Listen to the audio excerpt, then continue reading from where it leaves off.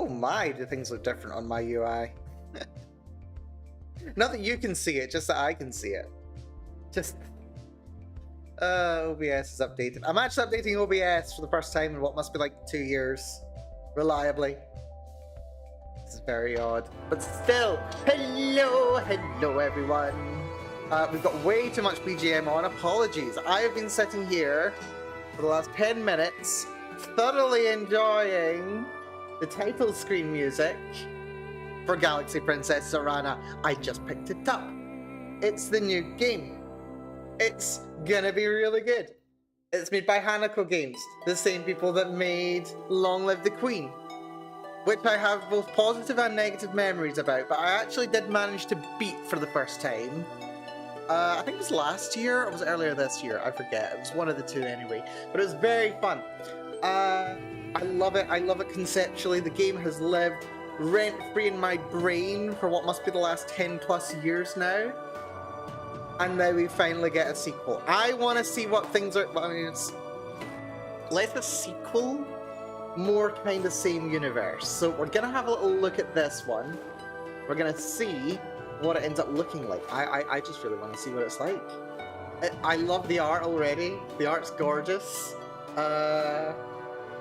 And of course, it's set in space, so what's not to love? I do love a bit of a space opera story.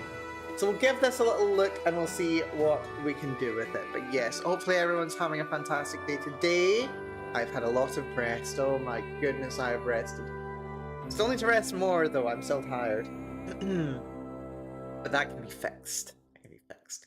Anyway, let's start the game without any further ado. And we'll get a little look at what's going on with Galaxy Princess Zorana. Lovely fade to black. You lie in your curtained bed in deep space, trying to relax your mind into sleep. What a rotten, rotten day. Okay, I've got my moods. We've got our moods again, which looks like it's been developed somewhat since the previous game, actually. Last time it was like 4 different axes. Oh wait, no, it's the theme. It's still 4 different axes, but then it like just prioritizes which one you're in first. Okay, same system.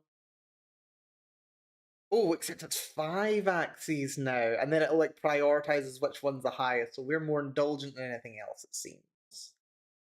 Which is interesting. We've got a little stats menu over here as well, which is everything's at 0, we're apparently incredibly useless. That makes perfect sense. Your mathematical drills made your head hurt. Your soup was served far too cold, and the heel of your favourite damson purple shoe snapped completely off on your way back to your room, making you stumble in front of your guards. Oh, she is feeling an indulgent mood at the moment.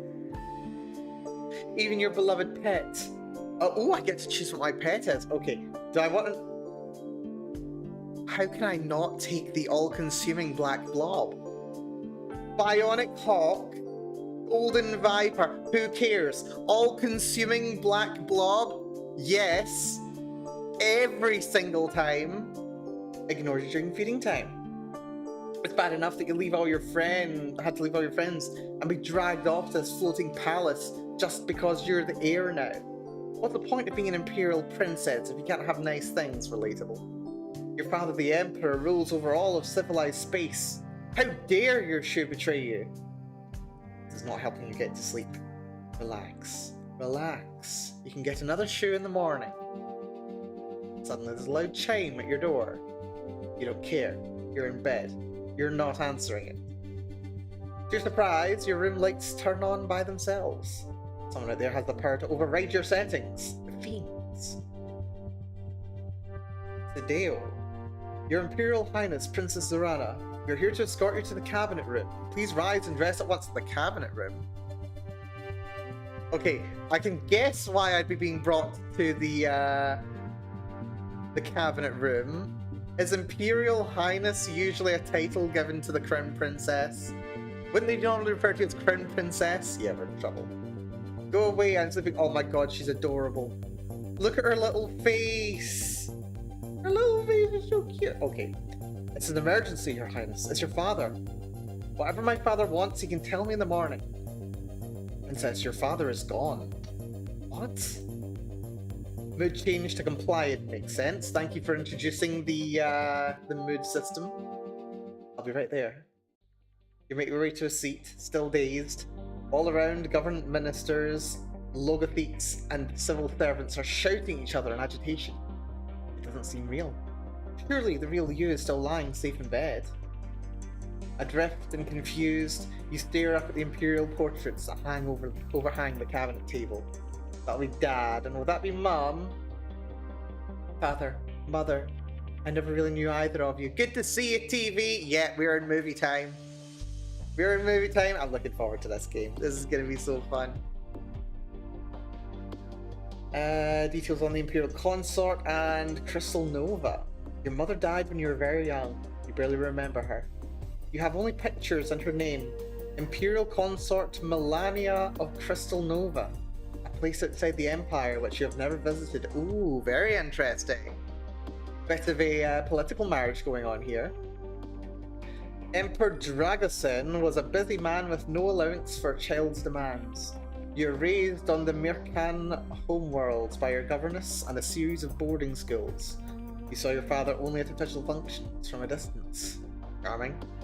You've only been here in the Heavenly Palace for a season, learning at his side, and now... Speak one at a time, or we cannot hear ourselves think. Mazarin, you're His Majesty's shadow, sworn to defend him at all times. How can you not know what happened?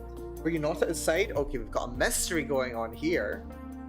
A male Miro raises his head. Okay, so Miros are the cat-looking people, which is interesting. The Emperor received a message from the science labs that one of his top secret projects had made some kind of breakthrough. He went down to see it at once. One of the cabinet ministers, your father's logothete of science, immediately questions what manner of project. The researcher was attempting to create short-range personal warp fields. Oh, for teleportation? The assembled ministers break out in shouts again, with cries of impossible and but the physics. I have no science, so it's an impossible failure. Yeah, why show me that it's a chick? Mero Mao? Clever TV, very clever. You don't understand any of the technical babble. Note, this is a skill test. You'll see bubbles like this throughout the game, where your current skills would affect the outcome of the story. If you'd rather not know, you can disable test bubbles in the settings menu. That's good to know. Any skilled child knows the basics though.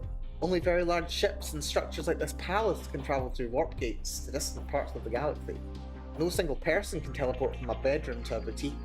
Even if it would be very convenient to avoid crowds, I think we're going to be able to do exactly that. I think we're going to be able to do exactly that at some point. We went to view the equipment and speak with the researcher. Dragosin sent me to another lab to check on some readings. He is my first loyalty, so I obeyed without question. Then I heard the sound of an explosion. I returned to the lab to find that the equipment was destroyed and the researcher and the Emperor had disappeared. Okay, so he's disappeared, but he's not dead. So am I going to be acting regent then? But there are no bodies. No. Were there any records of what tests were run? What the machine was trying to do? Where it might have sent them? No. Everything was destroyed. How can you know nothing? He doesn't answer. No bodies. Is it possible that the experiment worked and your father was transported somewhere in the Heavenly Palace? That he's just injured, maybe? Or unconscious, and that's why he's not here? It's more likely that he was thrown out into space, or sucked into another dimension, or ripped into tiny pieces and scattered like confetti. He's in a wall. No, he is he's currently halfway through a wall. He is neon green and made of ooze. He is a gel banana, is what he is. He's now a gel banana. We're getting very Steins Gate up in here. You wrap your arms around yourself and sink down into your chair as the ministers argue around you. All gone. Princess Zorana. What? You are the designated heir. In your father's absence, it falls to you to make decisions for the Empire. You must decide what we do next. Interesting that they would just, you know, assign the regency to a small child. Why not, like, surely there would be, like, it would have, like, a major domo or something, and then she's, like, acting head of state in the meanwhile. How is this government set up? Is it an absolute... It must be an absolute dictatorship. It must be an absolute dictatorship. Right, that's going to be fun. We're going to have some fun piecing together what the politics of this interstellar empire are. But if the Emperor is dead, then the Empire must be informed and the official mourning period begun. However, with nobody present, the procedures are less clear. Should we officially announce Dragoson's death, or delay the inevitable until an investigation can be concluded? I think it's important to delay. We don't know that he's dead at this point. Although going straight to seizing the controls of power, that could be very interesting now, couldn't it? That could be incredibly interesting. Like, what happens if we insist that he's dead? And then he comes back later on, which I imagine he will. This is going to be a mystery. That's very interesting. I think... How ambitious is Zorana? I don't think she's that ambitious, just from her character setting. But I kind of want to make the announcement. You know what? We're going to make the announcement. Why not? The Empire deserves to know the truth. We should announce it. Very well. Then this celestial ministry is permanently disbanded. Thank you all for your service. You may depart. Wait, what? Your Imperial Highness, this is your father's cabinet. His ministers, who made their oaths directed to him. If he is no longer Emperor, then those contracts are no longer valid. Their time is over. Oh dear, we have to assemble our own cabinet. Oh god.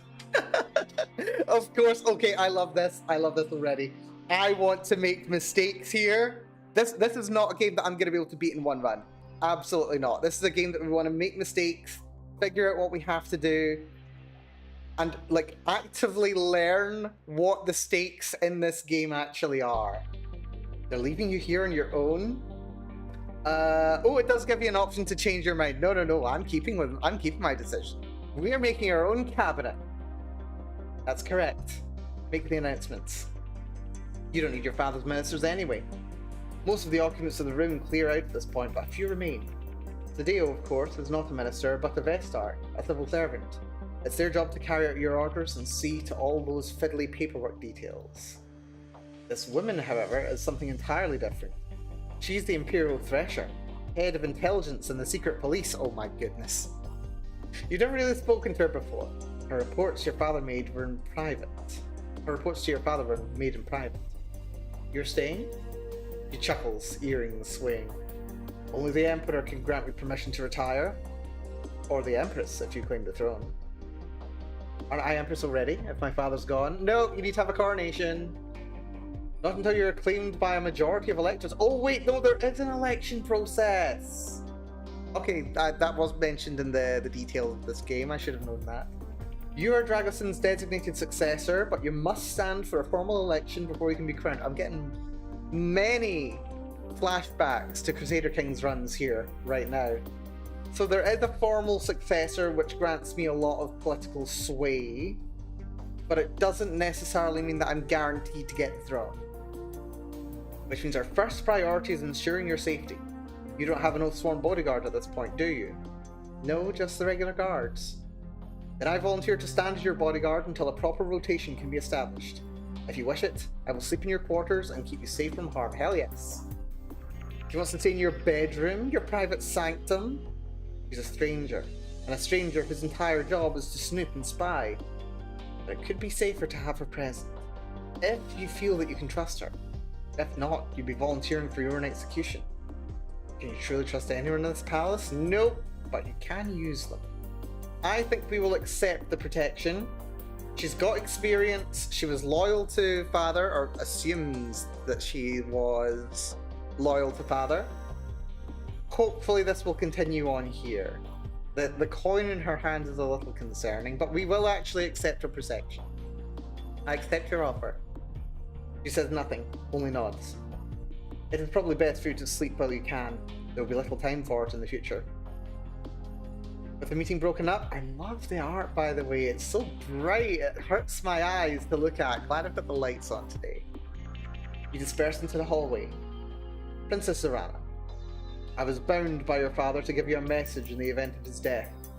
Yes? Flashbang, I know, right? Focus on your studies.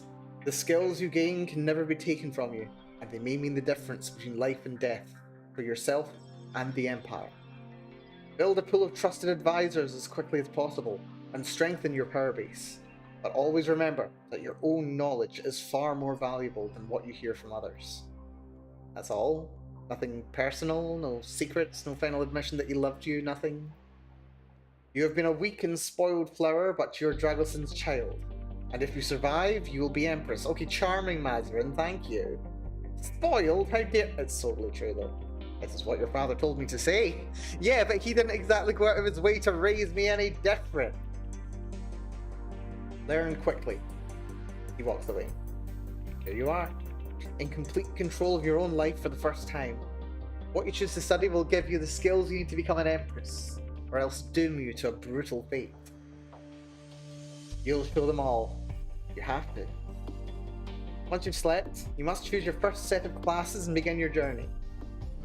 Okay, we're on the lessons screen, and this is very familiar from Long Live the Queen. You get 2 lessons per day, by the looksies of it. And yeah, there's 3 stats per lesson, and your mood will change which of each bonuses you get. Apparently I've got some stealth bonus already. How did I get 10 stealth? And hiding. Zorana can learn many skills, some faster than others depending on her current mood. Which is very true. Okay, let's get a little look here. Yeah, this is not a game that is dark mode compatible. Which is very interesting. Okay, apparently I get a bonus, because I'm determined, I get a bonus to body control and engineering. That's very interesting. Interaction likes, compliant and social. Can't do it if you're feeling negative or a daredevil. Rhetoric is speech. Etiquette is formality. Deception is lying. They may not believe you. They may not agree, but they will believe that you mean it. Combat. Blade, chain. Okay, we've got blades, we've got chains, whips and chains, and grants rope proficiency. Okay, to be fair, rope proficiency is something that we're going to need. We're going to get tied up at some point in this game, I can just tell.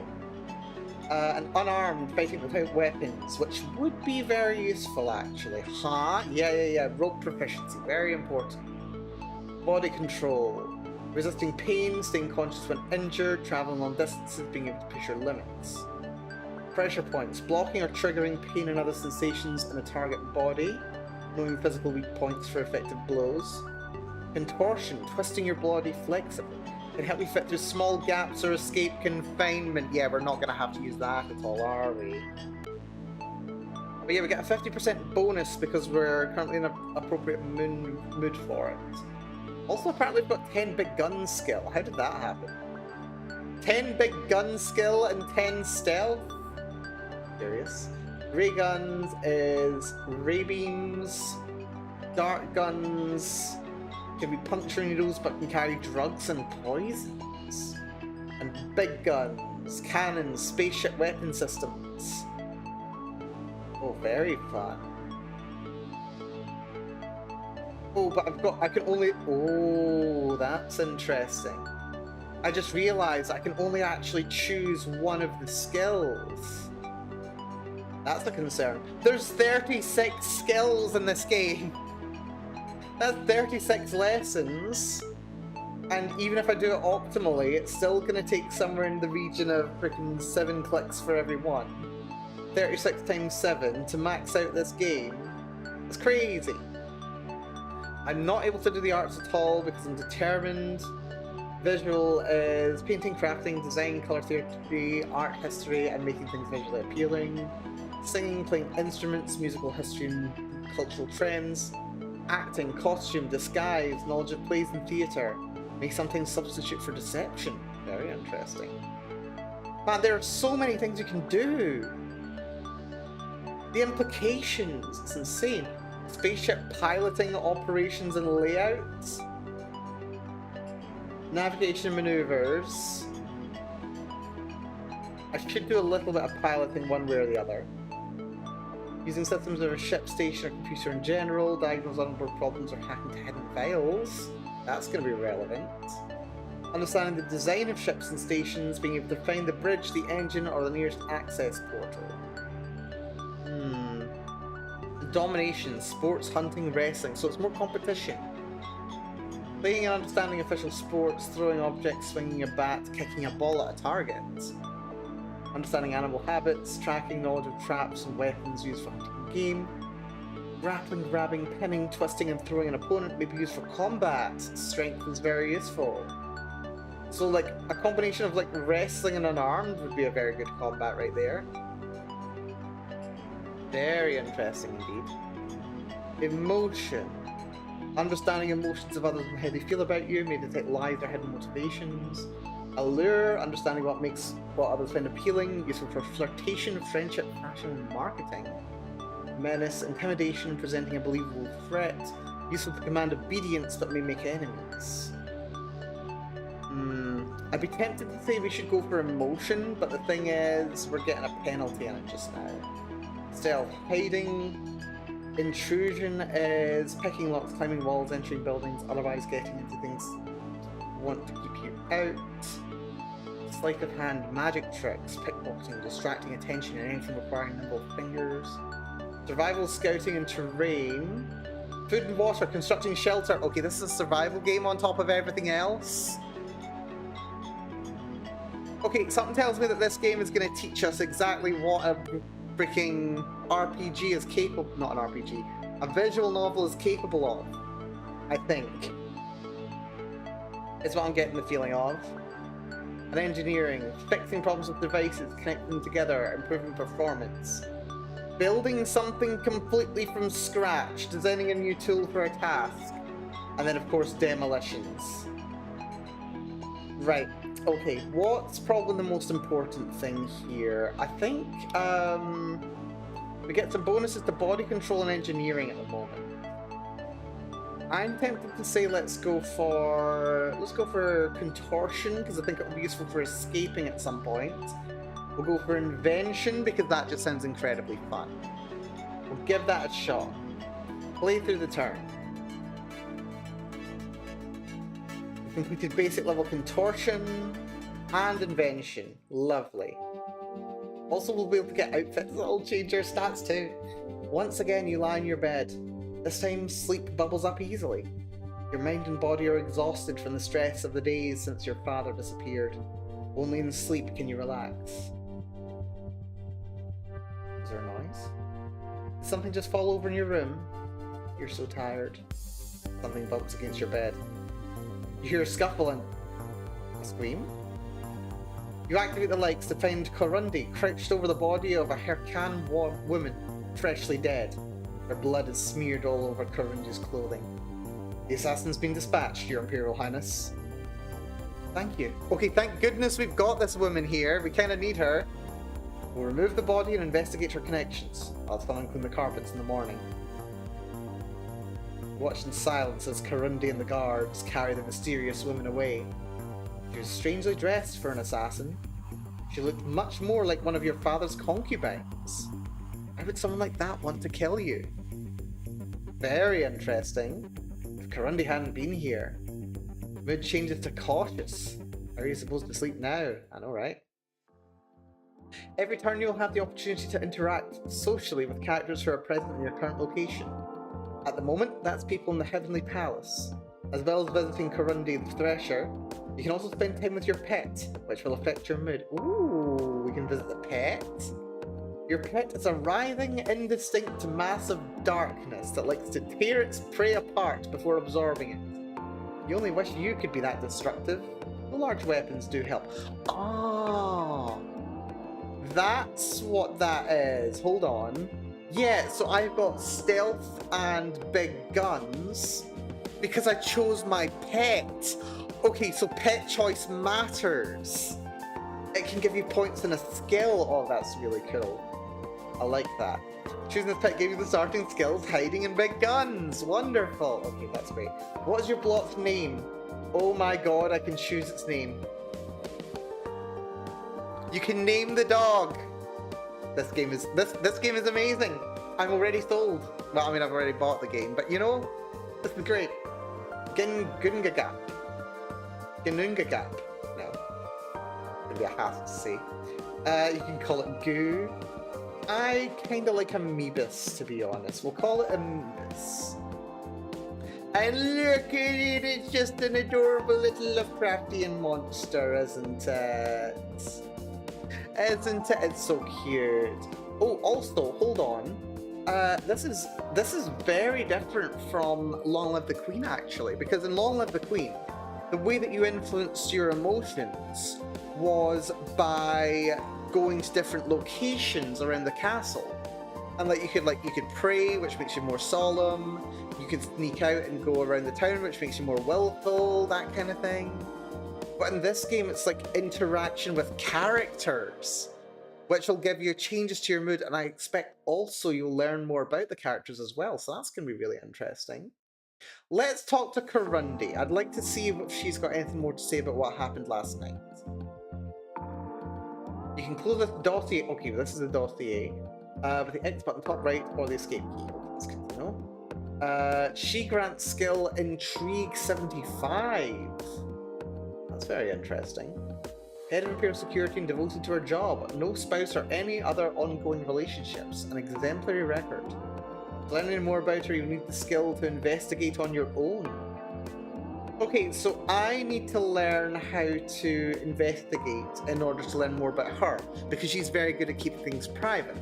But she's got 75 intrigue, which will help me investigate other people. And officially, she's a Mercan, which is what I am, I assume. So that's interesting. And yeah, she's not an elector. Good day to you, Imperial Princess Zorana. My agents are not aware of any current threats to your personal safety. Well, that's good at least. What did you find out about the woman who broke into my room? Who was she working for? Her name was Esmarai. She was a member of the Emperor's harem. Wait, does that mean I get a harem?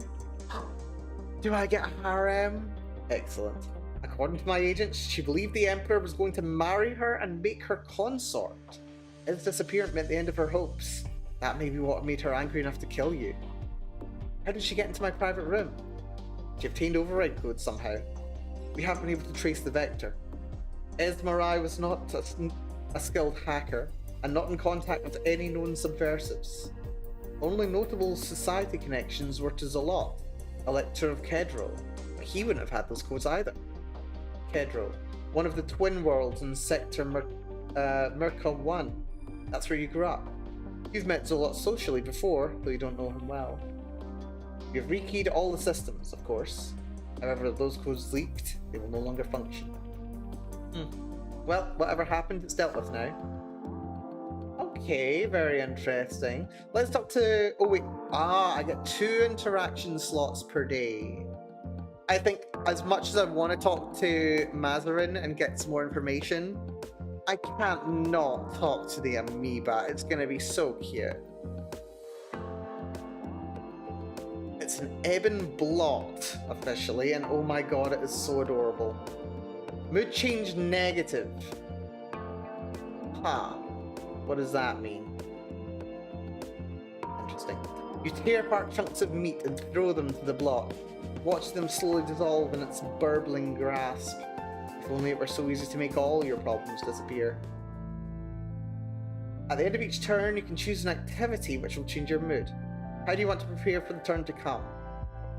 Okay. Oh, right, okay, so that's how this works. So, your mood changes, and then from where your mood currently is, you can tilt it one way or the next. So it can become secretive or cautious. That's very interesting. You still have actions you need to accomplish on another screen. That screen's tab will be highlighted with a little arrow. You can also return to that phase of screen with escape. Okay, good to know. Okay, so if I'm negative, that gives me a bonus to the arts and to gunnery. Hello. Gunnery, negative or compliant. Negative indulgent. So I get bonuses to those. I could change my mood to being secretive or cautious. Secretive, I imagine, will affect stealth. Yeah, either one will affect stealth. So do I care about stealth? We've already got low-level stealth. Cautious might be combat. No, that's Daredevil and Bold. Interactions, compliant, social, domination, excited, bold, emotion, indulgent, social. Caution's environment. Cautious is engineering. Spaceships, secretive. Ooh, spaceships. I think we might go to be secretive. Let's write in our diary and become secretive. That's a nice system. I like that. So yeah, we become secretive. That is okay. That's massively simplified compared to Long Live the Queen, where there was like different tiers of each one, which could be quite frustrating because to transition from one mood to your intended mood, you had to like figure out, okay, what events do I do that change my stats in certain ways as quickly as possible, without also jumping me into a mood that I don't want to be in the meanwhile. It was a really interesting little puzzle. But this is much simpler, much more intuitive. It'll be a little tricky to like go, okay, do I want to change my mood to something useful? It looks like if I happen to interact with my pet, it'll make me negative. So that makes it easy to go secretive and cautious.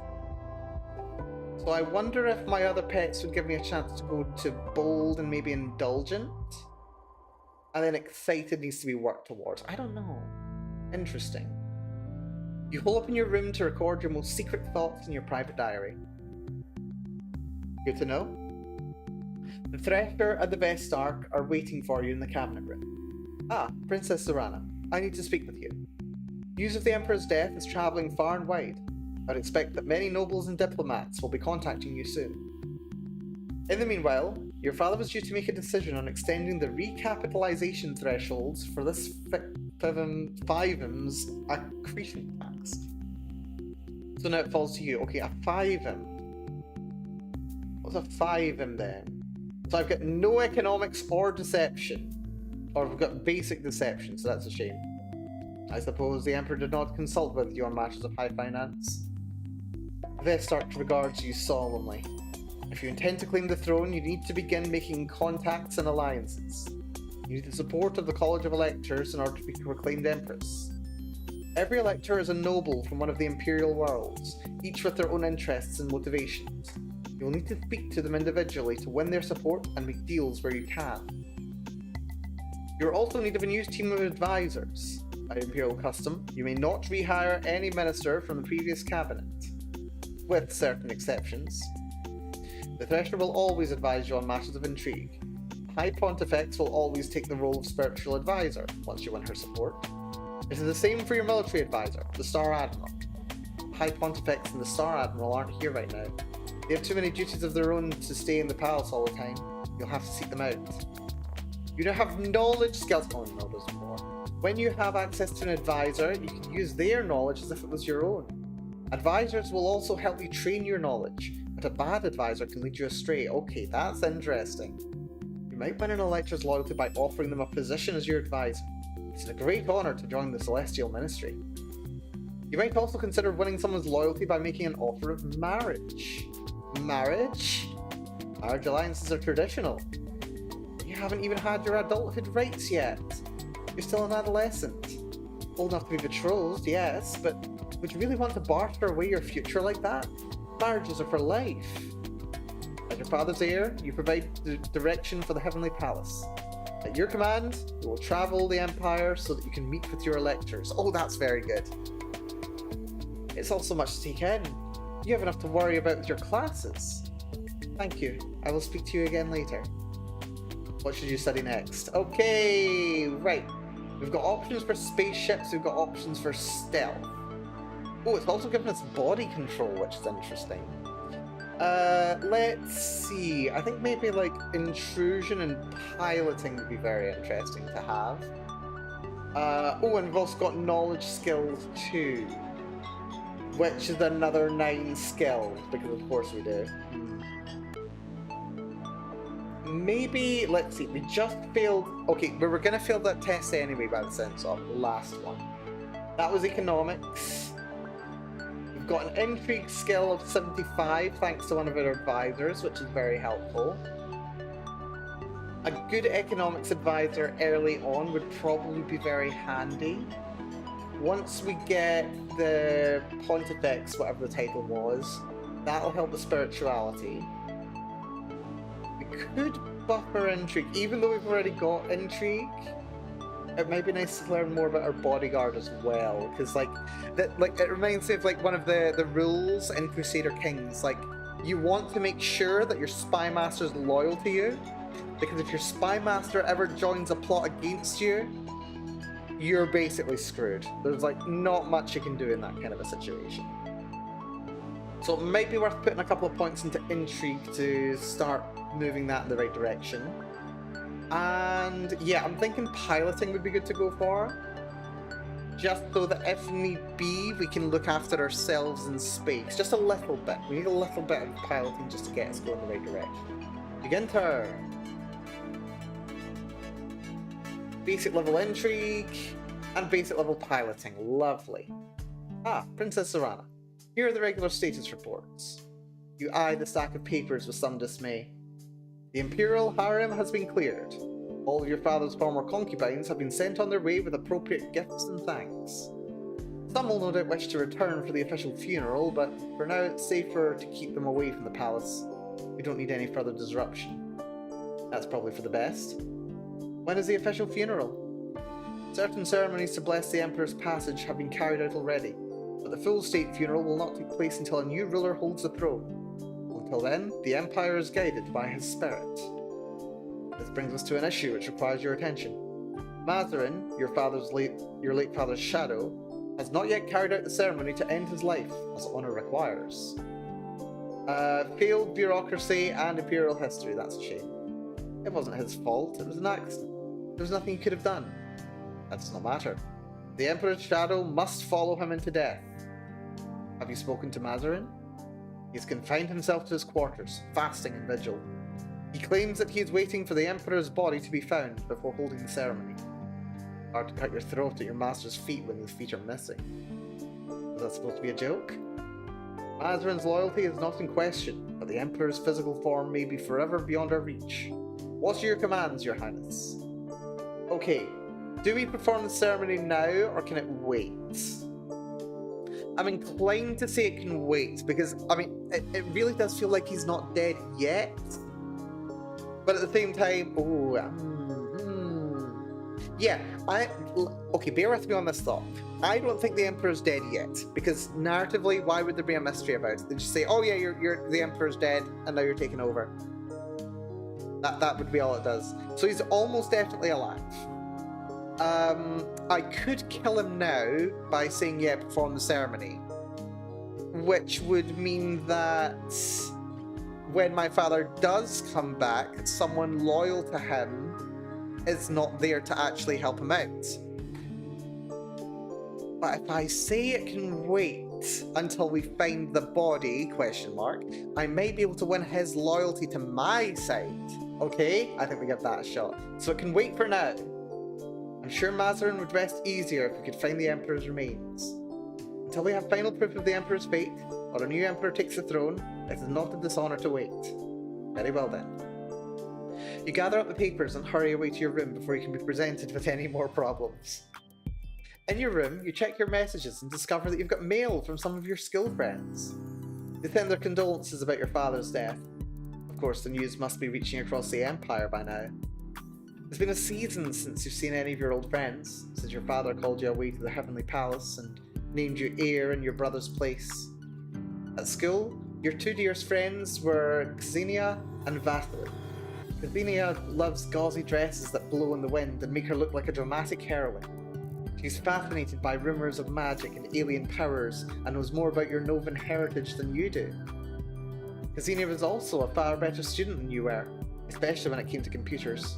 She loves finding out secrets and insists that the crystal she keeps by her keyboard gives her special hacking insights.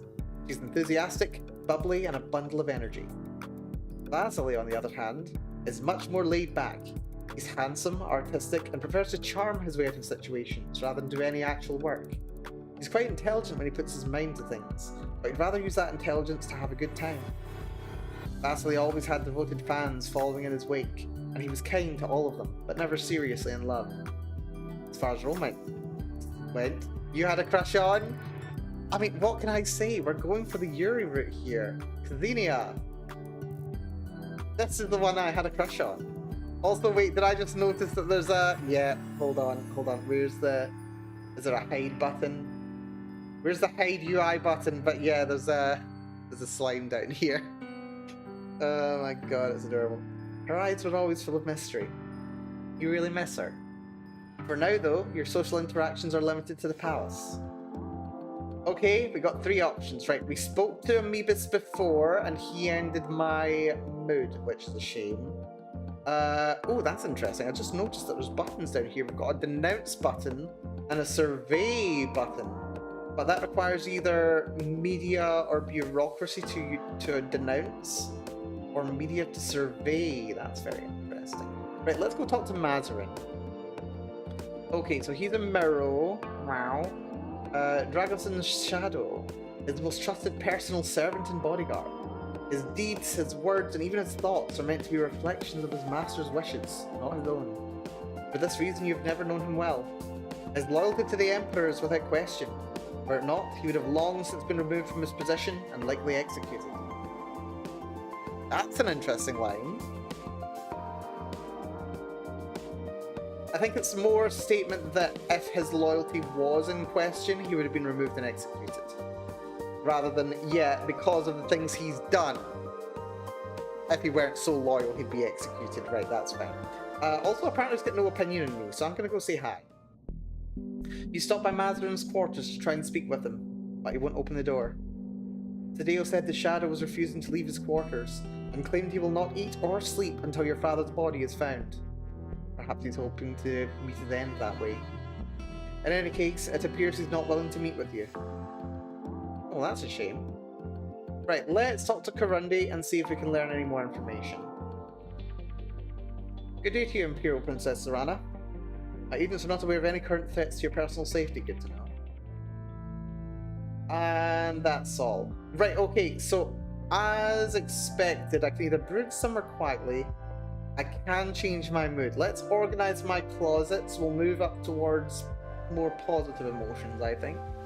So if we become determined, what does determined do for us? Does that let us be... No, we can't be combat-y. Not gunnery. Not the arts. Condition. Tumbling, strength, and reflexes. Or engineering. Right, some more engineering would be very good. I will take some more engineering. So let's become determined. You sort through your belongings, carrying some away to storage and organizing others to be more convenient for your use. It helps to clear your head. At the end of your turn, you can direct the Heavenly Palace to warp to a new location in the Celestial Empire. Oh my god. There's a galaxy map! Oh my god, all I need in a game is a galaxy map. This is awesome. Right. You must travel to each location to interact with their local electors during the social phase, okay? Under each pinned location, you can see the votes up for grabs in that sector. A dot indicates unassigned vote, a tick shows a vote supporting you, and a cross shows a vote opposing you. Right now, the Heavenly Palace can move only one warp gate jump per turn. You can travel to any of the 4 points directly connected to your current location. Additional movement can be unlocked with science. Okay. You can view more of the map by dragging with the mouse or by using the compass. If you just say put in a location instead of moving, you receive a bonus social action on the following turn. So you can talk to more people in your location.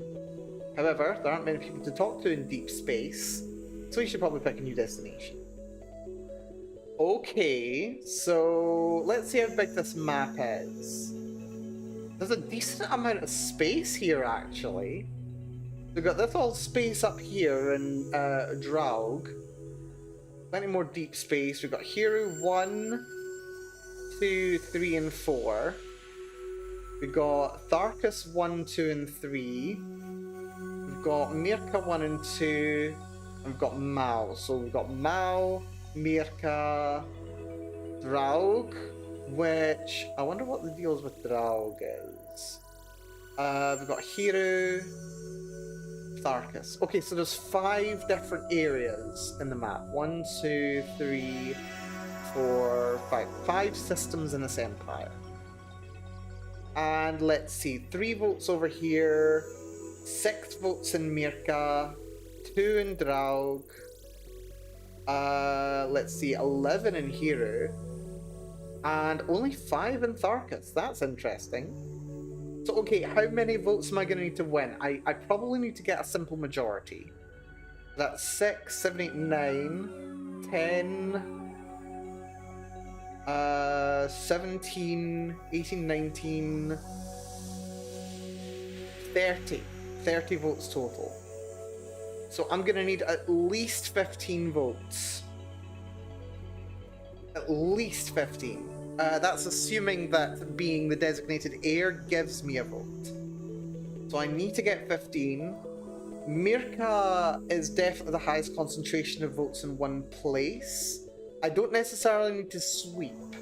Like, none of these are, like, I mean, if we're getting into, like, the comparison with, like, US politics, for example, none of these are swing states. Like, we can't go to, like, Mirka and then just, like, flip all 7 of them to me. We can't do that. We could get, like, maybe half of them, or maybe just 3, and then pick up the rest of the votes elsewhere. So, that's really interesting, actually. I think let's go to Mirka 2 first. We'll do that as a little warm-up, because there's only 1 vote here, and I don't want to have to do Mirka 1 with 7 different interactions and then go to Mirka 2, and then I'm closer to Mao, and then I do Tharkus, you know? So let's try doing Mirka 1, then we'll do we'll go to Mirka 2, we'll go to Mirka 1, we'll check out what's going on in Draug, because Draug's looking very cool.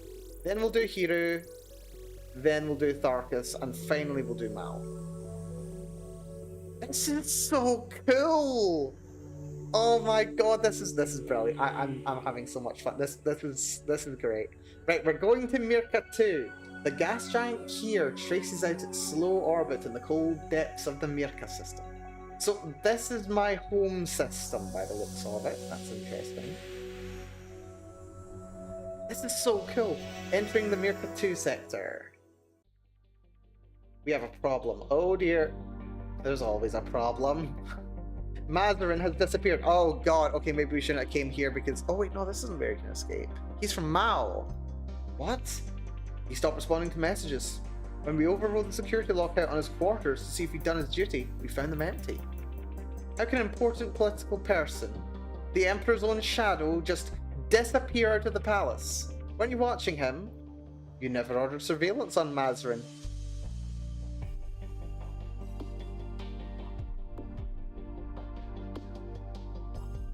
Incompetence. Incompetence of the highest level. You said he was completely loyal, yet to the Emperor, not to us. Your Highness, my agents have been more concerned with your safety than with the safety of a shadow who is due to enter eternity in the near future anyway. Well, did he die somehow? Did he make another warp portal to follow my father? Well, last reported sighting, he was headed for the hangar decks. Seems likely he smuggled himself out of the palace on a spaceship. As the Emperor's shadow, Mazarin was trained in a variety of techniques. Stealth, surveillance, infiltration, hacking. Very hard to track. Has he gone rogue to save his own life? Or is there more to the story? Maybe he killed the Emperor. I think he's looking for the Emperor is probably the most likely. Maybe he found something about the experiment. Maybe he's trying to throw himself through a warp gate to join the Emperor. If he took a one-man shuttle and flew it into a warp gate, he'd be obliterated without causing any harm to the palace. Speculation. Princess Zorana, it falls to you to make decisions in Dragoson's place. What is your official response to this situation? We can hunt him down, claim he performed the ceremony, or do nothing? Do we hunt him down? I don't think we claim he performed the ceremony. Well, I mean, we could. I mean, we're already lying about whether we know that the Emperor's dead. Maybe just let him do his thing?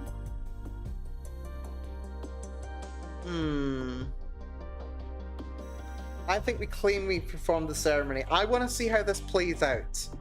Like, I'm not sure if this is me, like, going out of my ways to make the dumbest decisions possible. But the thing is, it's this kind of a game. Like, this is not going to be a successful or probably even completed run.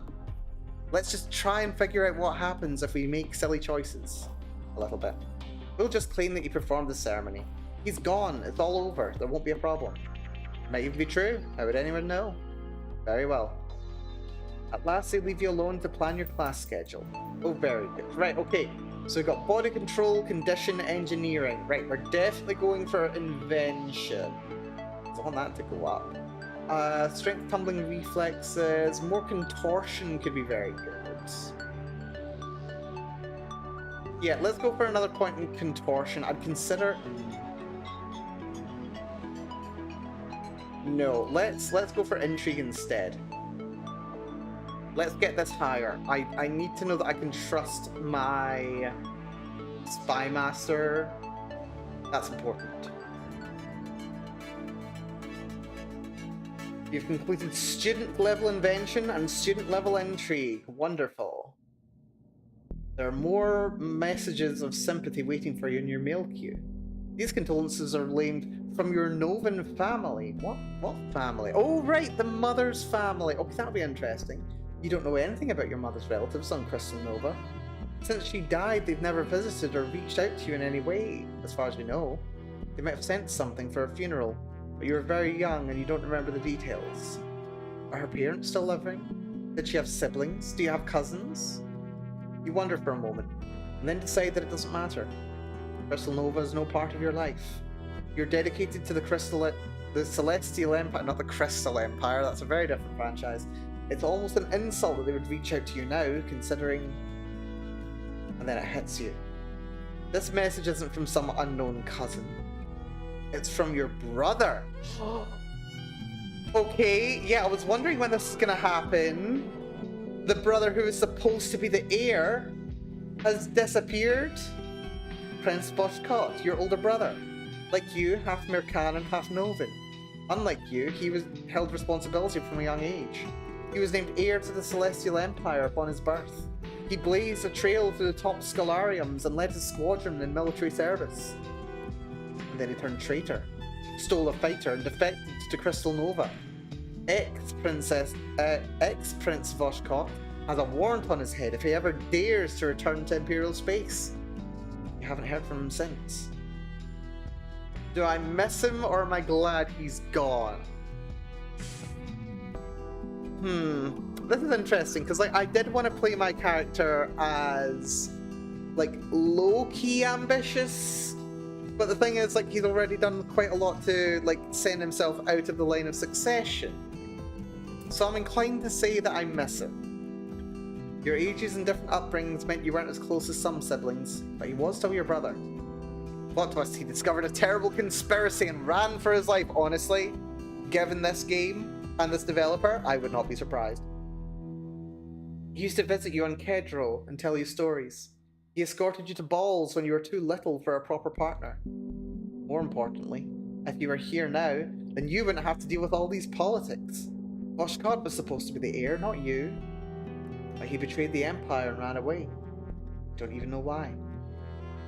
You don't have time to think about this now. You're an Imperial Princess. You're busy.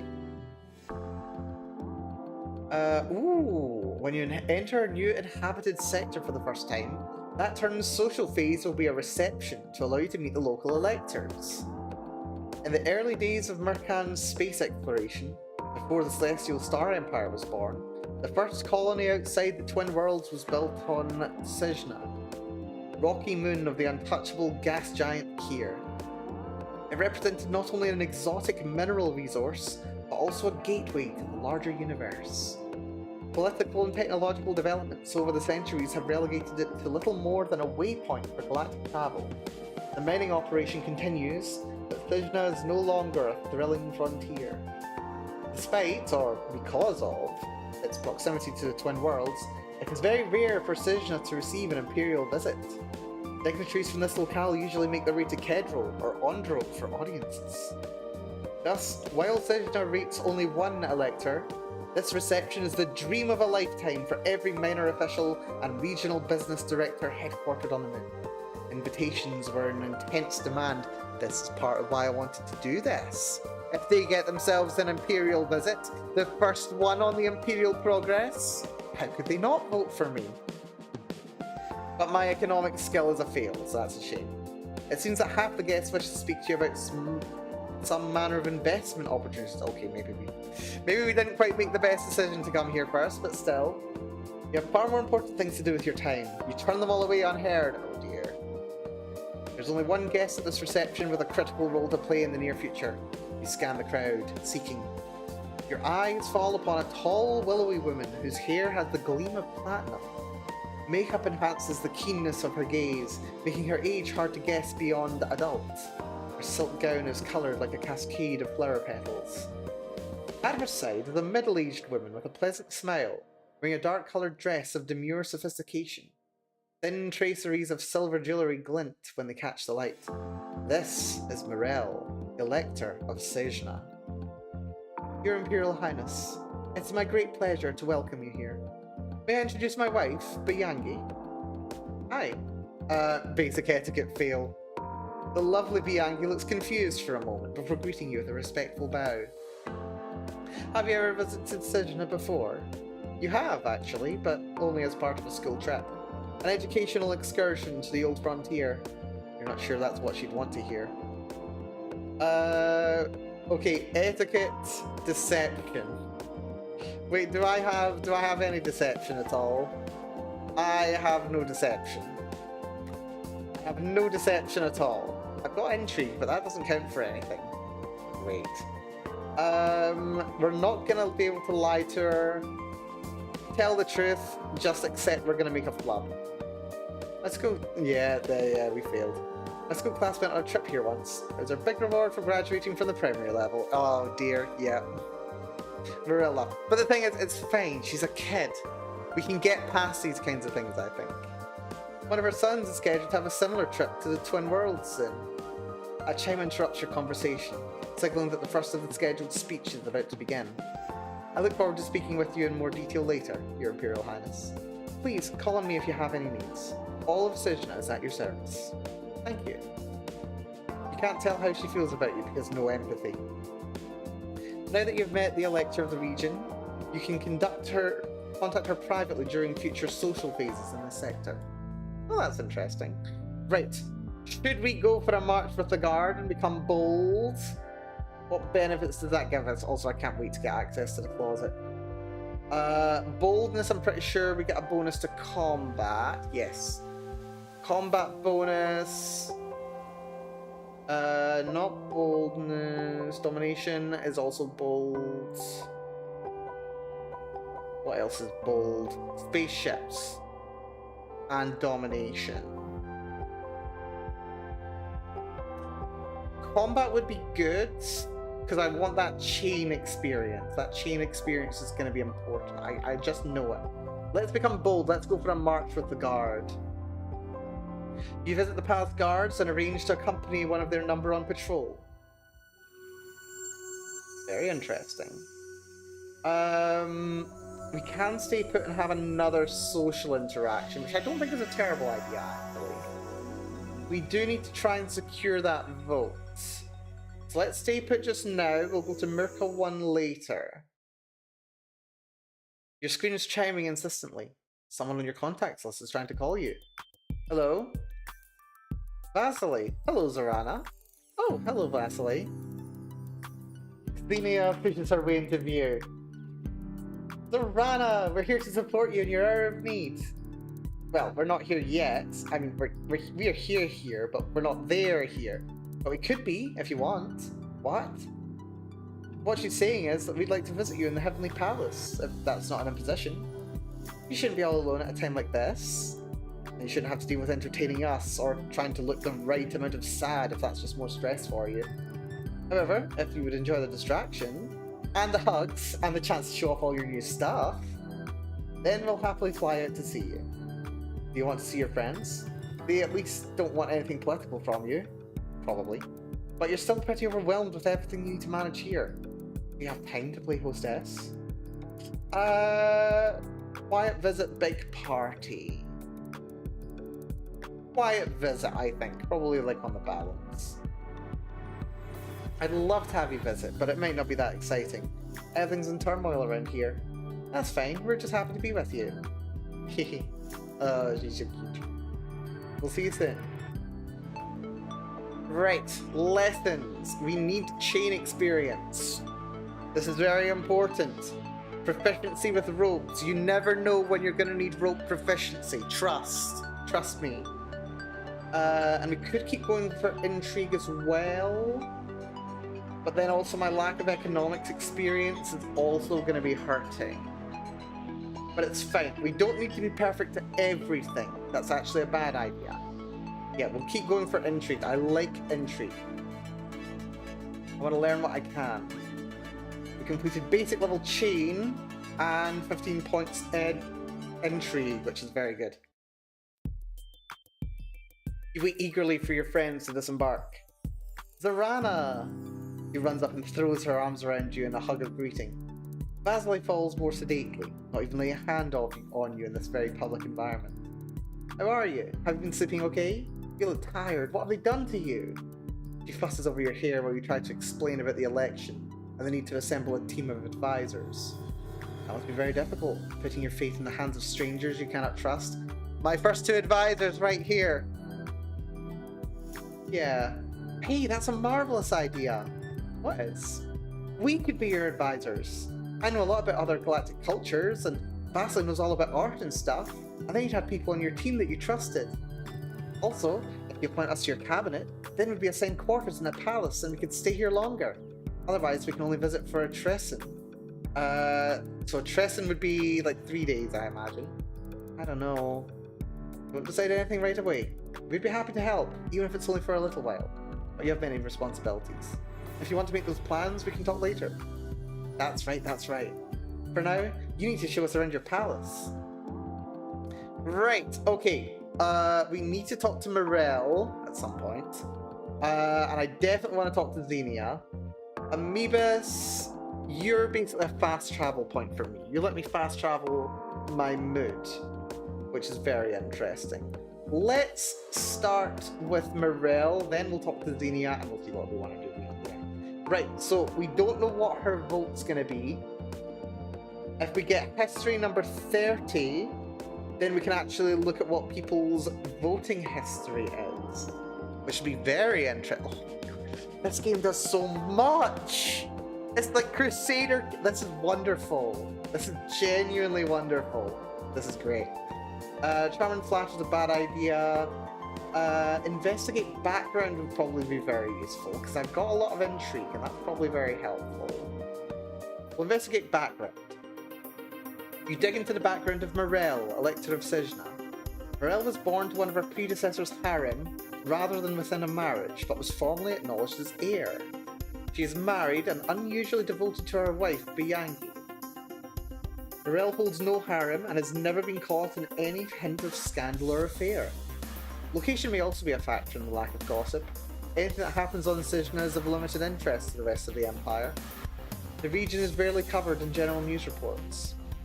Morel and her wife have 2 sons, Aurel and Mirko, both of whom are far too young for betrothal. Okay, we learned a little bit there. Is there anything else we could learn about her? Right, we could explore social network, negotiate. We've got a bit of her background, but we've not learned very much about her, have we? We also don't know anything about her skills, so there's not really a point giving her a cabinet position. Except for the fact that it would be good to have a vote in place, but then we've only got so many cabinet positions, don't we? My negotiation skill is going to be terrible. So So let's try negotiating. Let's see what we can potentially get out of it. You arranged for a private conversation with Morel. I need the support of my electors in order to formally become Empress. Will you pledge your loyalty to me? Well, as you know, Your Imperial Highness, we rarely see important guests from the rest of the Empire, not here. Your royal progress, preparing for election, is the excitement of a lifetime for us. My youngest won't remember any of this, but for my oldest boy, this is a chance to create a magical memory. I don't understand. In exchange for my support in the election, I wish for you to spend some quality time with my son. Impress him. You want me to babysit? Mirko is a child, but he will someday become a member of the Imperial Comitia. You might find it a benefit to command his fond personal affection as well as his loyalty. It's a very simple request in exchange for my vote. Consider it my gift to you. Okay, yeah, we picked a good place to go first. This was a very good idea to go here first. It does sound simple, at least on the surface. Entertaining a little boy is not a quest of great danger and difficulty. On the other hand, children are fickle. If you're reliant on his approval, who knows what it might take to win him over. Still, that is the quest his mother has set. It seems fair. Empathy is down, you can't tell how she feels about you. At worst, she's shrewd, but nothing about her screams secretly evil. So this is fine. Morel, Elector of Zorana, has assigned you the quest, Adventures in Babysit. Oh my god, I love this. This is the best thing. This is so good. Right, okay, how do I get to the quests? I don't know. Right, we need to talk to Xenia. We need to. She's my crush. I can't not. Right, she's friendly, and there's a little star here is very good. She can give me a computer that's handy. Also love the little gloves, by the way, that's very cute. One of your best friends from Skills, she comes from a noble family but not related to any electors. Xenia likes jewellery, gauzy dresses, and romantic fantasy. She's interested in stories of magic and supernatural powers, especially if they have something to do with Crystal Nova. She was a better student than you were at school, especially when it came to operating computers. She loves prying into secrets and digging up forgotten rumours, whether they're true or not. She's enthusiastic, bubbly, and a bundle of energy. You have something of a crush on her, of course. Right, is it more of a computer lesson or do we go straight to cabinet position? I don't think a cabinet position is a bad idea. We definitely need some, science knowledge, and hopefully she can provide that. You bring Xenia inside to show her around. So, this is what the cabinet chamber looks like. Somehow I thought the walls would be more dark and mysterious. Are you sure you want to join? Are we seated at the heart of all your secret government deals? Of course! Then I'm happy to have you as my external curator, head of galactic relations. That's a pretty big job, isn't it? She squeaks with joy and kisses you on the cheek. Lush. You have elevated Xenia to the position of external curator. She will now travel with the palace. She grants Zorana a galactic relations level of 30. Oh, that's handy. It's not much, but it's a good place to start. Right, there's a question about being a daredevil. Daredevil, I expect, will help combat. Yes, it will help combat, which is good because I can get more chain experience. Daredevil. What else does Daredevil help? Not gunnery. Not condition. Maybe environment? Environment, yes. Not engineering. Environment. Food and water. Some survival could be good. Scouting could be good. Terrain. I expect these are going to be common in 1 or 2 levels. I think. A little bit of galactic relations over here is kind of handy. Very handy indeed.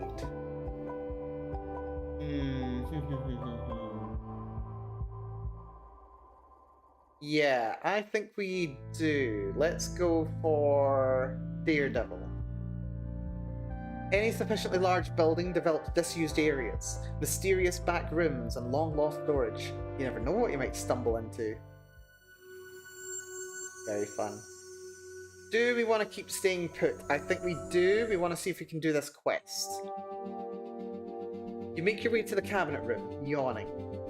Vasily left late last night, but Sadeo dragged you out of bed first thing in the morning for an important meeting. We've received a message from the Star Admiral. Ah, right. You need to meet with him to discuss your candidacy for the throne. He doesn't have an official electoral vote, but the head of the Imperial military, his support, or lack of it, will affect how others see you. He reports that an Iskvatal has been sighted far past the Draug system in unaffiliated space. We have galactic relations, so we learned something about it. Iskvatal are something like giant space moths. I love moths. Moths are adorable. I freaking love moths. I'm so happy. This is the game for me. This is the game for. I'm having so much fun here. They cluster around stars to feed, blocking out the light. Oh, that's so cute. A swarm of them plunged into the Novan homeworld into an ice age, nearly wiping out their civilization. That's so cute. Oh my god, a swarm of star moths. Oh, this is the best game. Unfortunately, as space-dwelling organisms, they're impervious to most damage and nearly impossible to kill. The creature's not currently on a direct course for Imperial space, but their movement patterns are unpredictable. It could approach Draug. It's a single-isk battle, and the Draug system has no planets to threaten. The danger's not high. Spirituality has failed. Spirituality check, that's interesting. Admiral Yakao awaits your instructions. What do you want the Star Admiral and his flagship to do?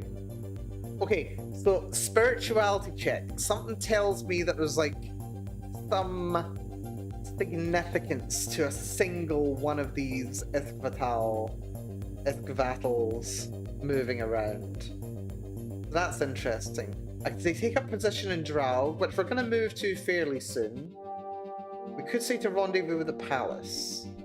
I think take up position in Draug, keep your eye on it, we'll meet you there. We need to monitor the situation. Tell the Admiral to take up position in the Draug sector and keep watch. Very well. Alrighty, subjects to study. We're going to go for more chain, we're going to go for more intrigue. We're going to get that up to 60 this turn. That's going to be very good. Student level chain, access to encrypted background information and exploitable weaknesses. Okay, that I think comes from intrigue. Encrypted background information and exploitable weaknesses. Okay, that's fine. I thought I learned that from chains somehow. How does being good with chains and ropes like help you get access to background information and exploitable weaknesses? I don't know. Oh my goodness. Right, we've still got 3 options because we've been standing still lately. Can I do the quest? Yes, I can do the personal quest here, which is going to be a good thing to do, I think. Before I do, let's talk to... Wait, where's he gone? Where's Thingamajiggy gone? Where's the other friend gone? He would have been very useful to have around. Did I miss my chance to conscript him? Oh god, that's bad. That's a concern. I thought I'd be able to give him a job as well. I spent 2 points in morale, but I should have just done 1. Oh god. Right, okay, we're down a potential councillor, that's a shame. We'll do Morel's mission just now then. You're prepared to meet with Miracle, eldest son of Morel, Elector of Sijna. He's being especially brought to the palace for this visit. You weren't quite sure what to expect. Miracle looks to be about half your age and more than a head shorter than you, if he was standing up straight. Unfortunately, he's mostly just staring at his feet. Perhaps he's shy. Hello, Miracle. What would you like to do today? He shrugs, twisting his foot back and forth to leave a pale mark in your plush violet carpet. What might catch his interest? Could you entertain him, or maybe teach him something? I can teach him magic tricks, sleight of hand invention. I've got points in invention. Don't have ray guns, don't have unarmed wrestling. Don't think I've got intrusion.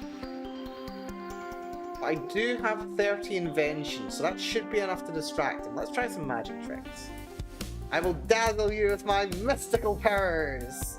He looks skeptical. Sleight of hand failed, you've never learned any sort of magic tricks, but it's all lies and fakery anyway, isn't it? No one with divine gifts would waste them on a stage show. I've got invention. What you need are smoke and mirrors, and some patterned fabric. possibly lasers. And you have plenty of those. This girl, she's got lasers. She's got lasers, she's good. Wait here, I'll call you when I'm ready. You leave them in your bedroom, hoping you won't rearrange all of your stockings while you set up your grand plan in the parlour. It's a little tricky getting into the right position by yourself, but at last you have everything in place. Come and look. Mirko enters the room to find your apparently severed head sitting on a silver platter atop a table in a curtained alcove. The three-legged table can be seen clear through to the curtains on the other side. There's no sign of your body. I am Zorana, the great and powerful! Your voice echoes around the room as spooky white smoke cascades down the walls. You roll your eyes and gnash your teeth dramatically. Kneel before me! Mirko looks, for a moment, incredibly impressed. Then he starts giggling. You rock back and forth in place until one of the mirrors under the table falls over, breaking the illusion. See? The mirror reflects the curtains, so you think that you can see under the table. But actually, I'm kneeling behind the mirror. You pull your head free from the hole in the centre of the table. Come here and you can try it. Okay. When Morel finally arrives to fetch her son, she finds his head on a table, laughing maniacally, while wheels of light spin overhead. I'm not even going to ask. Well, my son is happy, so your pledge is kept, and my pledge is yours. I will support you in the Imperial election. That was probably the easiest chance I had, and also lovely to meet you, Morel. Thank you for your vote. Morel, Elector of Sidna, has pledged her vote to Imperial Princess Zorana. 1 down, 14 to go. What could possibly go wrong? Right, we've got Morel's vote. We'll probably chat to her again at some point. Let's talk to Xenia. We'll see what she's got going on. We can remove her cabinet position if we find someone who'd be better. But let's get a computer lesson from her and potentially flirt. Xenia sits down with you for a crash course on computer handling. Plus 10 operations, hell yes. Operation skill increases. No option to flirt, tragic. Right, okay. Do I need to talk to Kurundi? I might talk to Kurundi. We can now investigate her background because we've got a bit more intrigue. You dig into the background of Kurundi, Imperial Thresher. Kurundi's been the head of Imperial security for over a 5-in. That's about the average length that most people last in the position. That's 5 years, roughly. Well, it's one of the best paying jobs in government, designed to make the Thresher unbribable. It's a position constantly under pressure from both above and below. Any intelligence failure or lack of trust may lead to the Emperor ordering a Thresher to offer their life in apology for their mistakes. Lower ranked intelligence agents may be looking for a place to stick a knife in order to earn a promotion. Kurundi has excelled at both the intellectual and physical aspects of intelligence work. She views knowledge as power and always knows more than she shares. She's also a deadly knife fighter and personally dispatched her predecessor to take his place. She's unmarried and has no known long-term lovers or even close friends, viewing any such connection as a potential security risk. She's not in regular contact with her family, though she does maintain a protective watch on her parents and siblings. The Thresher is proud of her accomplishments and shows no sign of wanting to retire. Very interesting. And we get our little review of the vote. So we've got 1 vote from Morel, which is lovely. I like Morel, she's nice. Right, very good to know. Right, okay, there's no... Oh wait, I was about to say there's no way to become excited, but apparently we do that by playing paddleball. What are the benefits of being excited? Not combat, not the arts. We get condition.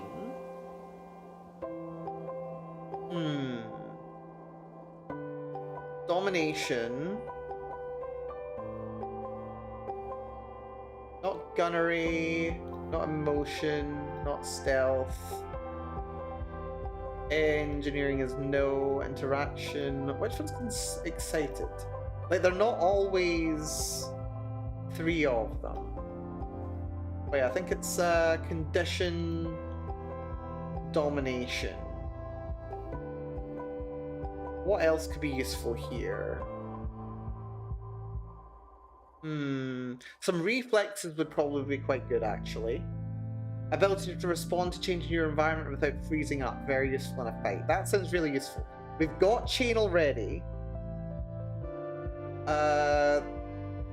We've got chain already at 30, which is quite good. Yeah, let's go for condition, and then maybe... Well, that's reflexes, rather. Maybe go for hunting. It might be good to have a little bit of hunting in the backseat, just in case we ever need it. So yeah, let's go for playing paddleball. Oh my stars, look at these futuristic sports.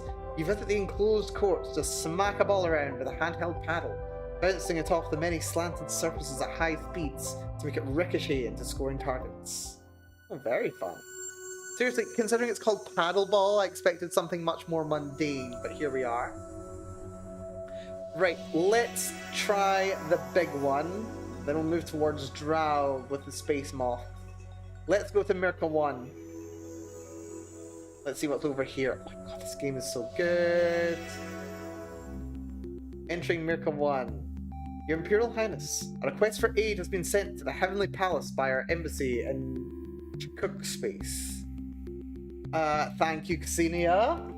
The Chikuk are a physically menacing species who originated on a high-gravity homeworld. They are large and strong, with dark blue skin, horned heads, and long tails which they can use like whips. They don't often visit Imperial space, but they do a great deal of trade through the Tharkan sectors. They've apprehended a Tharkan merchant, a citizen of Svargus, and are holding him on charges of smuggling recreational drugs through their space without paying the proper fees. Failed economics and etiquette and deception, well done. Charges appear to be valid. The Chikuk wish to sentence him to a lifetime of hard labour. The merchant is pleading for your intervention. Lifetime enslavement seems like a harsh punishment for not paying taxes on a shipment. Shouldn't you just have been fined? Galactic relations and economics failed. What's your response? Imperial history and bureaucracy also both failed. You're obviously nowhere near the situation. What can you actually do about it? Menace and media. Can't do. Could negotiate. Could send legal aid. I don't think it would hurt to send some legal aid. Like, it doesn't necessarily mean that it's going to get off. It just means we're sending someone who is more technically experienced and knowledgeable about the situation to resolve it. It's not necessarily saying, yeah, no, this person needs to get out, but it's saying that we'll send some help. All we can do is send a legal advocate to assist the merchant in the Chikuk court. He has to face the law. That's not unreasonable, I don't think. You're not about to start a galactic incident, especially when he's guilty anyway. Well, I mean, is he guilty? Very well. Have a good day. Right, okay, we are going for... do I want to take a couple more of these? I think I'm long since overdue getting some economics training, to be honest. Oh, you can do double economics? That's handy. Double economics. But then it would only get me up to 20, which isn't bad. Not bad at all. But then that does mean that I can't get rid of anything else. Not this turn anyway. It's fine, just take double economics. Basic level economics. Wonderful. Mirka Prime, the twin worlds, Kidro and Ondro, the heart of the Celestial Empire, your home. In many ways, your childhood felt like an exile. You were raised on a small Kidro estate in the care of your duenna. Though your brother was heir, you were never called on to attend your illustrious father in the Heavenly Palace. You were the second-string child, unnecessary, out of sight. And yet, you were an Imperial princess, attending school with other children of wealth and power.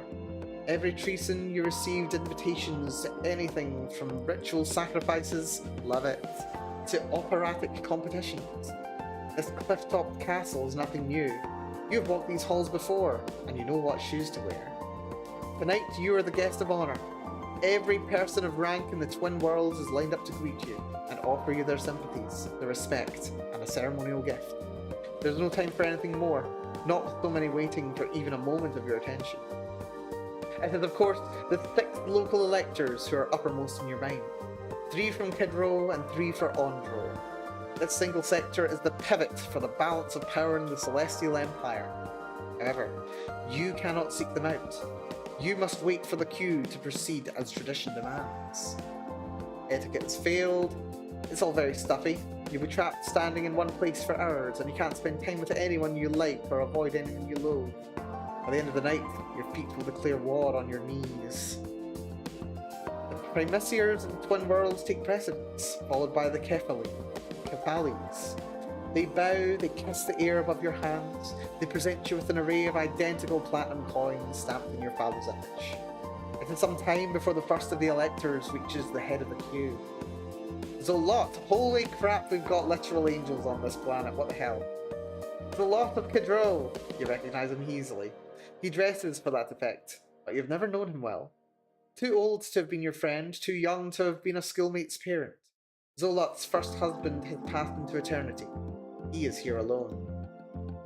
He also has some kind of connection to Esmerai, the woman from your father's harem who tried to murder you in your sleep. There's no proof he was involved in any way, but he did know her. You can throw him out or say nothing. I think we say nothing. We don't throw him out, we don't cause a scene unless he starts one. This is not the time to make a scene and antagonize an elector who might be innocent. He bows to you, wings fluttering with practiced charm. Your Imperial Highness, may the gods bring you favor. He says nothing more than that, merely offering his coin to your attendants and withdrawing. You can't tell how he feels about you. I don't know. Like an elector? Our next elector to approach you is Krovos of Ondro. He's the only one of the cohort that you have never met before, for the plain reason that he's far too young to take on the responsibilities of the position, and has never been invited to any formal gala. Media has failed. You vaguely overheard about the death of the regent of Ondro's child elector last season. Shouldn't someone else have been appointed to the position? For Krovos to be here alone implies that he has stepped into the full role. Very interesting. There's precedent for allowing adolescent heirs to take up positions when necessary. You yourself have not had your adulthood rights. Krovos is only a child. Most unusual. Hello, Your Highness. How are you? His manners might be acceptable at a child's party, but they're totally wrong for this occasion. He ought to be addressing you as Imperial Highness. Correct him or tolerate? I mean, to be fair, I'm not much better, but still. We'll tolerate the mistake.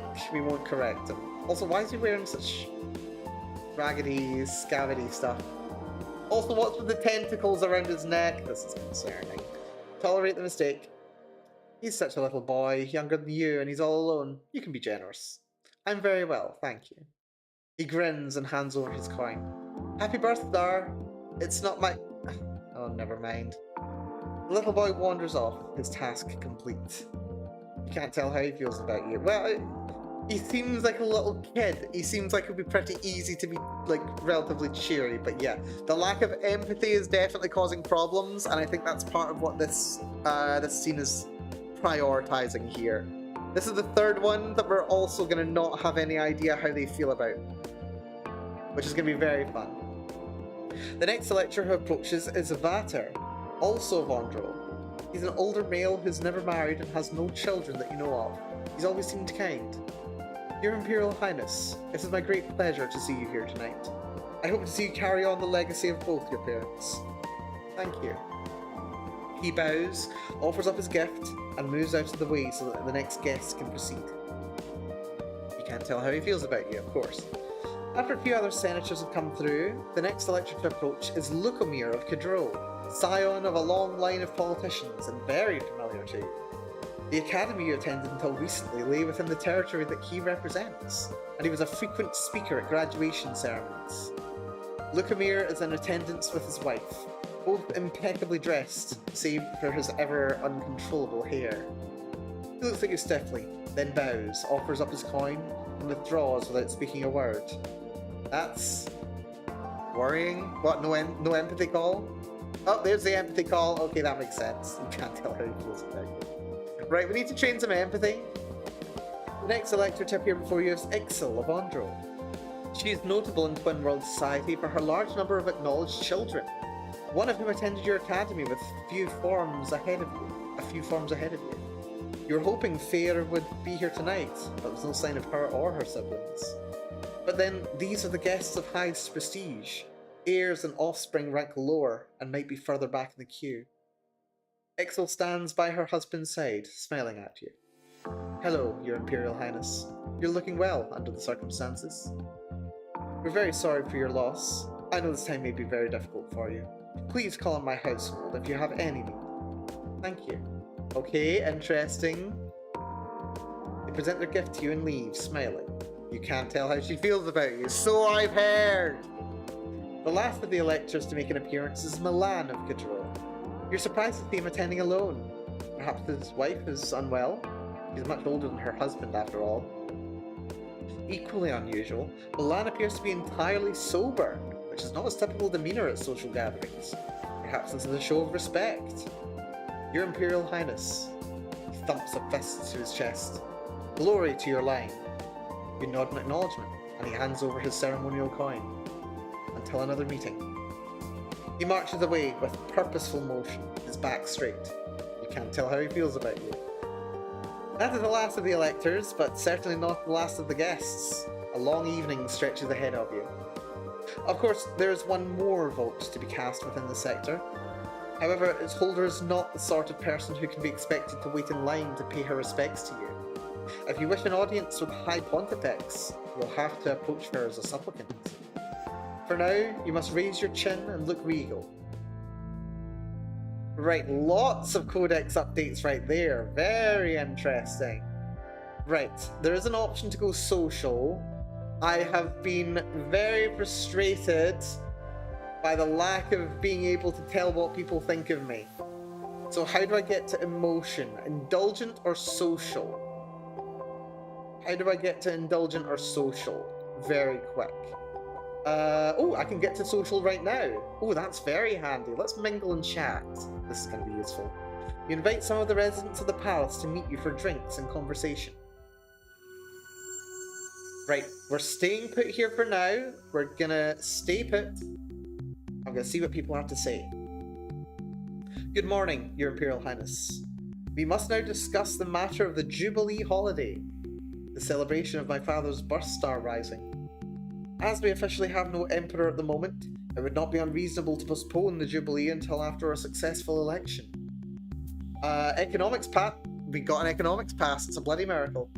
The Jubilee is an empire-wide holiday. Many businesses are closed and the necessary workers receive overtime pay. Removing a holiday from the calendar would disrupt plans and finances. We could maintain the current schedule and celebrate in honor of Emperor Dragosin on turn 28. Oh, that's 3 weeks away. Okay. Or, using your position as the Emperor's daughter, you can move the Jubilee to match your own birth star on turn 15. That can help cement my position as the next ruler in the eyes of the Empire. What are your commands?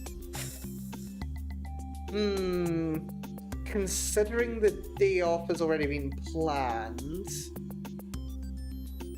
keeping Father's Jubilee would be the easier thing to do. But this is meant to be all about me. So instead we're going to make it my Jubilee. It's time for a change. Set the Jubilee to match my birth star. I will make a note of it. Right, okay. Let's get empathy set up. And don't want to invest anything over here. I think I go double empathy. I have been lacking in empathy. Double empathy. You've completed student level empathy. 30 points total. Lovely. We've received a report from the Star Admiral. The fleet is preparing to resume regular patrols around the Empire. That may make it more difficult to contact. You can locate the fleet by looking around the map. Okay. Your Highness, I need your input on a matter of security.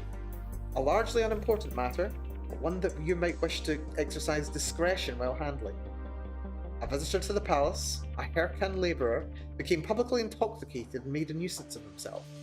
Among other things, he was loudly shouting that Emperor Dragosin had been murdered. By your hand. No way! The conspiracies are rolling in! This is wonderful. What? Obvious drunken nonsense, but as it concerns your reputation, you may wish to take a personal hand in the matter. You have him in custody, awaiting your decision. Obviously, you did not murder your father. Is it possible that someone did?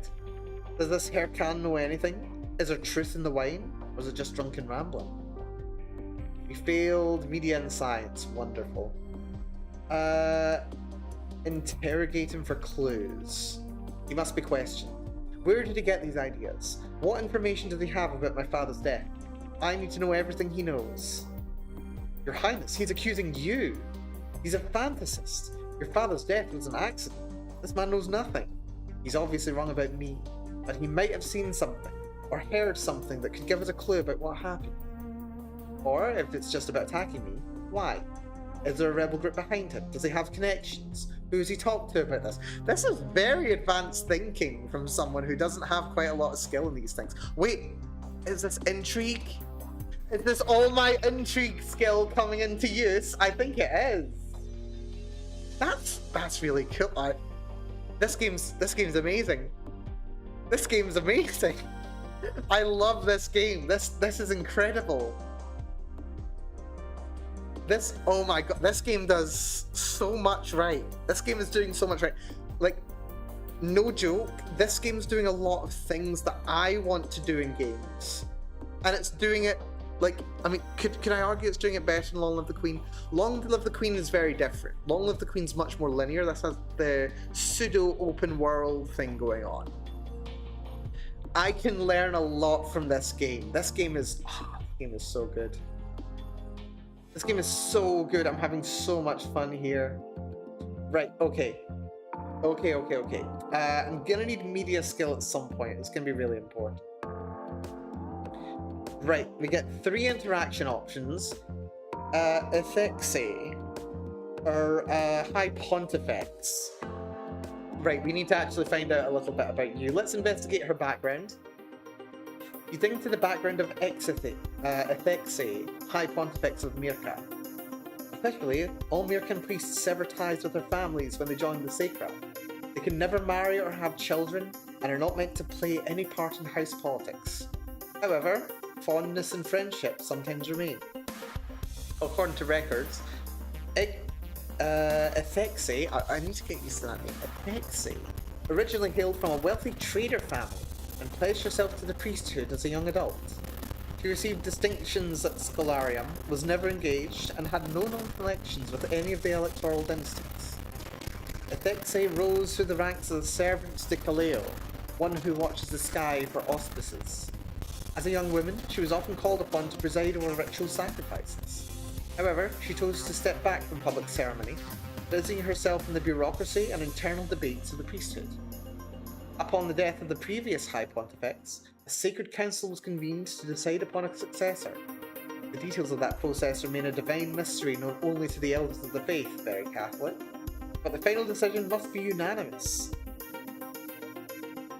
Ethexe's rule is unchallenged. As for her personal life, Ethexi has maintained long-term connections with multiple younger priestesses. Those of the faith are not required to be sexless, only unmarried. Oh my. Oh my. Right, yeah, okay, we've learned a lot about Ethexi. Sorry, I keep wanting to call her Exithy. We could also do with some history. When history comes around, we'll take history at some point, because that would be very good. Request an audience with her. You submit a request for an audience with the High Pontifex and wait anxiously for a response. Even an Imperial Princess cannot command the attention of Her All Holiness. Interesting title. At last you are granted permission to travel to the surface of Cadril and enter the Basilica of Shadows. Oh, that's a cool name! Oh my god, this game is so good. This game is so good. It's doing everything that I want. You're guided to a small chamber where you wait for your private audience. A pair of aides open a door and lower their eyes as the priestess enters, then step away without speaking. As High Pontifex, Ethexi is not dedicated to the service of a single deity, but presides over the Mirkan faith in general.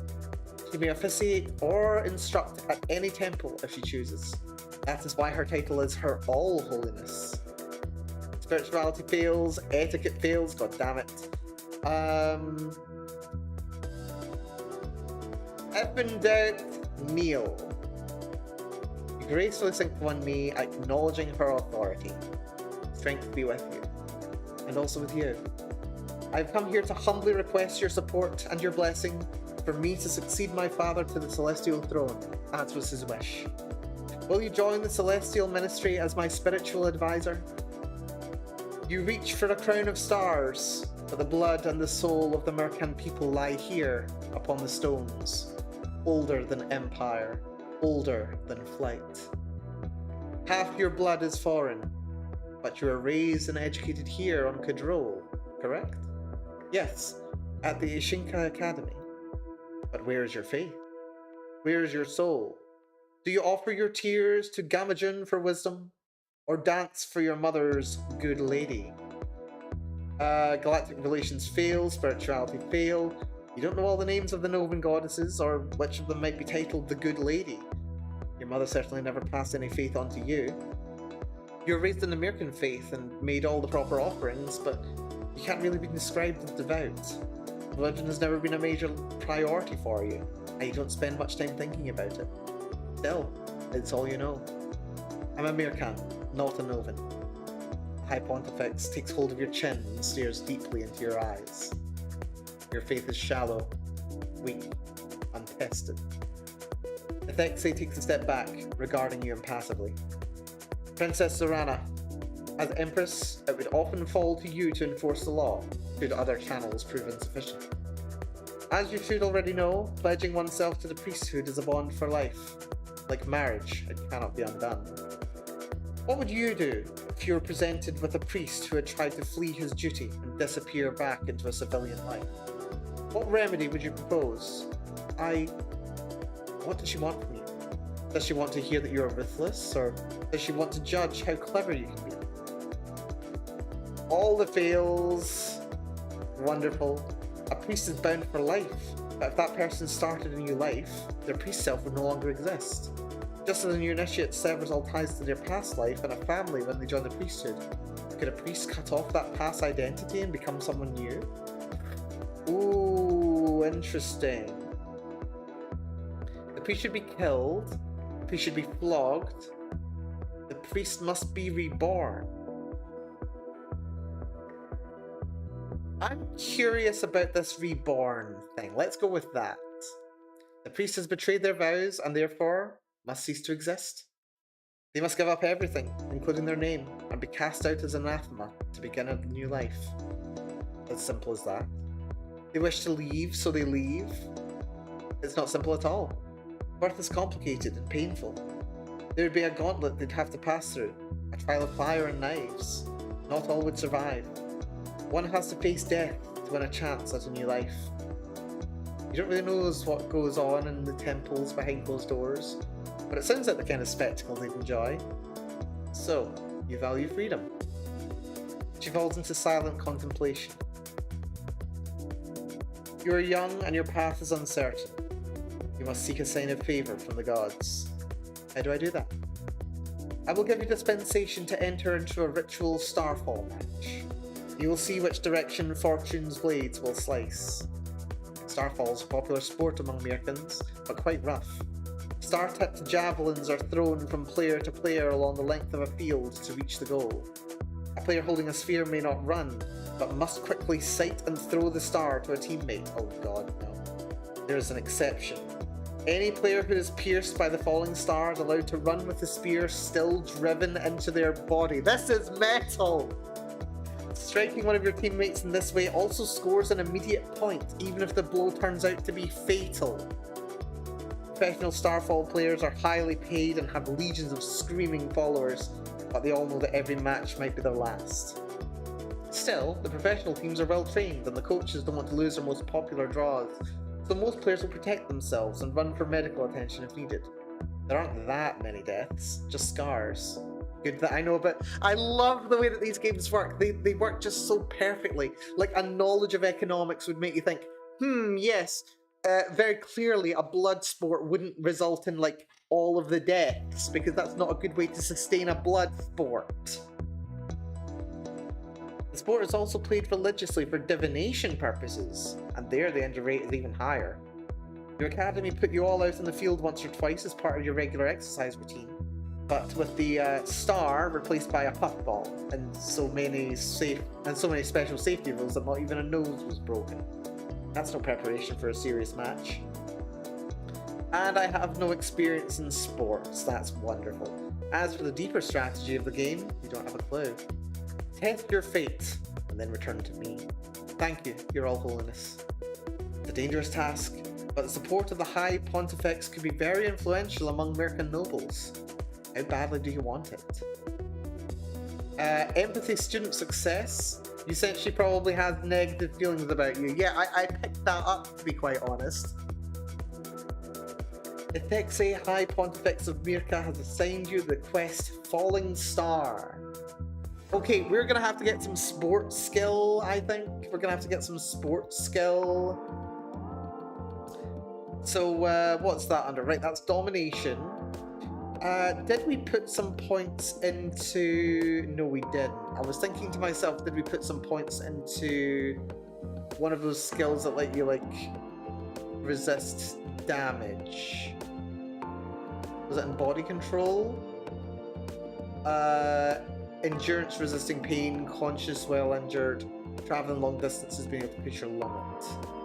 Yeah, kind of endurance-y. What's that under? Body control, which is determined and secretive. What moods have we got? Determined and secretive. Right, determined's over here, secretive's down here. Right, okay, in that case we definitely want to interact with my pet so we can go to secretive for the next training. We definitely need to do that. That's really important. Domination is excited and bold. Excited and bold are both over here. We can go to secretive and then move over towards bold. Yeah. That works. I can work with that. It might be worth going for double sports just now, or like the next option. Not just now, that would be... Yeah, so it would be double endurance and then double sports. So, we've got one more interaction. We have to go for Amoebus. Mood change to negative. Good to know. Right, okay, that confirms that that works just as expected. We need to move to secretive for body control. We need to move to secretive. So let's write in our diary. Okay, and now we stay put. Princess, have you seen the latest news across the star feeds? I just got up. This concerns your father. The Vestarch beckons you closer to look at the feed display. The sound has been muted, but on the screen you can see an unfamiliar American woman cradling an infant. Text scrolling across the bottom reads, Emperor Dragoson's secret heir? This woman claims to have conceived the Emperor's son, and requests the palace's aid in claiming his birthright. Who is she? Is that one of my father's concubines? You don't recognize her, but you can't say that you'd remember every face in your father's harem. That was not an area of his life you paid much attention to, probably for good reason, to be quite honest. No. An unmarried woman of common family and middling income. Apparently came into contact with the Emperor during one of his visits to Ondro. The child's genetics have not yet been verified. Even if her story is true, if she's not a wife and it wasn't, your father's law was quite clear that he has no son now. Such a baby has no birthright to claim. Under imperial law, family is a matter of contract and obligation, not genes. Many children are not genetically related to one or even both of their parents. Children can be conceived artificially. Genes can be edited before birth. If someone finds an unscrupulous doctor, genes can even be stolen. Creating a child of someone's genes without their permission is illegal, but it does happen, especially with celebrities or other prominent figures. Your father was certainly prominent. The story is nothing but tabloid gossip. No one in the Empire would seriously imagine that this baby was heir to anything. But if it's in some way your father's child, what are you going to do about it? Galactic relations are helpful, thank you, Ksenia. Whoever this woman is, she's Meerkat. That means the child's heritage is not mixed in the way that yours is. There are people in the Empire who might prefer a pure-blooded heir. Media fails, so many fails. I can adopt the child myself. I can adopt the child. Okay, very interesting. I think we just ignore the story. Like, okay, like what's the worst case scenario? In like 15 years, the child's gonna be leading a like rebellion or something. By then, I've cemented my power, or I'll be long dead. It's fine. We ignore the story. It's nothing but sensationalist scandal chasing, bad journalism. The baby doesn't matter. It might not even be a baby. How do we know that's not a doll she's holding? Ignore the whole thing. Very well. If that's resolved, then I have an update on the drunk Herr Khan who slandered your name. After an extensive interrogation, it was conclusively proven that the Herr Khan knew nothing at all about your father's death, not even how and where it took place. He had no contacts in the science department or anywhere else within the palace that could have provided inside information. He's not a member of any subversive organizations. He's simply a young man prone to speculation and jokes. Jokes? How is this a joke? This individual and his friends were engaged in a theoretical discussion of who might have killed the Emperor, if there had been a murder. The top candidates were the Emperor's shadow, as a person with the closest access, yourself as the person with the most to gain, and myself as the person most likely to get away with it. Sounds logical. He was on the side arguing against you, and when drunk, got carried away. He knew absolutely nothing, and he's now lodged a complaint regarding his rough treatment. He does realise that this is an absolute dictatorship, and I currently hold the reins to power. Clearly does not understand how this works. Well, if you hadn't investigated, you wouldn't know that he knew nothing. He didn't know anything. He was just a random visitor. If there is a mystery about your father's death, then any clues must be hidden somewhere in the Heavenly Palace. The science department is the obvious place to start looking. With so much else going on, do you really want to devote your time to chasing phantoms? Follow the science, let it rest. No, I want to find out what happened to him. If we can find out, I want to know. You need to brush up on your scientific knowledge. Right, we need to be at graduate level science. Okay, that's interesting. That's dealt with. You have studying to do. My god, the number of priorities that I've got are really piling up. Right, okay, we did decide I was going to go for endurance. We can't do sports just yet. What benefits sports? Excited and bold. How do we get to excited and bold? Moods. Excited is up here. Yeah, we'll go towards bold then. That's fine. We can work with that. Right, in that case, we go double endurance. Get that up to 30. We could do the being higher, but 30 will help. We can maybe get up to 50 the next day, actually. That could be good. Student level endurance. We've got a bonus for being secretive. That's very good. You've received a report from the Imperial Thresher. Our agents have heard rumours that Mazarin, the rogue shadow that served your father, was sighted en route to the Twin Worlds. Well, that's, funnily enough, that's exactly where we are. Smother the child, that wasn't an option. Although I suppose, oh, now that you think about it, I did think, like, as soon as I saw the characters, I was like, Dunmer? We could do a little bit of, what's it called? Oh, 36 lessons, marriage through murder, or murder through marriage, I suppose.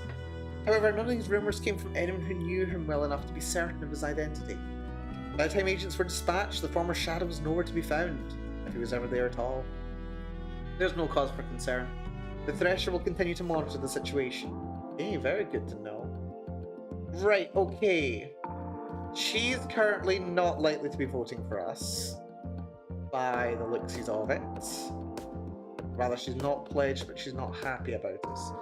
Ooh, also, I've not looked at all of my options for different positions. So we've got like the Lord Chancellor, Spiritual Advisor, I still need to win over. That'll be very important. Military Advisor, Logothete of Science, we're going to have to buffer science. Logothete of Commerce, Law, which is a history. History gets us law. The Logothete of Culture, which is media. Really wish I'd gotten both of my friends on board. That's a shame. Right. We don't need to talk to Amoebus. I can only remove your cabinet position, so I don't want to bother with you. Who else is important? Also, wait, why have I got proposed engagement? Oh, right, apparently I can engage, become engaged with the Vatar. I don't think so, sorry. Right, who is promising? Provost is probably pretty easy to pick up. I don't think he's going to be difficult to pick up at all. We'll see how that goes.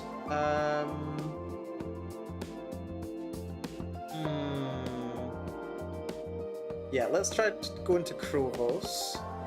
Let's investigate his background. You dig into the background of Krovos, Elector of Ondro. Krovos' short life has been marked with more misfortunes even than your own. He was an only child whose parents were both killed in a transport accident. Krovos, still very young, was confirmed as the future Elector, and his guardianship assigned to a minor noblewoman as regent. This new guardian chose to educate Krovos at home rather than send him to school. As her own children were already adults, she purchased a child from an orphanage to serve as his playmate. Ugh. This was considered to be a great act of charity and kindness. I mean, I suppose. 2 seasons later, that child's body was found face down in the estates below Moss Pond.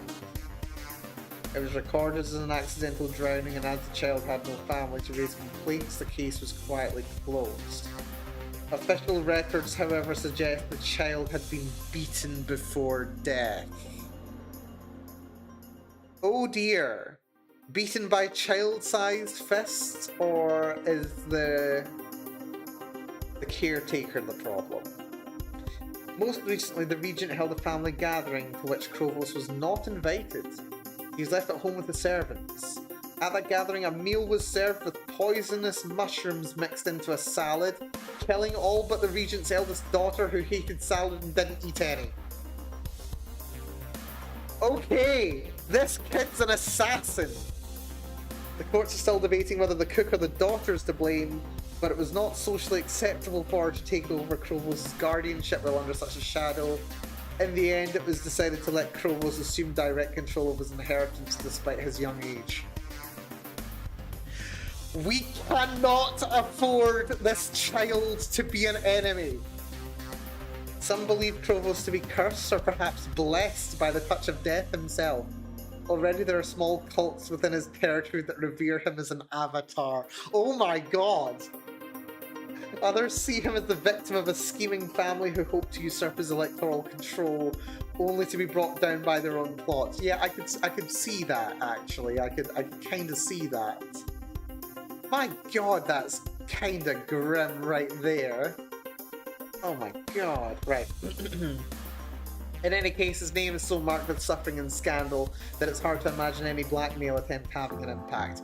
Good to know! Also, we failed Imperial History and Spirituality. We need to get history at some point as well. Right, can we go talk to Krovos?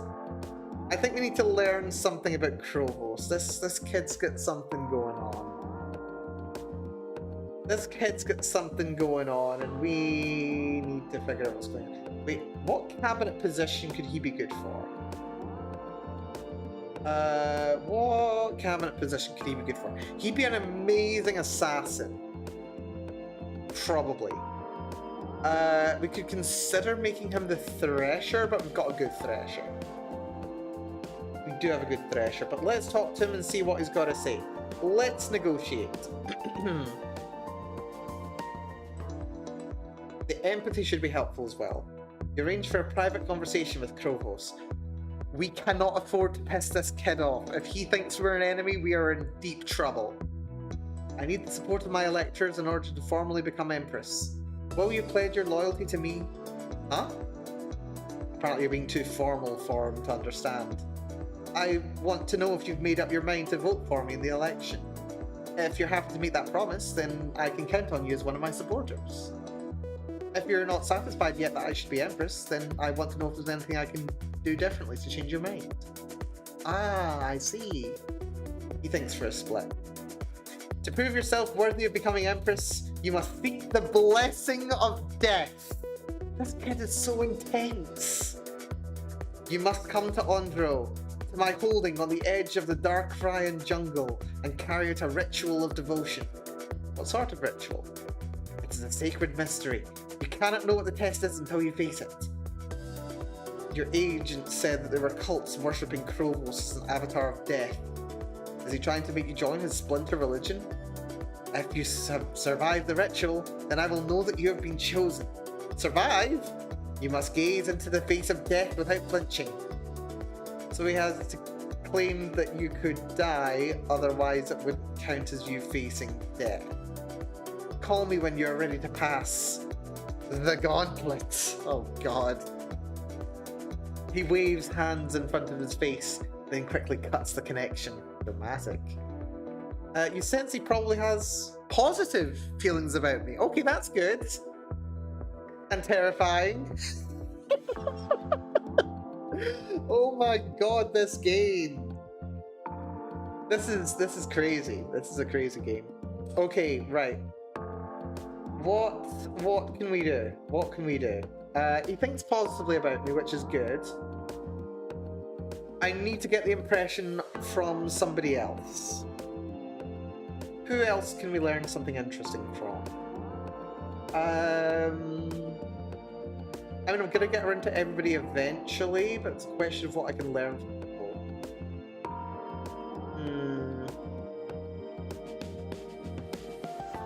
Let's... History would be very nice. What skills are coming up? How do I get history? Where's history? Oh, history's over here. Oh god, that's gonna be a nightmare to get up.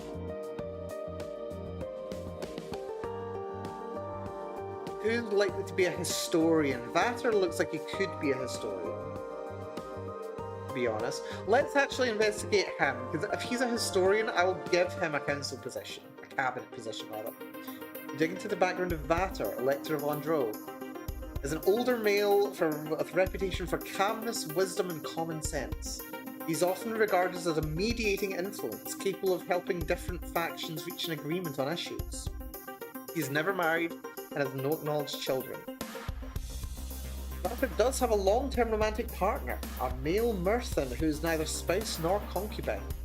Private records show they once investigated a marriage license, but were determined to be genetically incompatible and unable to produce legitimate children together. Oh, that's a shame. Despite these difficulties, they have remained together for many months, and neither has been seen to take on any other romantic involvement. Vater once borrowed a large sum from his district's tax funds to use for personal home redevelopment. We've heard that kind of story before. When questions were asked about this, he apologised and paid back the money. No charges were ever filed, but there are hints that a few bribes may have been paid to avoid closer scrutiny. Blackmail option unlocked. That's interesting. Very interesting. Right, we're moving towards bold. Let's organise the closets. We are now determined. Right, we're going to stay put. We're going to keep exploring over here. When you wake, you find a message waiting from the Vestar. Flagged important, not urgent, or someone would have probably insisted on getting you out of bed at once. You read through the message and immediately feel your pulse rate increase. A major Starfeed producer has requested to do an interview with you for a biographical special, oh dear. You can't afford to say no to this. It's a chance to make a positive impression across the Empire. This could shape the course of the election, right? We don't have anything good here. Unfortunately, you don't have long to prepare. The reporter will arrive after this term's classes. Oh dear. Right, okay, we don't have very long to do this. I am balancing a lot of things here. Was domination not supposed to be? No, domination's bold, that's fine. That's next turn we do that. Reflexes could be good. I was hoping... we don't have interaction up, it's compliant and social, we're nowhere near that. Etiquettes could be useful, but it's not likely to make enough of a difference at this stage. We could go for double endurance, get that up to 60. I'm thinking what's going to happen is we won't have the reflexes to catch the falling star when we do that quest for the Pontifex, whatever her name is. But we could have the endurance to be able to tank the damage when it hits. That's what I'm thinking. Let's give this a shot. Body control. Let's get that to 60. 60 is good. You can't pass beyond 50 until your other body controls or skills are 25 or higher. God damn it.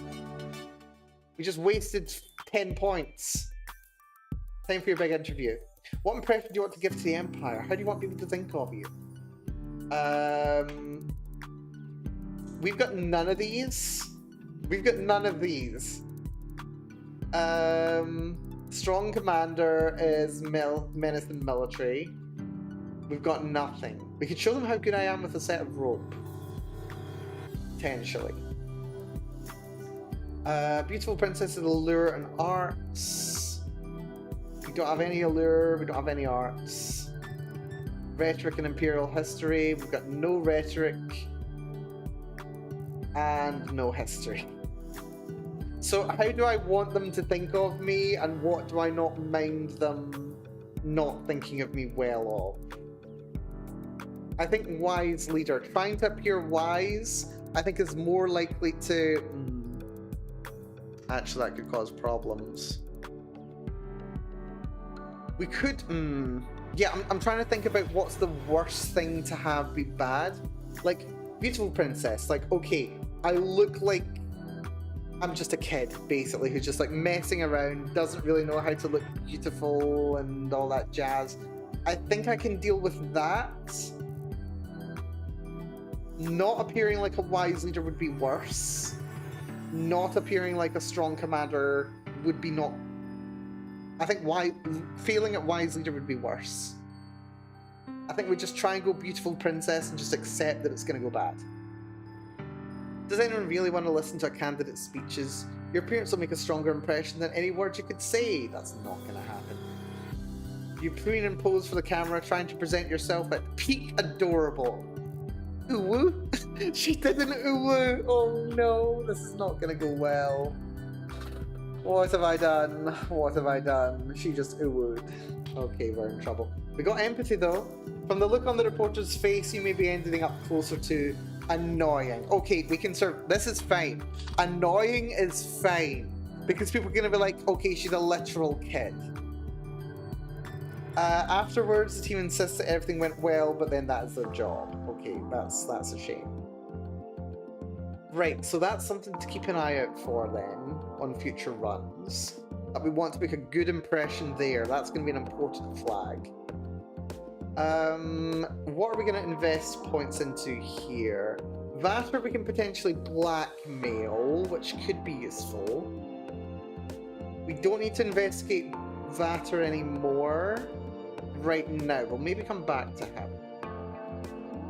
I think Ixel liked us a little bit, so I think let's investigate her background, learn a little bit about her. You dig into the background of Ixel, Elector of Andro. Ixel is in many ways an unremarkable elector. She comes from a respectable family, but not a noteworthy one. She carries out her required duties, but is rarely present in the Imperial Comitia outside of major events or strongly whipped votes. She is considered religiously devout, but makes her observances at temples within her region of Andro. There's no record of her ever having been admitted to the presence of the High Pontifex. Very interesting. Among the Mirkan nobility, Ixel mostly stands out for her large number of children. You know, at least 6 of them. What we've never realised until now, though, was how many of Ixel's babies died during infancy due to genetic defects. Any competent fertility lab could have detected and prevented those problems. She must have been relying solely on natural conception. However, while others might agree or disagree with her position, it's not a secret and not a scandal. Okay, that's really interesting. That suggests not just that people are using these gene clinics, but they're dependent on the gene clinics to an extent. That's kind of crazy, to be honest. Vera, one of Ixal's daughters, attended the Ishinka Academy with you, though she is a bit older and was in a different form. You were never close friends, but you did admire her. You haven't heard anyone mention her recently. Okay, yeah, let's talk to Ixal and see what she's got to say. Let's negotiate. I think we can potentially make some progress here. You arranged for a private conversation with Ixal. I need the support of my electors in order to formally become Empress. Will you pledge your loyalty to me? A person's vote is a private thing. I will make my decision when the time for the election comes. I do not currently wish to pledge myself in any direction. Is there anything I could do that would help you to reach a decision? Are you trying to swing my vote with a bribe? You said she disapproves of that idea. Say no, but politely imply the possibility. Absolutely not. That was not my intention. I was asking about your politics, the goals you support. I support the goals of Mirka and the Empire. A very safe statement, which tells you nothing. Okay, she's a bit sus, in some ways. Of course. I hope we will speak again later. She nods to you. You said she probably has positive feelings towards me, but nothing specific. We need graduate level skill to learn more. Let's see, can we learn anything about her skills? Endurance. What's the threshold for a graduate level check? Maybe 60? I don't know. But at least we know that she's positive. That's helpful. Right, let's check out Zolot. Let's see if we can learn anything interesting about him.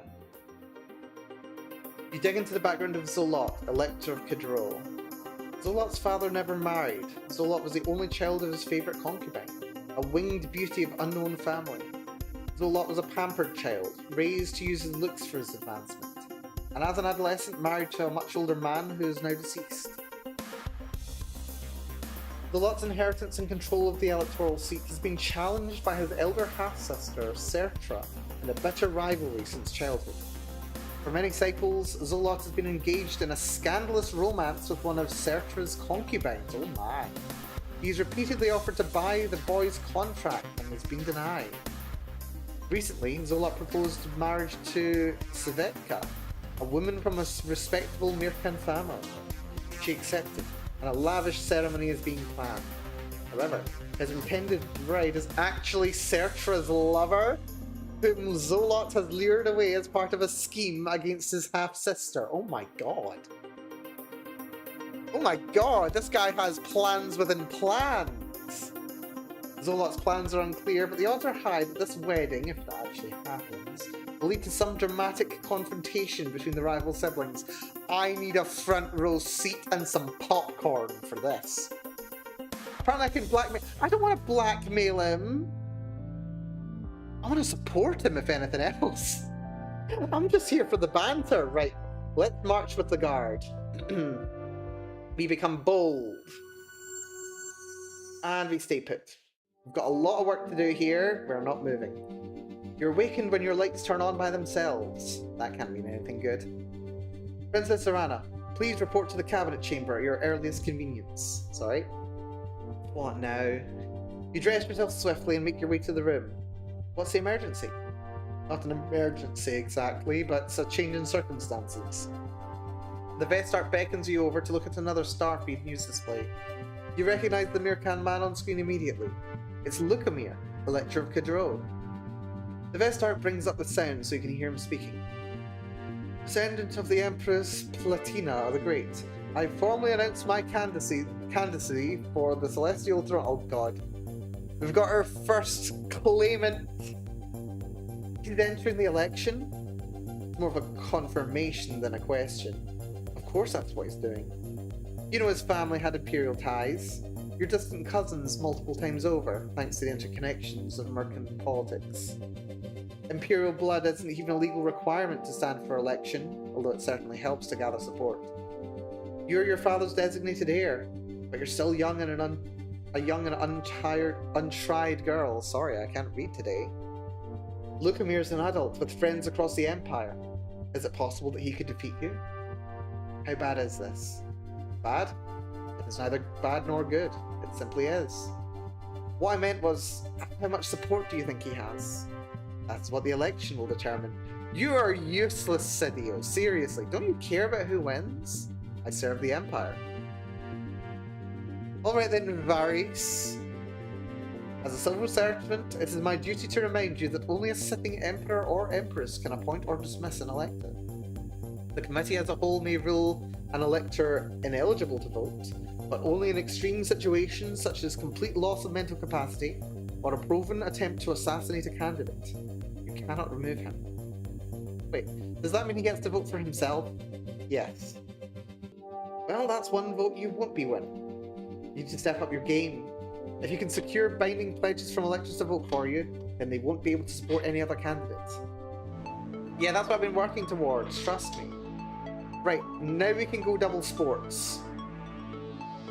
Double sports will be useful. I would also like to get reflexes.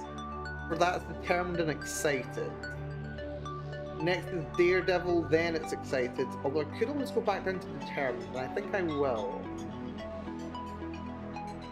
Yeah, I think I will. Let's do double sports.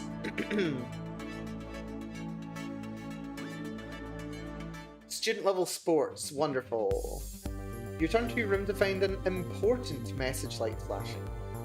When you pull out the message, the sender's name appears to be a sequence of random glyphs.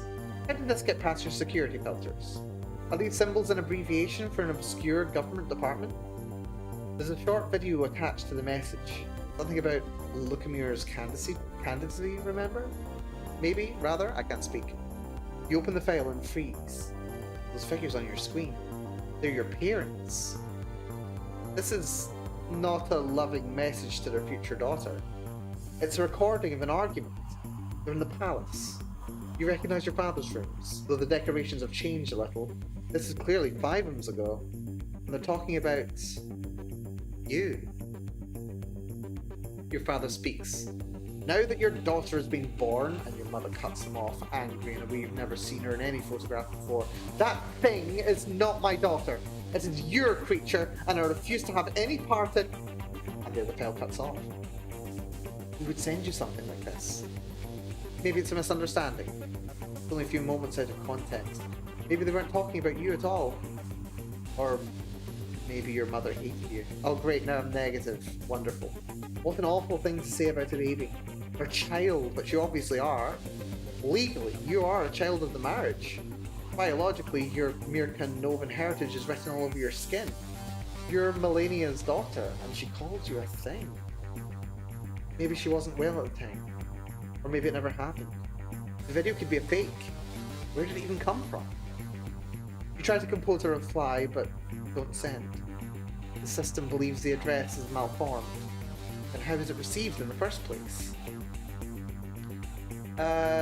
Investigate the source through operations. Pretty sure we don't have any operations. Do we?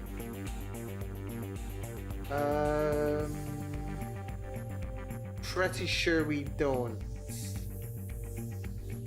Oh, we've got 10 points in operations. Don't know how we managed to get that. Interesting. I think it's probably better to ask the Thresher to investigate. I don't trust my operations. You summon the Thresher to personally investigate the strange message. Even forwarding it to her could damage some fragile clue. He needs to see it exactly as you saw it. There's no sign of the video being generated or edited. Little note about image generation. Very good to note.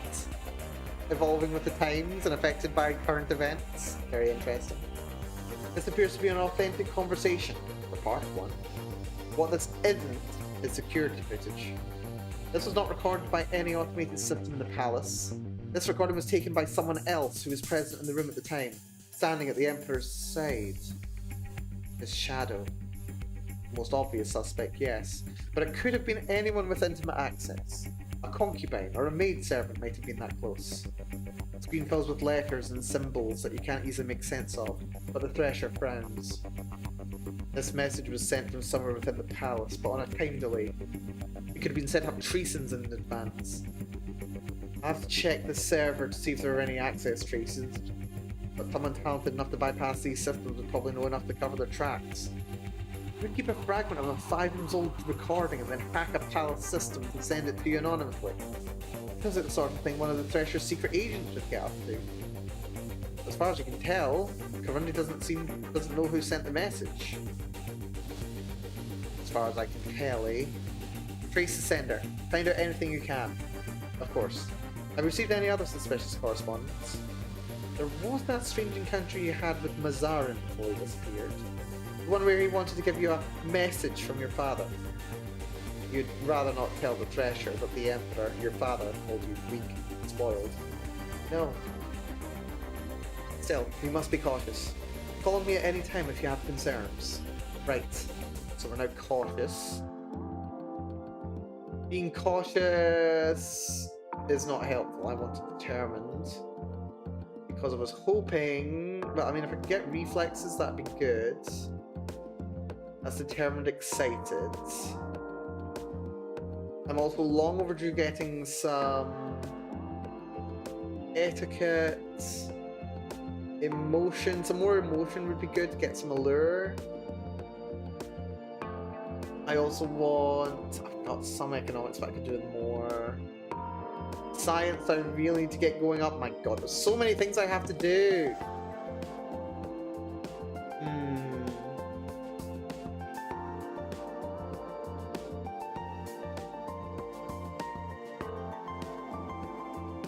That's a concern.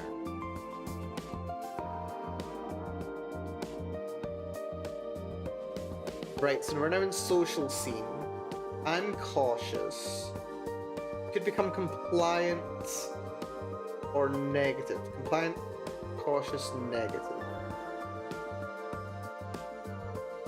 Negative helps with the arts, but I'm not concerned about the arts primarily. Indulgent for emotion. Compliance here.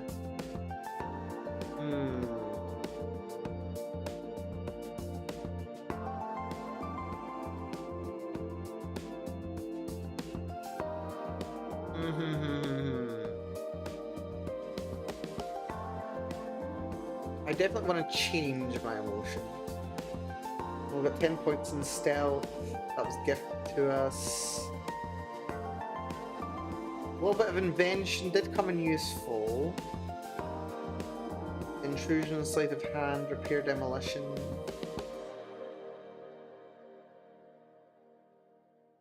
I'm inclined to say we want to move towards being compliant then indulgent. So we don't want to talk to Amoebus. Lucamere is not going to vote for me because he is a claimant. And of course he's voting for himself. We need to learn about him. We need to know everything we can about him. We dig into the background of Lucamere, Elector of Cadro. Lucamere has lived a life of wealth and privilege. Not so much as an imperial heir, of course, but then much of your childhood more resembled an exile than a political education. Lucamere's family have excellent connections. He's been embedded in twin world society since before he could walk. You're actually distant cousins multiple times by some number of directions. Just enough for his family to be said to have imperial ties. Not enough for it to count for anything. Most nobility is connected somehow if you go back far enough. Lucamere attended the finest academies, but his grades were haphazard. He excelled at languages, literature, and debate, but not so much at science or calculation, and was known for skipping classes and handing in late assignments. His talent with words always smoothed over any difficulty. At Scholarium, he was known to be part of an exclusive secret society known as the Brotherhood of Bones. Their practices remain largely hidden from non-members, but they were reported for both wild parties and heretical experimentation. During Lucamere's student seasons, a young scholar from a lower-class family died mysteriously on campus.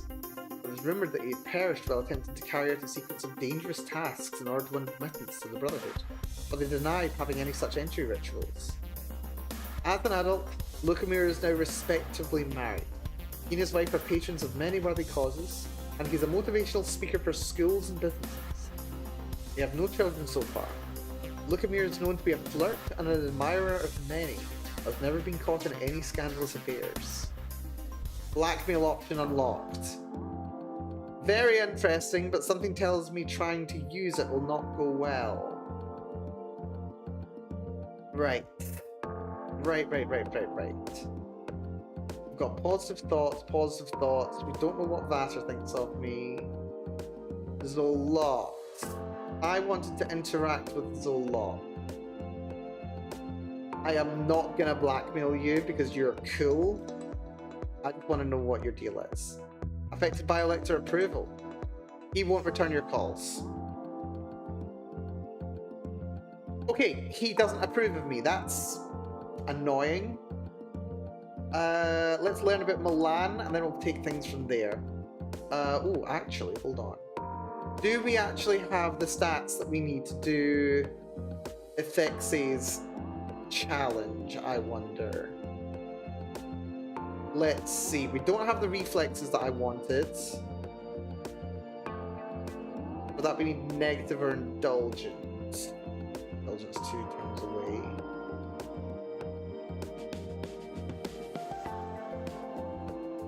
Maybe we interact with the pet to get me down to negative. This is closer than indulgent is, that's 2 turns away. We go to negative so that I can take 2 points in reflexes through... No, that's conditions.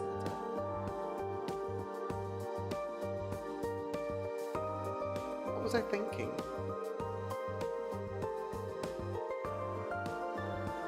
Clearly not that. Right, never mind. Excuse me. Determined, excited. Determined's here, excited's here, determined's closer. Interact with the pet, go secretive. Yeah, I think we do that. Interact with Amoebus. We become negative. Zolot has pledged to vote to Lukamir. That's a problem.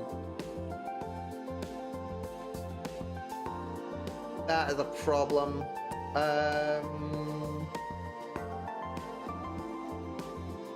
Zolot and Lukamir. That is indeed a problem. We've lost 2 votes in Mirka already. Could drop a save, but I don't need to save just now. That's fine. Hold on. Return map. We'll stay on Mirka for now.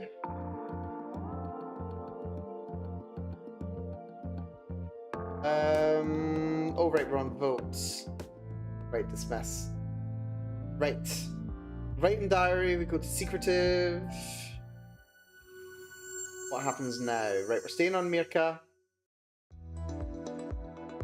You wanted to see me? Yes, Your Highness. This is largely a formality, but it requires your approval and signature. The most recent logothete of science, who was your father's minister, has been offered a research directorship in the Hero 2 sector. Hero 2? You haven't visited there yet, but by reputation, there's practically no there to visit. No habitable planets, no major population centres. Having been so recently a member of the Celestial Ministry with privileged information means that this individual must seek Imperial approval before accepting any such position. It is a matter of security. This is higher security than a lot of former government positions end up having, to be honest. You don't know anything about what the past logothete of science did. Apparently not much, considering the lack of information about your father's foolish experiments. You have no idea what top-secret plans might have been brought before the Ministry, or how this appointment could affect your future. You'll have to take a guess. If we approve it, I think this will lead towards the mystery of what's going on with Father. So I'm going to approve this and just see what happens. Fine, I'll sign it. Very well. Is there any news about Lukamir's campaign? A new interview for the feeds. You peer at the screen where you see video footage of Lukamir answering questions from reporters while making a visit to a historic castle on the Twin Worlds. I already held an event there and mine was better. You can't waste your time worrying about what he's doing. You need to focus on your own schedule.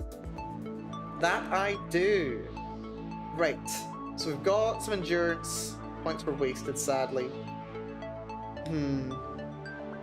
Operations I was considering. Or rather, we missed an opportunity for that. Maybe a point in contortion and pressure points so we can get endurance higher. Unless there's anything more pressing that I want.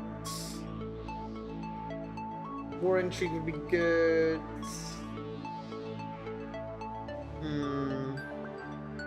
I should get science moving the right direction.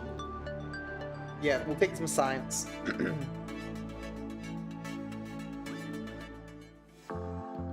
Right. So, Zolot is not voting for me, which is annoying. Lukamir is voting for himself. We need to move quickly on the people who we know like me. Milan, let's talk to Milan. Well, we doesn't like me, but we need to know about it. Investigate.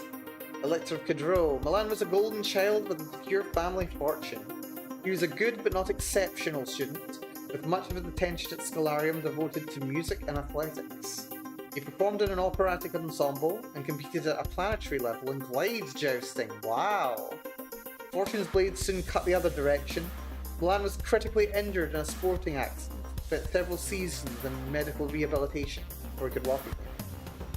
While he was out of action, the family fortune suffered a severe setback, with vast sums lost on a failed investment. Excuse me, I had to clear my throat. Milan's father suffered a nervous breakdown and retreated to permanent seclusion.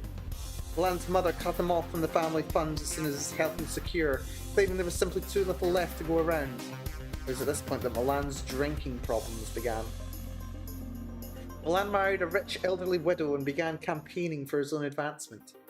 He was not a hereditary elector, but won the popular support when the seat became vacant. From shattered dreams, he has rebuilt himself into personal success, but he rarely seems happy about it, especially when he's drunk.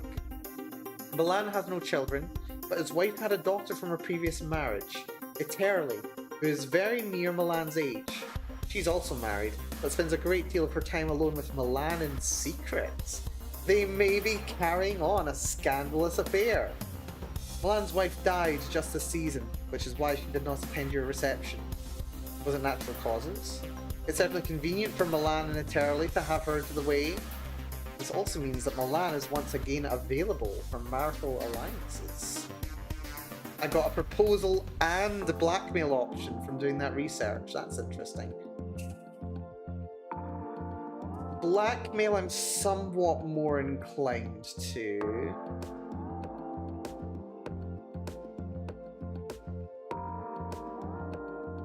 Let's try to negotiate first. You arrange for a private conversation with Milan. I need the support of my electors in order to formally become Empress. Will you pledge your loyalty to me? He shakes his head. Your father was the wickedest bastard ever born. He kissed death and shat lightning. I love this language, by the way. He'd eat a newborn's heart raw to savour the taste.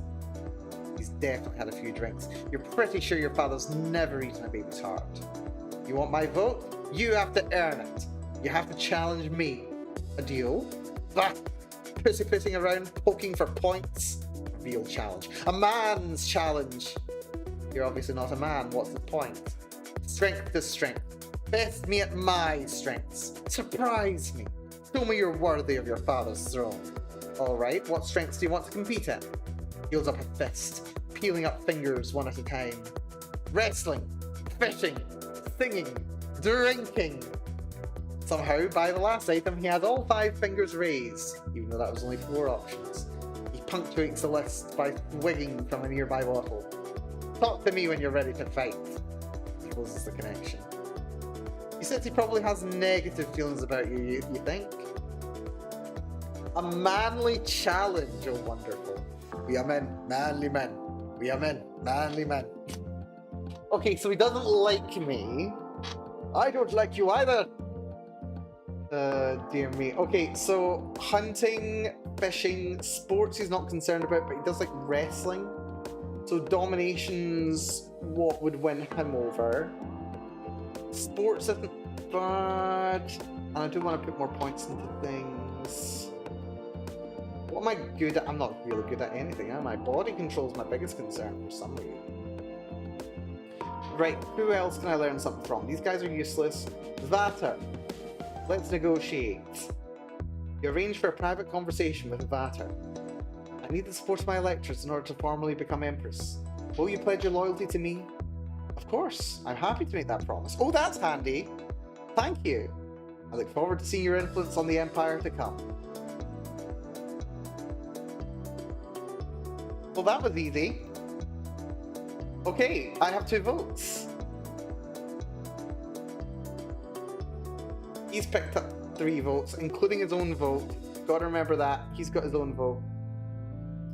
Right. I want to go to determined. Determined, let's be up condition, for which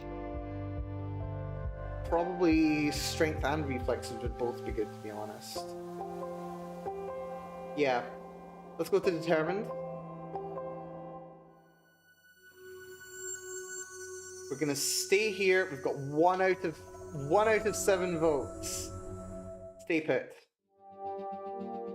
Hurrying through the halls, late for a meeting when, rounding a corner, you see a servant directly in your path.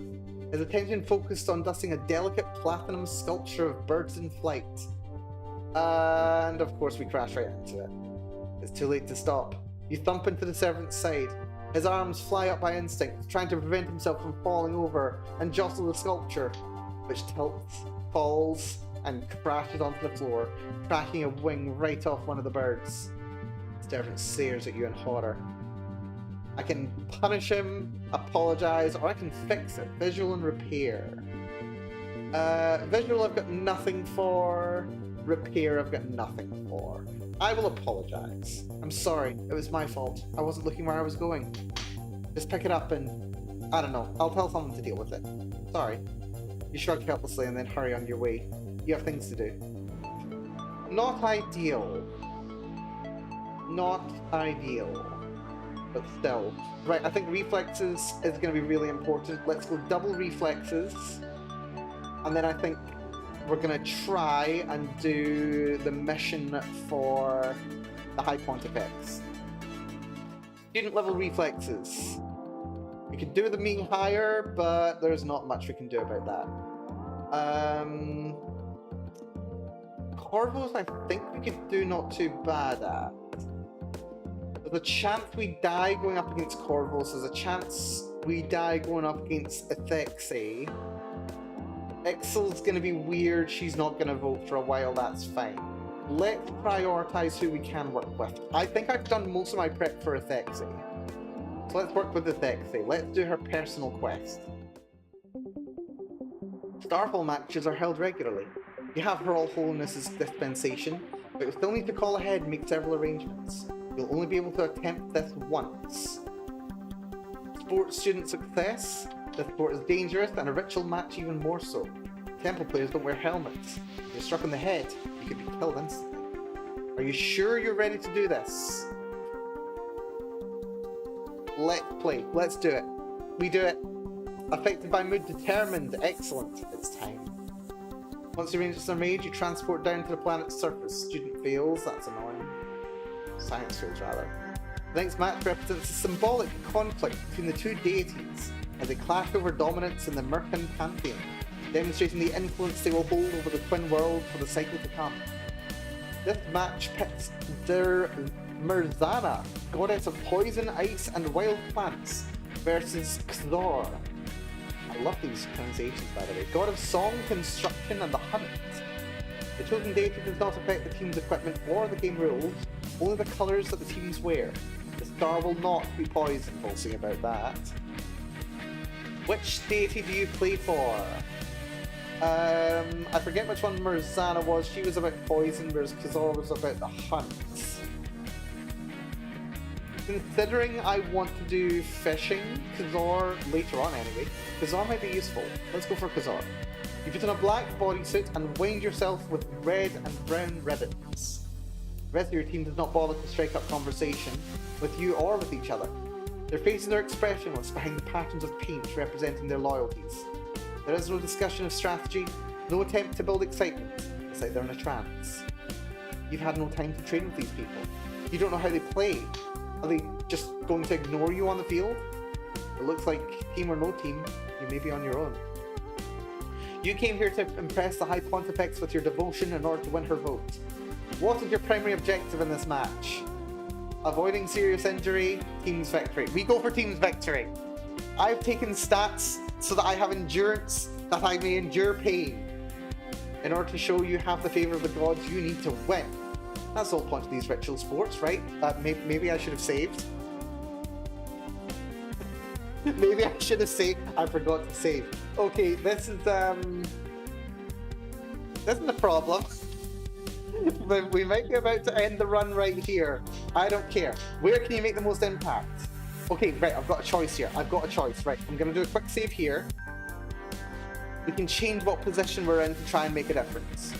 Generally, a rusher charges forward towards any midfield enemy holding a star to tackle them and make them drop it, or at least force them to throw without the time to aim. It's an extremely energetic position that calls for a strong, fast athlete. Okay.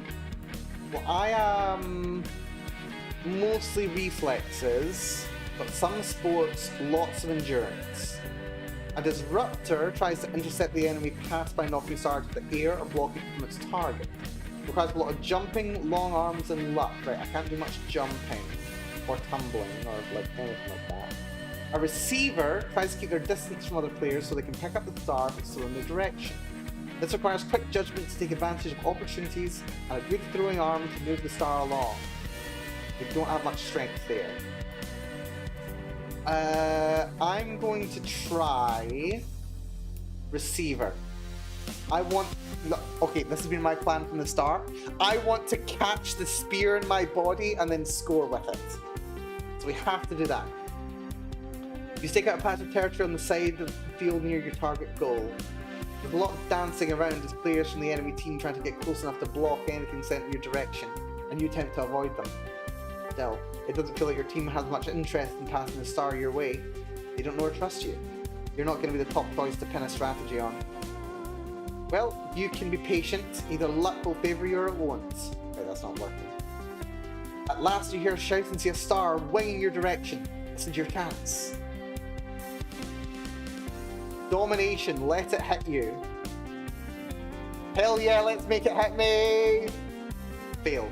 You're willing but terrified. You can't watch. You step forward, closing your eyes and opening your arms, waiting for the star to fall. A brilliant flare of pain spikes through you. Oh, we're dead.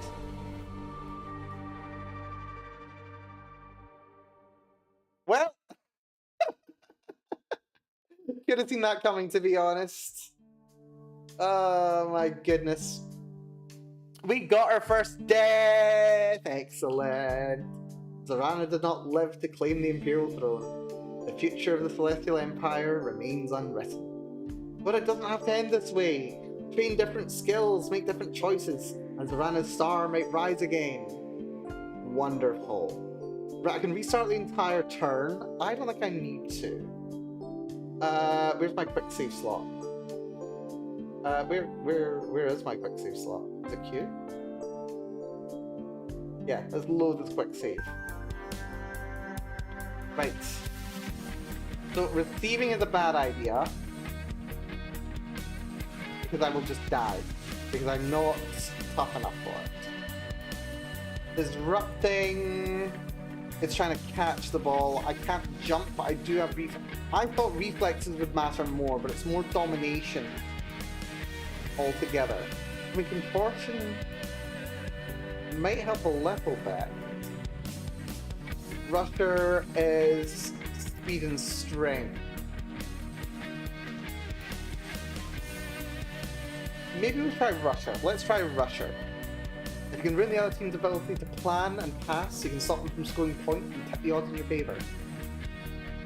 Strength and unarmed menace, that's bad. Unfortunately, you're too small to make much impact. The enemy simply shoves you out of the way with one arm while throwing with the other. You refuse to give up? Body control, hell yeah! You keep trying different positions, different running speeds. You will scream in their faces. You'll wave your arms to disrupt their vision. The game's not over yet. Unfortunately, you don't accomplish anything more than getting yourself kicked around and your team still loses. You need to arrange another meeting with the High Pontifex in order to find out what she thinks of your performance. An effort was made, wasn't it? An effort was made. Let's see what she's got to say. You request an audience with the High Pontifex. At last, you're granted permission to travel to the surface of Kidro and enter the Basilica of Shadows. You get the chamber. The wait feels longer this time. You can hear faint rhythmic tapping sounds somewhere in the walls.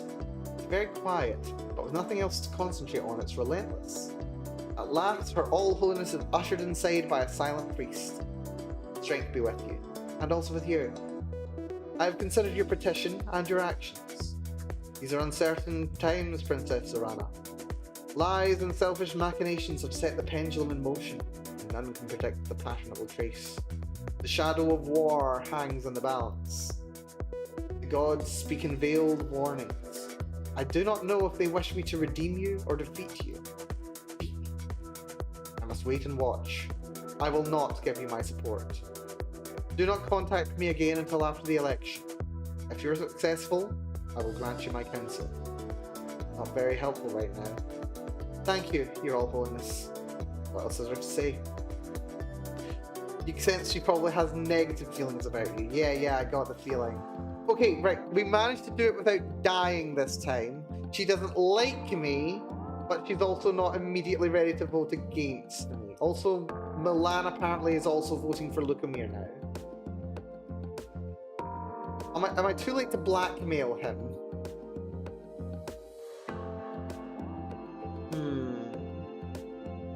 I thought I had a quest available with him. That's annoying. Right, something that I can do is this mission for Krovos. Let's try and do the quest for Krovos. I think we can do this. In order to win his approval for election, Krovos wishes to meet him on the edge of the Dacrian jungle, in the dead of night, to carry out an unknown ritual and come into contact with death. There are rumours that some kind of cult has sprung up around Krovos because of the way that death has followed him in life. This ritual might be an initiation practice that all the cultists go through. They might even be present.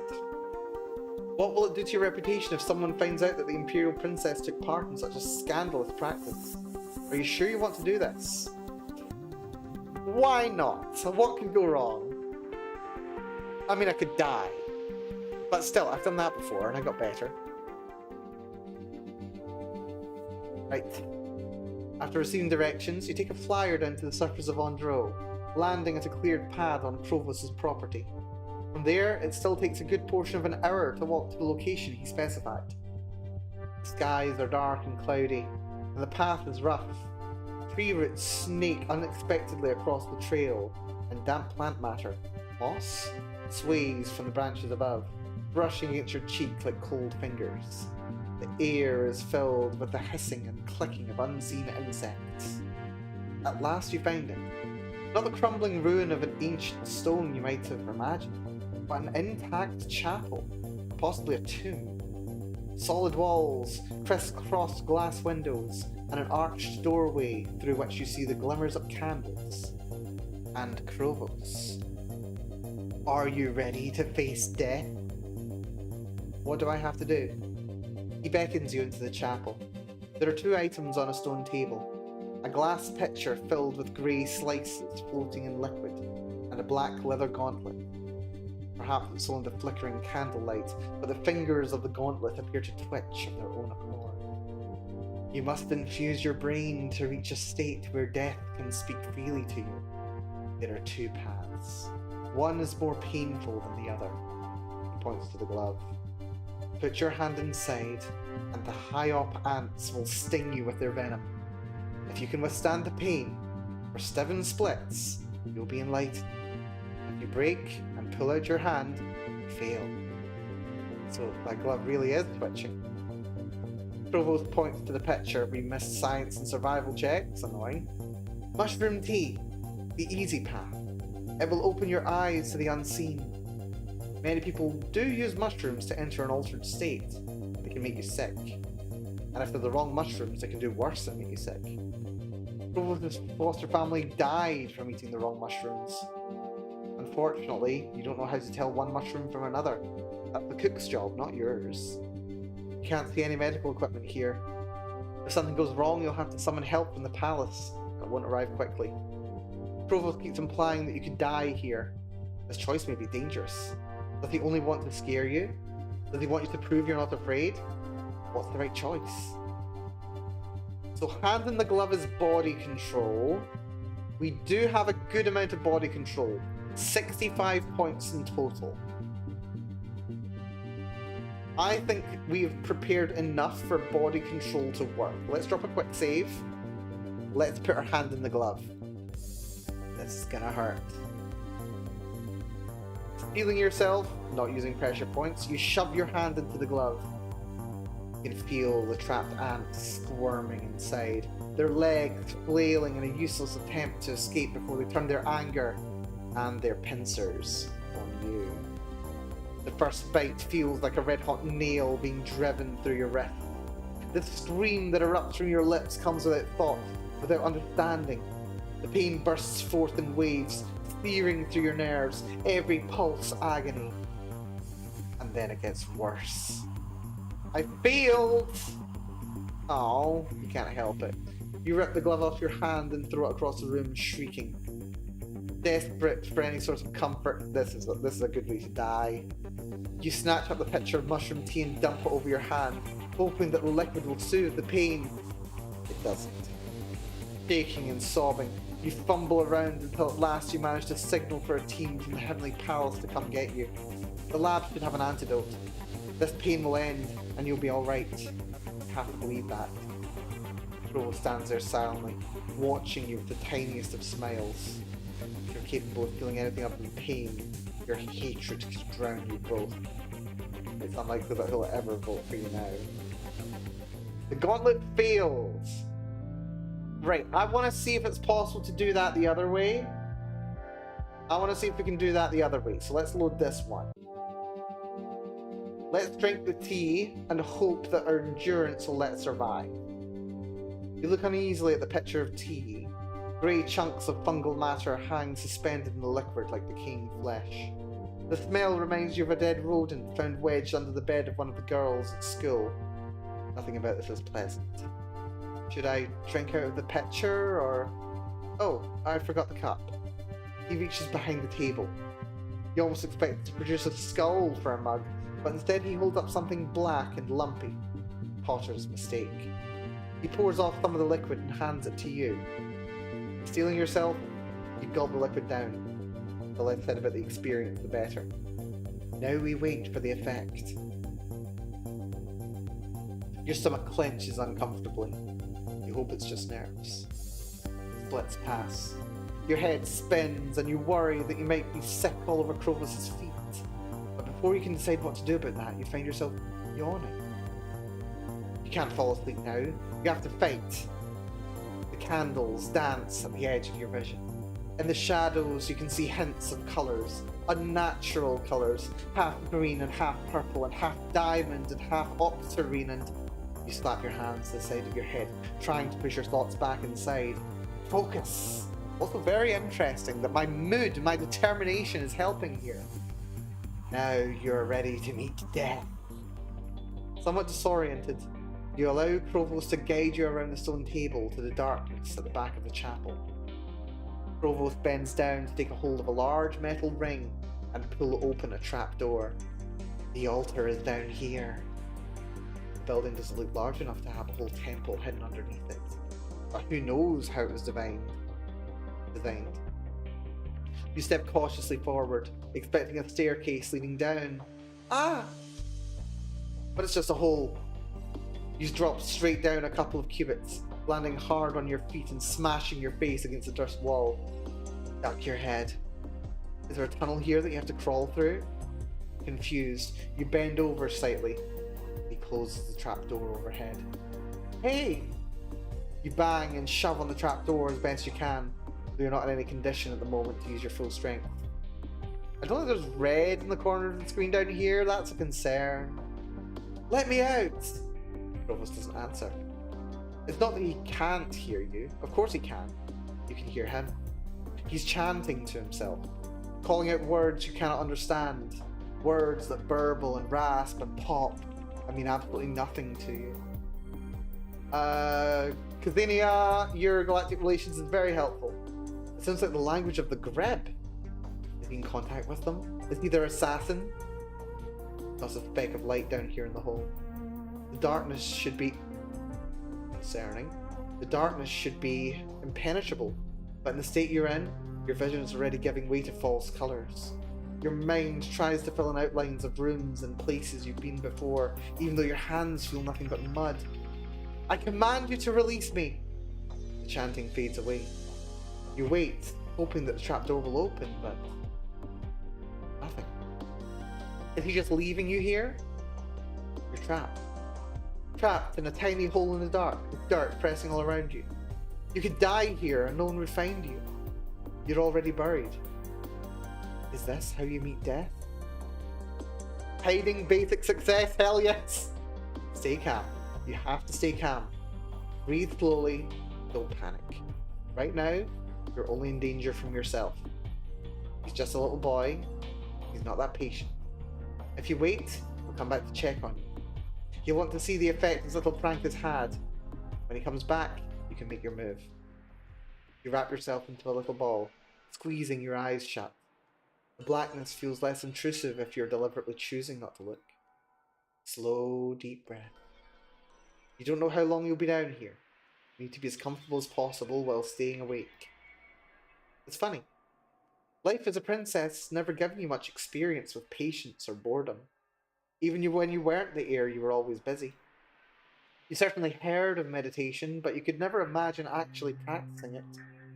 There were always far more important or exciting things to do. Well, you're a smart girl with a knack for picking up skills, aren't you? Maybe now's the time to start practicing. You have no idea how much time passes while you are lost inside your thoughts. At some point, you hear a creaking noise, but you don't react immediately. It doesn't, yet, seem important.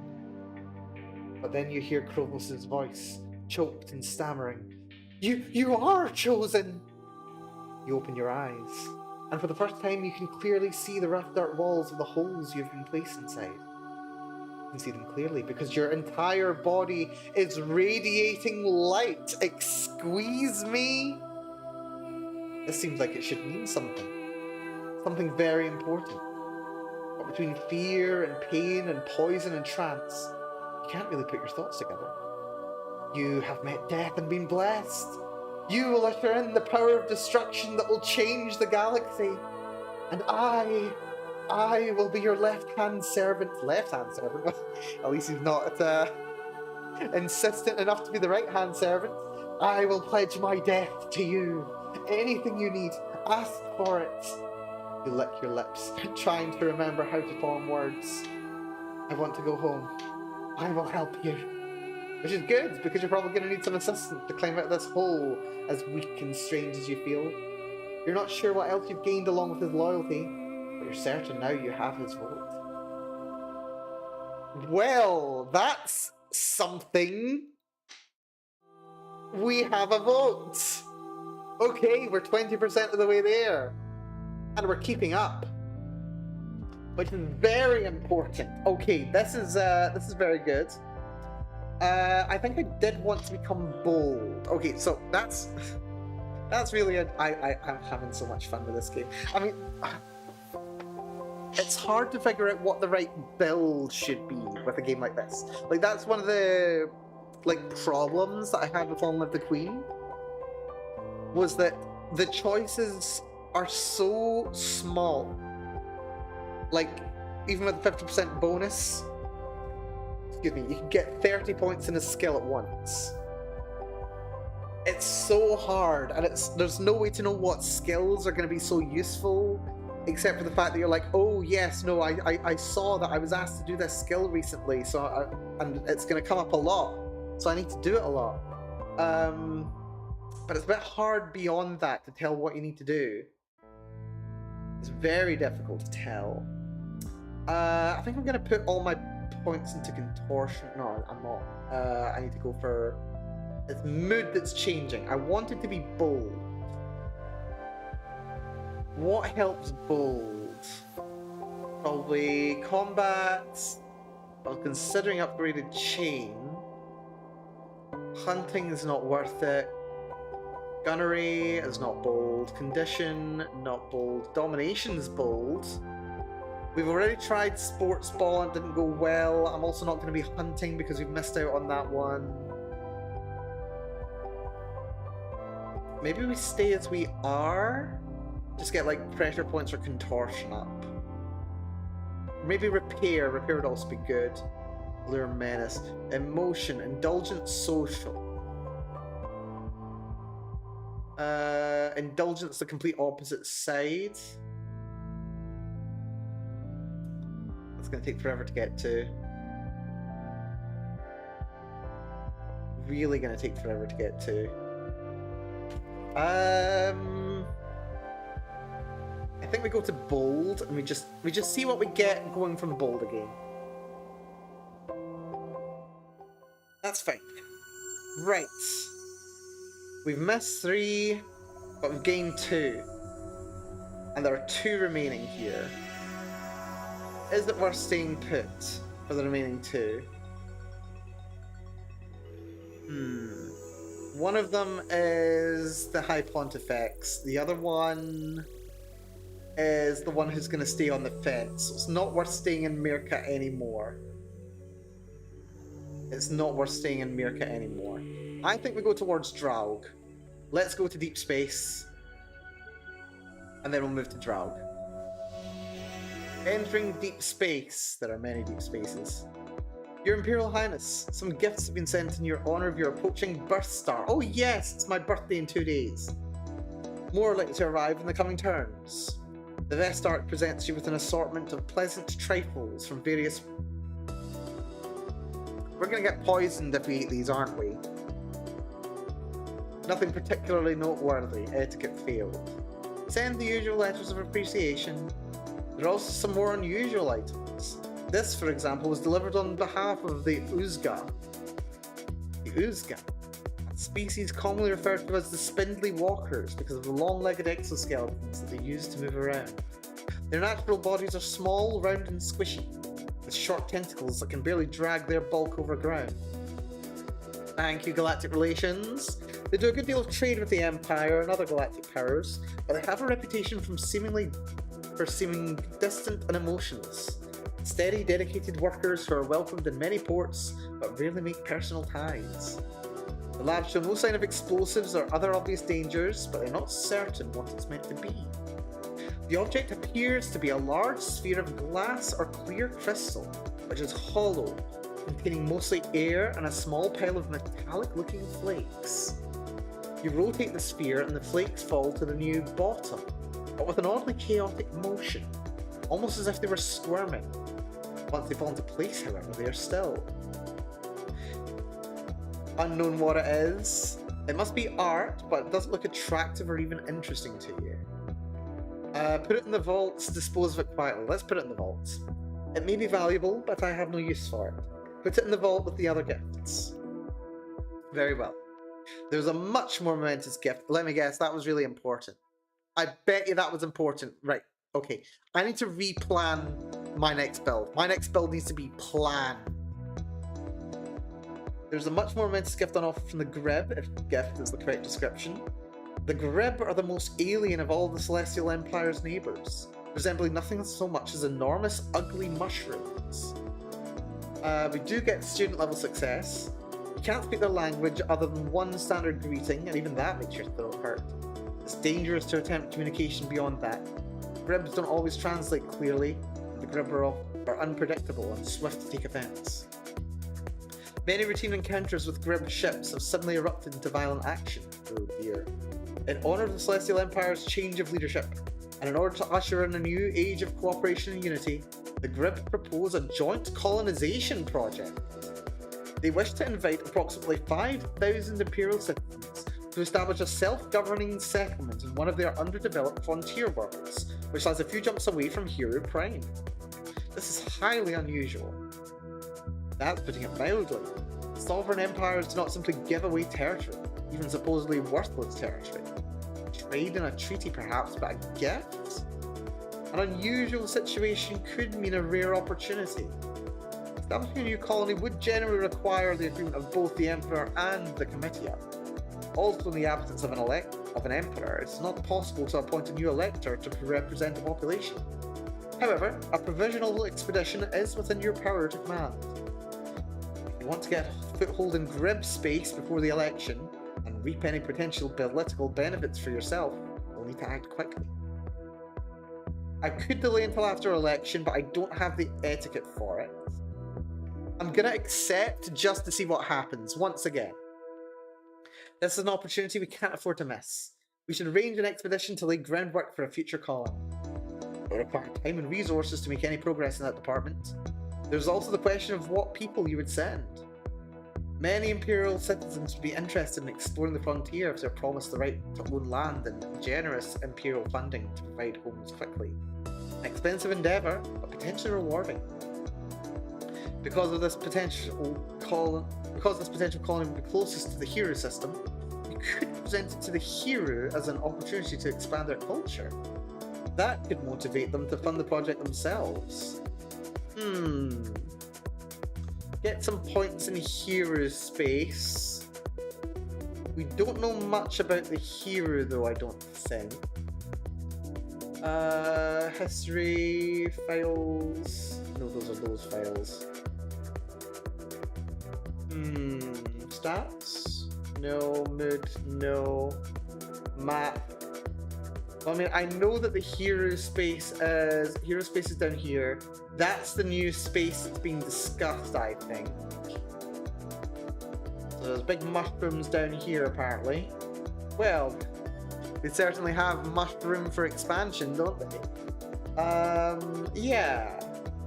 We'll be going there relatively soon as well. We're just one jump away from Draug, and we can see what's going on over there after. Sounds promising. Yep, the hero can do it. Make contact with the Primacier of Hero Prime and suggest that there's an opportunity to create a new hero colony if they're willing to pay for it. Very well. It's nice to have presents, but you do have studying to do. Right, okay. I think operations would be nice to get a couple more points in. But then I also want to put points into everything in this game. Everything needs points allocated to it. What's interesting is if I've taken the amorphous blob pet, that guarantees that I get hiding 10, which guarantees that I get through that encounter with the last guy, which is very interesting. Alternatively, I could go combat to level up combat a bit more. Domination. Operations. I'm thinking we go double operations. Operations would be good to have. So we get that for 40, which is student level operations. Galactic Relations success, lovely. You swipe absently through myths and legends of the ancient Novan people, your distant ancestors. Tales tell of the Luminia, a breed of holy warriors who could channel elemental energy with their bare hands. They called down fire and lightning on their foes, or buried armies with floods and earthquakes. It was said their powers could blot out the light of the sun. Oh, this is like being a lumen in the last game. Yeah, there was a whole magical girl thing going on. And Long Live the Queen. This will be the yeah, Luminia. It's right there in the name, Luminia. Of course it is. They probably made up these stories to explain natural disasters that happened throughout their history. Primitive people can't understand a solar eclipse, so they blame magic. According to legend, lumens would gain their powers from magical. We've just been given a magical jewel, haven't we? Magical jewels held in their hands, which would fill them with crystal energy. Those stories must have inspired their cultural and technological development, which is why now they call themselves Crystal Nova. If a Novan crystal ray gun somehow travelled through time to the past, it probably would seem like the magic to the natives who got their hands on it. But of course that's impossible. Many ancient kings and queens were supposedly lumens. Okay, this is a sequel! This really is the same universe as Long Live the Queen. Holy, okay, yeah, this is great. I'm here for this. I am so here for this. On rare occasions, royal scions sometimes had gifts that showed they would be capable of becoming lumens. Gifts like breathing underwater, healing with a touch, or radiating light. Making light. Glowing. Like what happened to you. Is it possible there's some truth in these lumen legends? Could you have inherited something magical with your mother's Novan blood? But it can't be true. These are legends, stories from the ancient past. The very last reported lumen was before the Great Freeze, when Itzcoatl covered the Novan sun and their world was plunged into darkness and ice for generations. And that was millennia ago. There are no stories of modern Novans wielding elemental powers. Just to be certain, you close your eyes and concentrate, focusing your thoughts on light, light, light. You open your eyes to peek. Nothing. Nothing happened. It's all just silly stories and imagination. You must have misunderstood what happened before. There's nothing to worry about. I don't think that's entirely true. I don't think that's entirely true. Right. Social, we could talk to Karundi about security threats. Amoebus is freaking adorable as ever, but interacting with him would actually be counterproductive right now. And Kazinia doesn't want to do anything else for me now, which is a shame. Which is a damn shame. We'll talk to Karundi, maybe she's got some news for us. Good to see you, Imperial Princess Zorana. Agents have heard one or two complaints about you muttered among the comitia. It appears to be isolated so far, nothing dangerous. Nicole, good night, good to see you. Welcome, Raiders. Hopefully you're doing very well. Welcome to the stream, folks. For those of you who are unfamiliar with me, I'm Melanie. Let's see, what can I say? I've just discovered this game. I say discovered this game. I played Long Live the Queen ages ago. I hope you have fun. I shall have fun. Thank you so much for the raid. Welcome, folks. Yeah, if you need to head off, do please get some food, get some water, take care of yourself. Be good to yourself. That goes for the raiders as well. I hope you have a lovely time.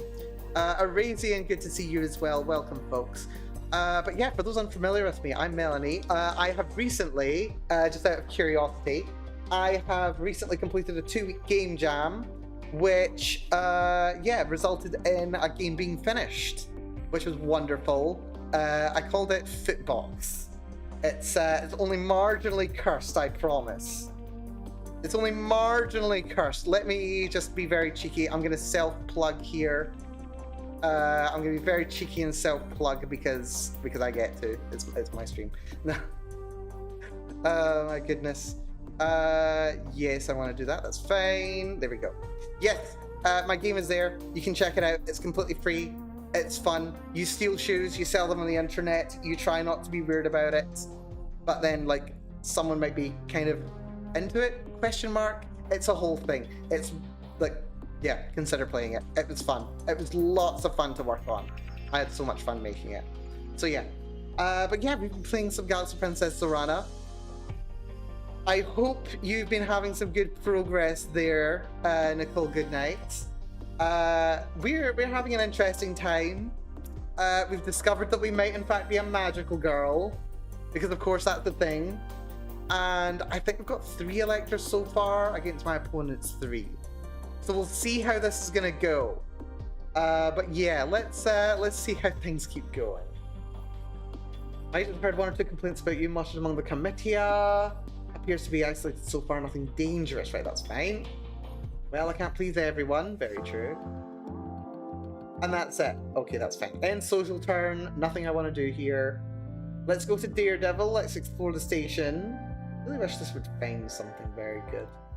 I'm enjoying that change to the mood system in the previous game. That's very interesting. Let's go to Drow, the system that's full of asteroids and funky-looking spaceships. And potentially there's a moth around here as well, if memory serves. A gift has arrived from the Chakuk, your Imperial Highness. It's a little stone cameo brooch. Enough of an approximation of your profile that you can tell it's meant to be you, but nothing special. Send them my appreciation. Your birth star will be rising soon, yes, tomorrow. Which means you'll have to host the Imperial Jubilee celebrations. Are you prepared? That's a mild concern, because I am not in a good situation to be training etiquette. Dear, right, what can I invest in just now? I could go for combat, I could go for environment, I could put double points into Allure just to try and get through that without any more issues. It's not the cleverest investment, but we might be able to make something of it. Begin turn. So yeah, 20 points into Allure. It's enough for basic level Allure. We'll take that. And now we're in Draug. Lovely. Also, Kurobachi, good to see ya. Hopefully you're doing well. Welcome, welcome. Hopefully all's good with you. We've been having a lovely time playing Galaxy Princess Zorana. It's doing so many things that I love and that I want to see and also do in visual novels. It is so much fun. It's very Crusader Kings. The Draug system was first discovered early in the history of the Celestial Star Empire, but contained no world suitable for colonization. It's the wasteland of broken rock, asteroids and planetoids stumbling chaotically around a dimly guttering star. Also, Katara Bray, thank you for the follow, hugely appreciated. Hopefully you enjoy your time here. Hidden amongst these rocks are signs which speak of disasters which predate the Mercan race. For that reason, the system is primarily of interest to scholars and mystics. The permanent population of the Draug system mostly dwell within two large space stations, Death's Wings, a Mercan holding, and the Imponderable, under the control of the Mao. Very interesting. Your guests include the two station electors, of course, but also the region's preeminent scientists, ranking officials, and military leaders. Draug may be an insignificant system, but the Empire does not intend to lose it. You spot one of the electors nearby. With a final sip, you discard your drink, stealing your nerves, and prepare to meet your guests. Suddenly, your path is blocked by a young mirror woman with an intricate hairstyle. She clutches a stack of paper printouts. Unusual. Your Imperial Highness. Oh my goodness, how do I pronounce this? Superfiscu? Superfiscu, I think. Superfiscu. Okay. It's a great honor for you to visit us at this auspicious time. If I could have a moment of your attention. My name is Superfiscu. Superfixu. Sorry. Fixu. Get it right. And I have recently uncovered a carving which may influence the Empire's entire course of history. She holds up her stack of papers, and you realize that if you don't do something, she'll continue talking for the entire length of the reception. Right, okay. Etiquette, no. Terrifying for silence, we can't. I could potentially lose her in the crowd. But I've only got 10 hiding, that's not going to go well. Menace, we've got no menace. Etiquette, we've got 0 etiquette. Yeah, let's try and lose her in the crowd. Wish me luck here. Excuse me, I have someone else I need to talk to. We fail. You look around, trying to find a place to hide, but the scientist leaps back into your field of vision. Please, if you'll just listen. It seems you can't get away that easily. Tell her you wish to read her report later. Yes, that sounds okay. We got a fail. The deception didn't help. Yes, that sounds absolutely fascinating, and I would love to hear all about it, except I'm very busy right now. Oh, it won't take long. She begins her explanation, which, despite the rate at which she's speaking, still seems to take up your entire day. To anyone other than an enthusiastic scientist, your frustration is certainly visible.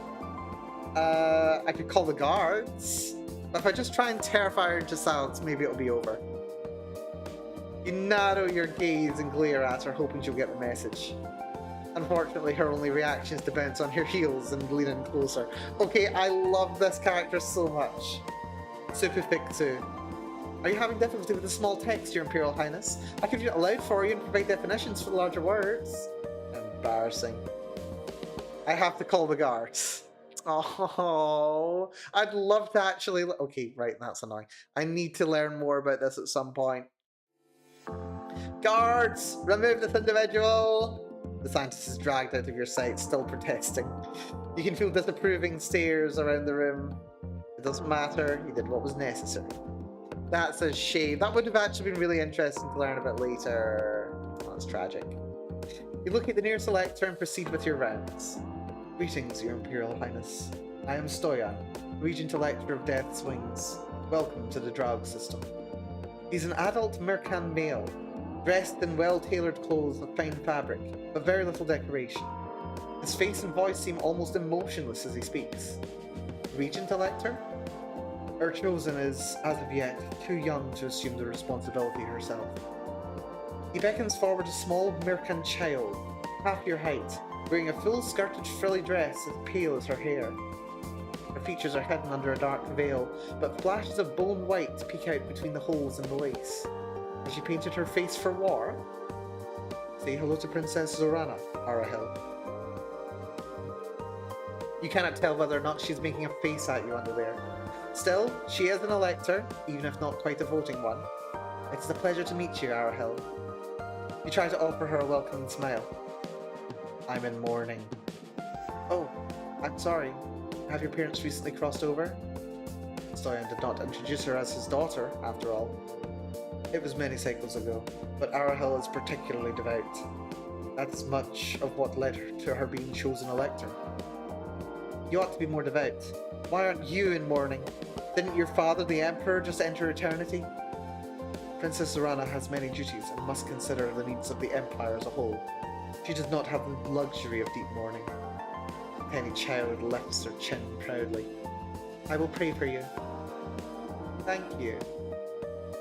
I've heard that the Emperor was engaged in some fascinating research at the time of his demise. I hope you intend to follow in his footsteps, with better results, of course. Perhaps. Do you really have a pet Ebon Blot? Yes. She folds her thin arms and looks up at her regent. I want a pet. You already have a great many skeletons. This child has skeletons as pets! You can't tell from his delivery whether those skeletons are former pets or current ones. Oh my goodness. Come now, let us have some punch and cookies. I suppose cookies would be acceptable. I'm sure we will speak again later, Your Imperial Highness. Terrifying. This child is incredible. Of course. You watch the two of them leave together, the regent guiding his ward without touch. There's no sign of a spouse connected to Stoyan. Arahel, of course, is too young for a betrothal. You sense that he probably has negative feelings about you. After a moment to refresh yourself, you seek out the other elector.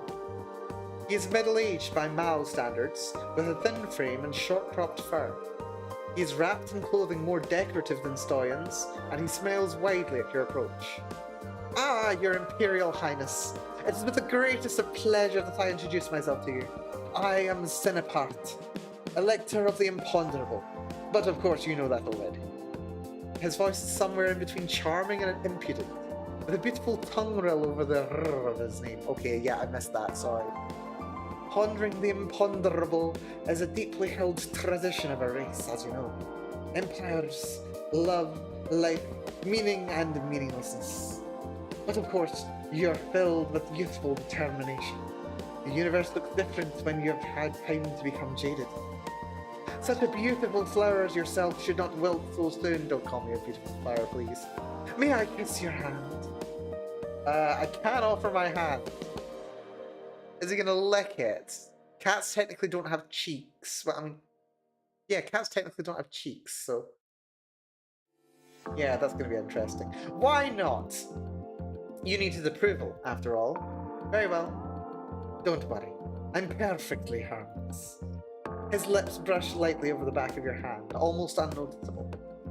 Truly a pleasure, Your Imperial Highness. If you'll pardon me, I have other visitors with whom I must avoid. I will await your call some other time. Right. Strange fellow. He isn't married, and he did seem to take some interest in you. But can he be trusted? You said he probably has positive feelings about you. Okay, well, we learned some interesting things here. We're currently on Daredevil. Let's get excited by playing some paddleball. Right, we are in Draug. We shall stay put. Let's have a little look at what we can do here. While Jubilee festivities are being held all across the Celestial Empire, you are personally obligated to hold a celebration here at the Heavenly Palace and entertain a selection of dignitaries. As a representative of the Emperor's legacy, you're required to make a speech. But first you must acknowledge your guests by welcoming the delegations from the 4 primary Imperial races. And that means you have to choose what order to acknowledge them in, which is absolutely guaranteed to please some and enrage others. Which group do you welcome first? Well, I mean, I'm Merkin, and the previous Emperor was Merkin, and most of the major subjects seem to be Merkin. But then we've also interacted with Merkin space the most.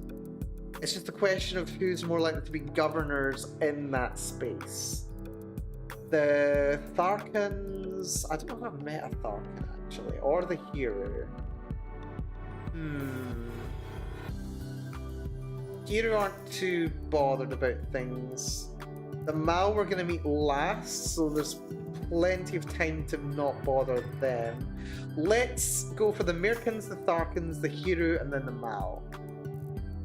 Which group do we welcome second? Actually, there's a Mao here, isn't there? Yeah, we'll prioritize the immediate. Let's go for the Mao. Then we'll go for the Tharkans. Then we'll go for the hero. There we go. Once everyone is assembled, you receive your cue to speak a few words. And etiquette has failed. Wonderful. Thank you all for coming here to help me celebrate my birth star. I look forward to having a great jubilee with lots of songs, dancing, and cake. Rhetoric has failed. I know I'm different from a lot of you, and we're different from each other, but the Celestial Empire is a land of many contrasts. No way! The Celestial Empire is a land of many contrasts. Thank you. We actually did the Simpsons reference. I love it. Oh my god, that's gold. Please, everyone, step forward and enjoy. The music swells and guests begin to circulate. Everything's going smoothly. At one point, a military drill squad in crisp dress uniforms demonstrates a sequence of synchronized rifle tossing and spinning, demonstrating the precision and skill. Ooh, that's fun. However, as the hours play on, your energy flags. You have so many other things that you need to be thinking about, and keeping a smile on your face is becoming exhausting. Etiquette and endurance, yeah, okay, so I lost the etiquette, it's a shame. You wonder if you can casually slide off your dancing slippers and step into more supportive shoes. Your feet are launching a rebellion. It won't just be your feet launching a rebellion at this rate. Right, we have lessons. Right, we haven't done a fantastic job. Etiquette is definitely overdue. We need compliant and social. I've been trying to work my way towards that. That will be the next one at the very least, so that's going to be good. Long overdue. What can I invest in just now? Condition... Tumbling could be very useful, I think. Could also do with a couple points into science. I'm going to go for double tumbling. Because there's been a couple of times that we've fallen, or we're going to fall. Some more tumbling would be very nice. Also, where did we get the lovely dress? Wait, that's a regular dress. It's fine. I got excited. There's a sound at the door. I am excited, funnily enough. Very appropriately. There's a sound at the door. Come in. The Vestarch enters, carrying a white box. Your Imperial Highness, I am tasked, on behalf of your father, with bringing you this gift. He ordered it in advance, so that it would be ready for you today. Oh. Will it be another message of disappointment? Another upsetting video? You open the box to reveal a pair of gleaming silver shoes. What does this mean, shoes right now? Gleaming silver shoes, covered over with intricate designs. They're beautiful, and stronger than they look. Perhaps your father didn't totally dismiss you after all. I should also inform you that candidate Lukomir has given a speech to the media, criticizing your presumption in claiming the Imperial Jubilee when you are not yet Empress. He said that it is an insult to your father's memory. Well, of course he doesn't improve. He wants to be Emperor. You're just going to have to work harder at winning favour. Right, okay, looks like we actually have missed an opportunity there, which is a shame. Let's have an interaction with Cinepart. Let's see what he's got to say. So let's investigate his background, first of all. You dig into the background of Cinepart, Elector of the Imponderable. Cinepart is a Mao of middle age. As a young man, he travelled widely and was known to dabble in trade. He has a taste for the finer things in life and continues to import luxury goods for his use. Cinepart has been married 3 times, each time to a much older woman who predeceased him. He has no acknowledged biological offspring. Several adult children of his previous wives have accused him of swindling their mothers and stealing their inheritances. At least one lawsuit is pending. That could become a scandal. It is also somewhat unusual to have 3 dead wives, even if they were all elderly. Might he have helped them along? Blackmail option unlocked. Very interesting. I don't think we need to blackmail though. Let's try negotiating. Maybe we can find something nice for him. Also, is that a sachet of catnip around his neck? I approve. Let's see if he's got something interesting he wants to say. He does like us. We'll see. You arrange for a private conversation with Cinepart.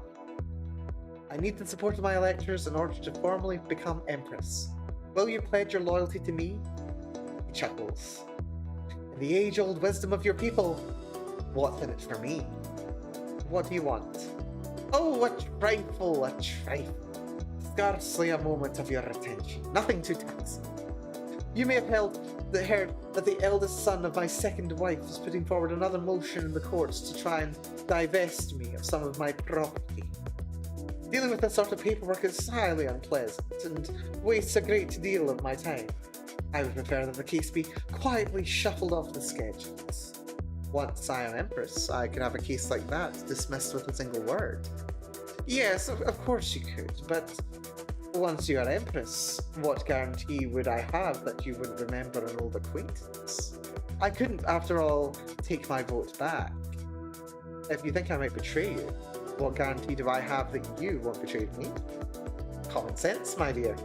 Cheating an imperial heir, particularly one who might become Empress even without my support, would be extremely short-sighted. If I pledge my loyalty to you, my dear, it will be in all sincerity. Here is my price. Simple enough, I would think. At least it doesn't sound dangerous. Right, an inconvenient lawsuit.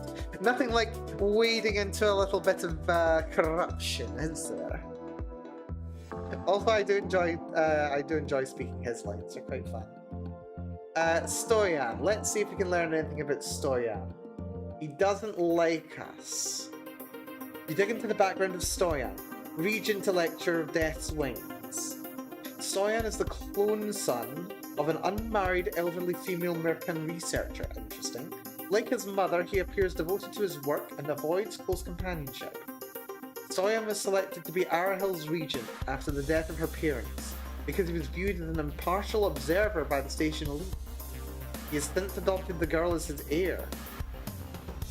There are no records of any romantic entanglements or scandals related to Stoyan.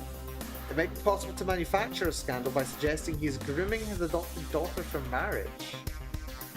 Ooh, that's a bit, that's a little bit sus right there, isn't it? But here we are. Social. We need to go towards social. We are long overdue getting some etiquettes. It is really important, and I can't believe that I've lasted up until my bloody birthday without any of it. Let's go to social. Let's mingle and chat. You invite some of the residents of the palace to meet you for drinks and conversation. Lovely. Right. We stay put. We see what we can do. Good morning, Your Imperial Highness. Another gift has arrived for you. However, there are concerns. This gift has been sent from Crystal Nova. Oh, now this is going to be interesting. This is going to be very interesting. Okay, what's going on here? Oh, your family. Okay, yeah, because my brother left. What's his deal? What is it?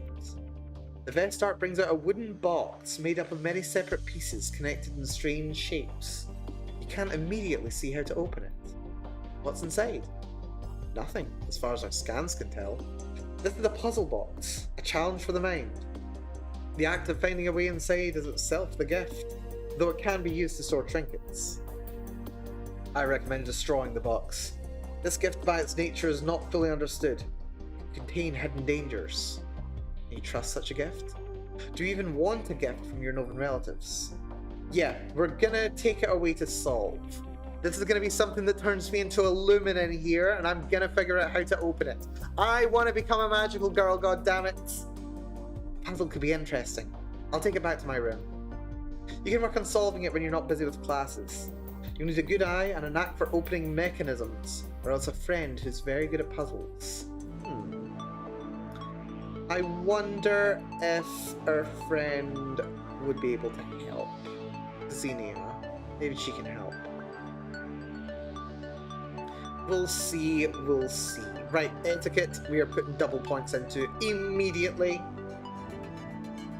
Double points. Student level etiquette, wonderful. You sit in your room, turning the wooden box over and over in your hands. Push this bit here, and you can slide this piece there, but then that spot is blocked and can't swivel. So, intrusion, repair, intrusion, visual arts, repair. Okay, intrusion, repair, visual arts. Out of frustration, you try shaking it, but no key rattles loose. There must be a solution, but you're just not getting it. You'll have to try again later. Okay, very good to know. Very good to know. So for that we need intrusion, which is in stealth, which we can get through secretive and cautious. Secretive and cautious are both down next to negative, so we'll probably spend a little bit more time around indulgent and social. Then we visit our pet, go to negative, then we can go to secretive or cautious. Probably cautious so that we can go to compliant. I've not had a compliant bonus before, so that'd be worth going for. Let's talk to Stoyan and see if he can give us anything interesting. Let's negotiate. You arrange for a private conversation with Stoyan. I need the support of my electors in order to formally become Empress. Will you pledge your loyalty to me? I do not oppose your ascension, but I do not feel comfortable making a binding pledge at this moment, particularly as I am only acting on Arahil's behalf. Precisely. Oh, hello. I didn't know you were listening. I am an elector. You're also a small child. I cannot comment on her behalf. I do not know you well, or what you would bring to the Empire. For now, I prefer to wait and see. Is there anything I could do that would convince you, and Arahil, that I am the right choice for Empress? You must take a message from the lost gods of destruction. Wonderful. We've got another tuny here, but this one's arguably even more tuny than the last one. You want me to pray? A physical message, written in the ice. You're aware that one reason the Empire maintains outposts in the Drow system is to search for signs of past civilizations and clues to what destroyed them. One of the largest planetoids in this system is made up of broken ice, deeply cracked and crazed throughout its entire body. Some of the crevices are large enough to fly a squadron through. Expeditions into the frozen depths have sometimes found patterns of cracks that appear symbolic, suggesting an unknown language. I believe Arahil wishes you to find such a sign. And don't steal it! The museum would certainly be the easiest place to find an ancient ice message, but if this child is so fascinated by them, she might recognize anything already known. Venturing out into space yourself, however, could be dangerous. Unfortunately, it might be the only way to secure this vote. Signs in the ice. Ooh, that sounds fun. For this, we definitely need piloting skill. We definitely need piloting skill. Fortunately, I've already got 15 points, but is it enough? That's the question. How do I get more spaceships experience? Secretive and bold. Okay, maybe we do move towards secretive. Negative and then secretive. Very interesting. Also, I could do with more advisors.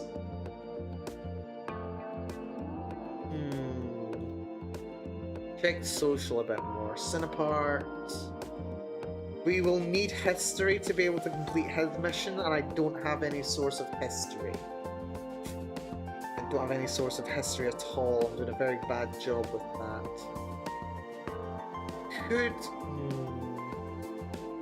You're good at trade. I think we can offer you a cabinet position. You arrange for private dialogue with Cinepart and lay out your offer. In exchange for your electoral vote, I'm willing to grant you a role within Celestial Ministry. You'll be one of my closest advisors with influence on Imperial policy. Well, a ministerial position. That is a rare jewel. Now, my dear, what position did you have in mind? I think we make him Logothete of Commerce. Makes a lot of sense. He does do quite a bit of trade. I think we can do that. What a delicious opportunity. Very well. I accept. My knowledge and my vote are at your disposal. That also means that I don't have to worry about law for a little bit. Economic skill of 50. Very helpful. Right, we've got him on side. This one, however, is going to be a little tricky. Right, what else do I do? I think we go for Amoebus. This will make us negative. And then I can learn how to do a bit more piloting. We are beating out Lucamere, which is wonderful. Although, I can't help but notice negative space is on the screen.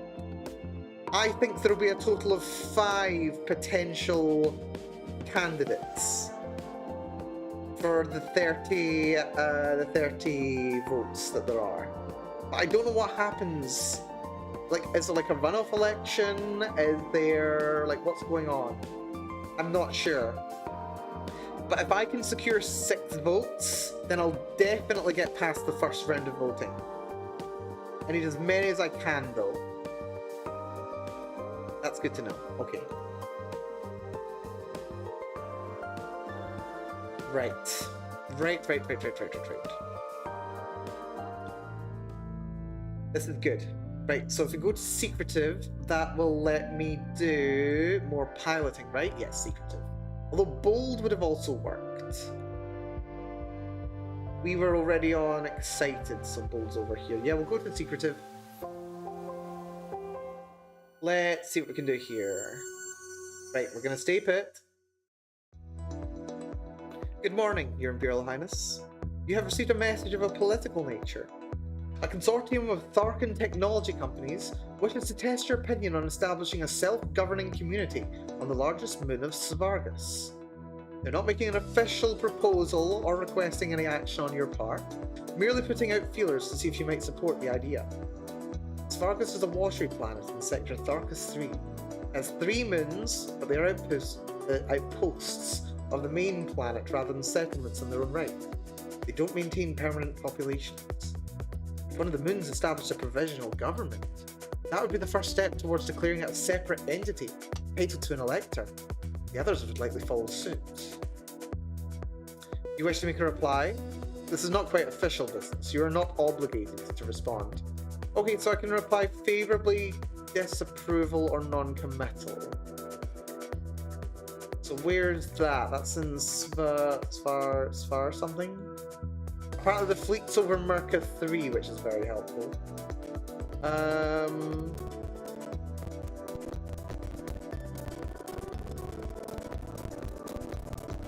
I don't remember which system it was in. My memory is terrible. Is that it? But that space over there that we're going to check out later, that's here too. I forget, my memory is hideous. My memory is utterly hideous. I can scroll, that's fine. Svargus... Tharkus 3. Okay, Tharkus 3. It's over here. Right. So these moons would end up having systems. So, okay. So this place currently has 1 vote. But if I wanted to, I could create the circumstances that would allow this place to have 4 votes. That would make this system quite a lot more influential. Like, currently it's got 1. We're playing electoral college rules here, which is very fun, by the way. Do we assign more votes to Tharkus 3? I think we do. I'm just simply interested in doing it. Let's reply favorably. I think we could use new voices in the comitia. I don't make any promises, but suggest I'm interested in exploring the idea. Very well. Right, spaceships, we put double points into piloting, that will get us up to 45, which is very good. We'll maybe even stay here, get 2 ranks of layout, and then boost piloting even further. That could be good. Student level piloting, we could probably do it better. You try again to make sense of the wooden puzzle box. Hold to your ear and rap on it with your knuckles, listening for hollow spots. You scratch your nails gently over the surface of the wood, checking for hidden seams. Press, pull, poke, twist. Stupid box. So intrusion, repair, mood turn negative. God damn it. I want to open. This is pointless. You can't afford to waste any more time on the Novin's stupid gift. Probably designed it to drive you crazy. You call a servant to dispose of the offending object. Out of sight, out of mind. Well, there goes my chance to be a magical girl. Tragic.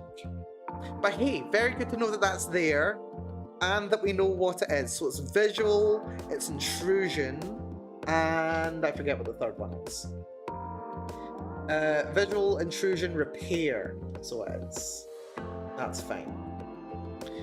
Right, we already have 45 in speech, or it's not speech, it's piloting. Let's do a quick save if we can. Drop a little save. What I'm going to do is I'm going to try and do this mission. If it doesn't go well, we will stop and we'll go and do something else. In order to search the shattered ice of Draug for mystical signs, you need to fly through the system in a small ship. You've handled the helm a few times, but you're not a highly skilled pilot, and rocks tumbling through space can be chaotic. Are you sure you're ready for this mission? Let's give it a shot. Think what happens. We die, we reload. And our mood is now determined. Right, that's useful. You steel yourself. You can do this. You check out a personal flyer and head off into the dark debris of Draug. Love the alliteration there.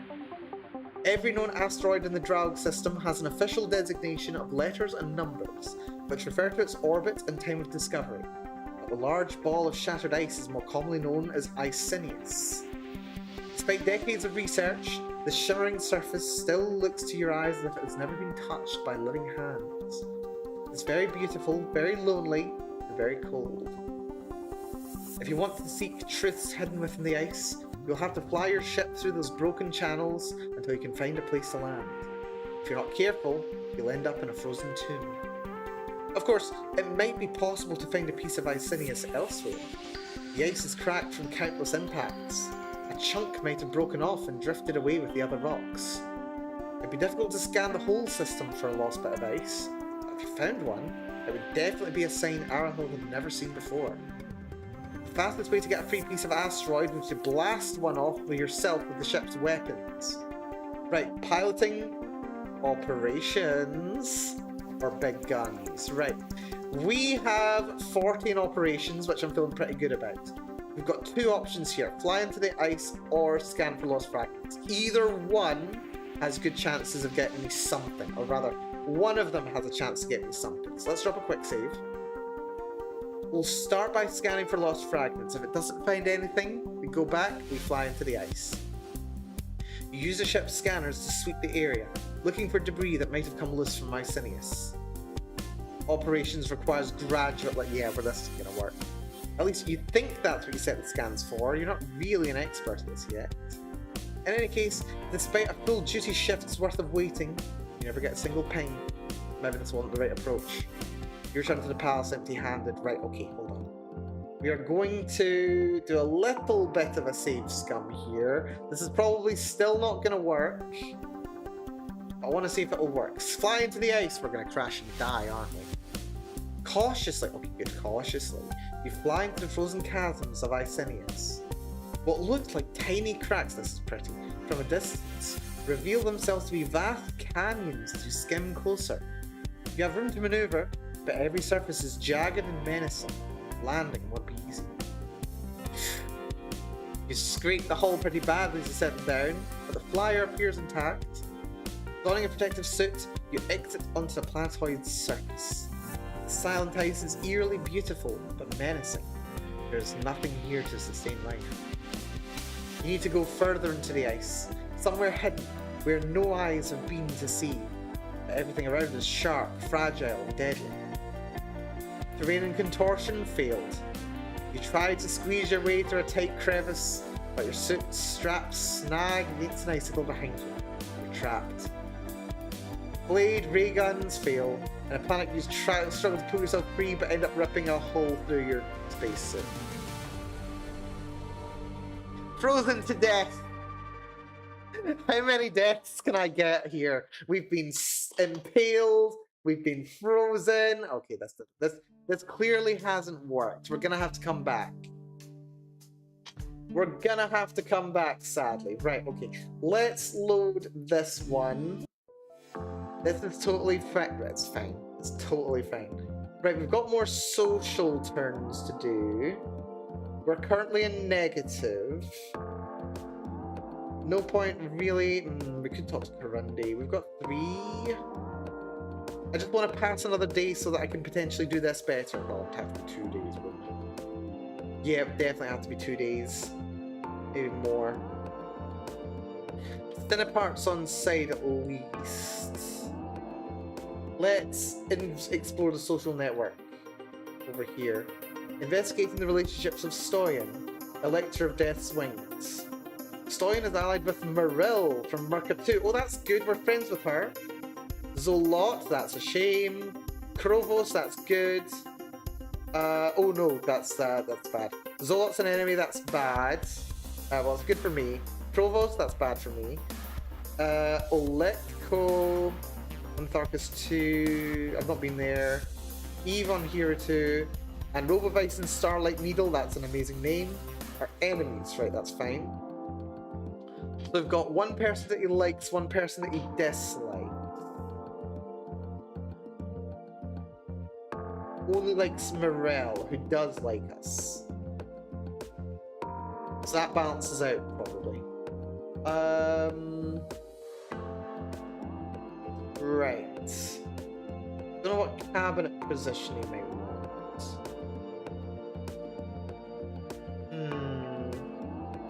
Impartial observer.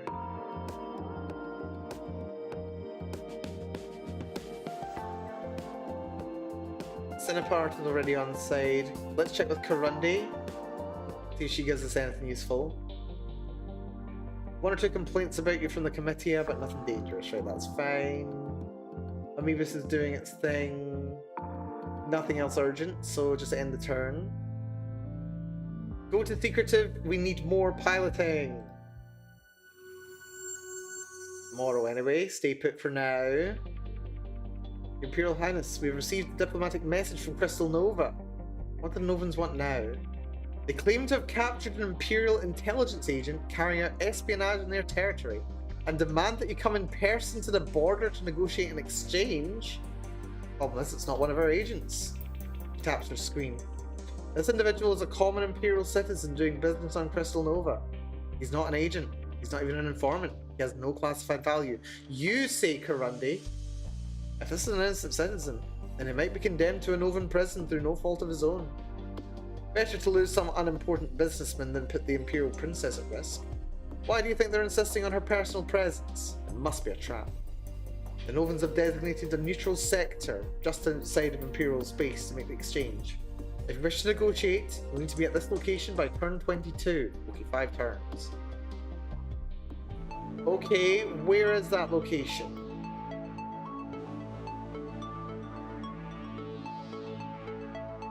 Where is that location?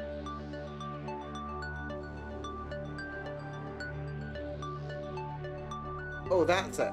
Okay, 1, 2, 3, 4, 5. Okay, so I have to make a beeline there.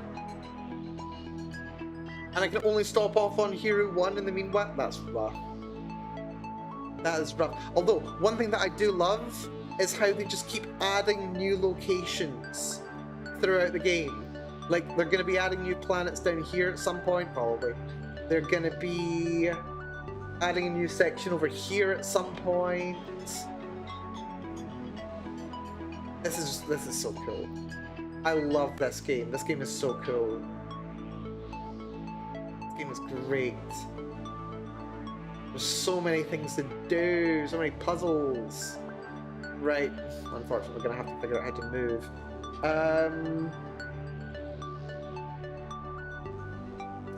Yeah, I'm gonna have to come back to that quest, I think, sadly. Put 2 points into layout, I think.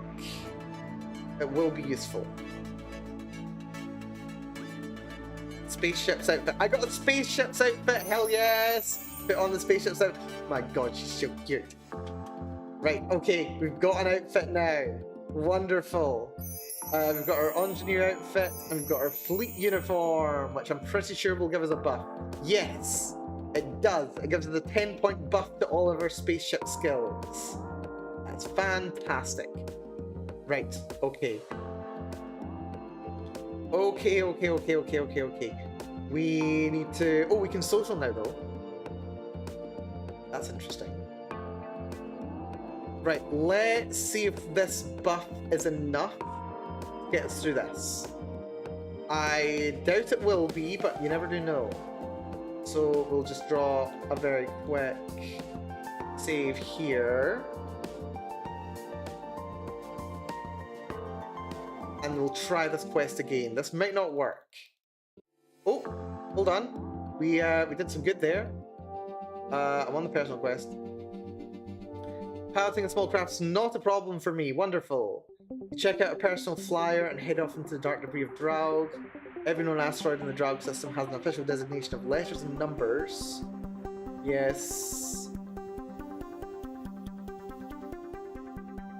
Right. We've got operations, scan for lost fragments. We should be able to do this. If we fly into the ice, we die. We still haven't fixed that. But I should be able to scan for lost fragments. At least that's what you think you set the scans for. We failed. Right, that's annoying.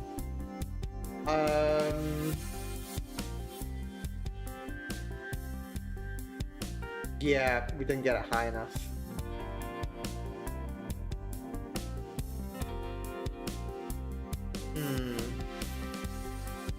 Unfortunately, even if I did... I mean, if I did take the buff, it might be enough. Hold on. I scroll back. Piloting is practiced. Scan for lost fragments. It wants me to be graduate, so that's probably 75 check. That's a shame. That's a damn shame. That would have been very handy. Maybe I can find a better way in. Maybe now I can... Oh. Maybe now I can fly into the ice into a better location. Nope, still not good. That's a shame. We died again. Right, okay, that's clearly not gonna work. That's tragic. Okay. Just end social turn. And Oberod of Tharkus Prime has pledged to vote for Lucamere. That's fine, I can live with that. We're at 4 all. Do I become determined? Do I stay secretive? I think I stay secretive for now. Wait, do I not get the option to skip? Do I not get the option to skip? Do I have to do something? That's annoying. Right, in that case... I did want to put more points into operations. Secretive and bold. Bold... is relatively close. Let's go to organized closets, that's fine. We're now determined. Let's try and make this meeting. I think it'll be interesting, even if we can't go magical girl. I think they're trying to make me become a magical girl, and I want to become a magical girl. I think next time... Then again, it could spawn somewhere randomly. I really like this system, by the way. This is great. I'm all over this. I'm all over all of this. This is wonderful. Let's continue on. We might lose them, but at least we'll be good at flying. Entering deep space. For once, nothing has summoned you from your bed. Just the usual pile of routine dispatches and updates. The Vest Arc has sent a reminder that the Agonaglia, a major religious festival including blood sacrifice, will take place on turn 24.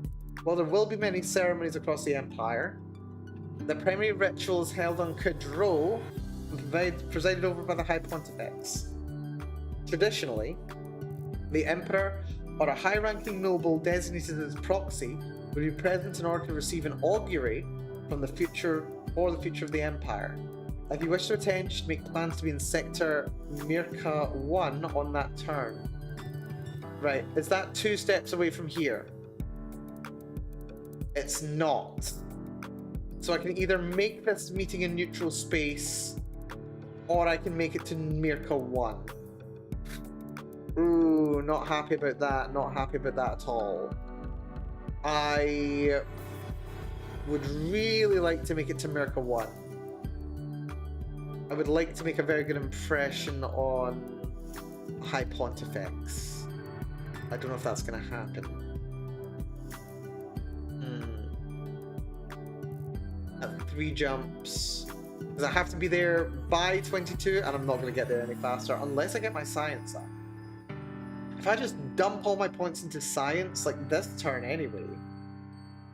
Yeah, if I dump my points into science this turn, then my science will go up to 40. Let's see. First Imperial colonists have arrived safely and begun to set up basic accommodations. So far, the train appears to be in line with the survey data. Everything's proceeding smoothly. On with your day, lovely. Yeah, why don't we put points into science? We might be able to get an extra movement speed out of it, in which case we'll be fine. Student level science, 20 points, doesn't say anything about anything useful. Cinepart has joined us, which is very nice.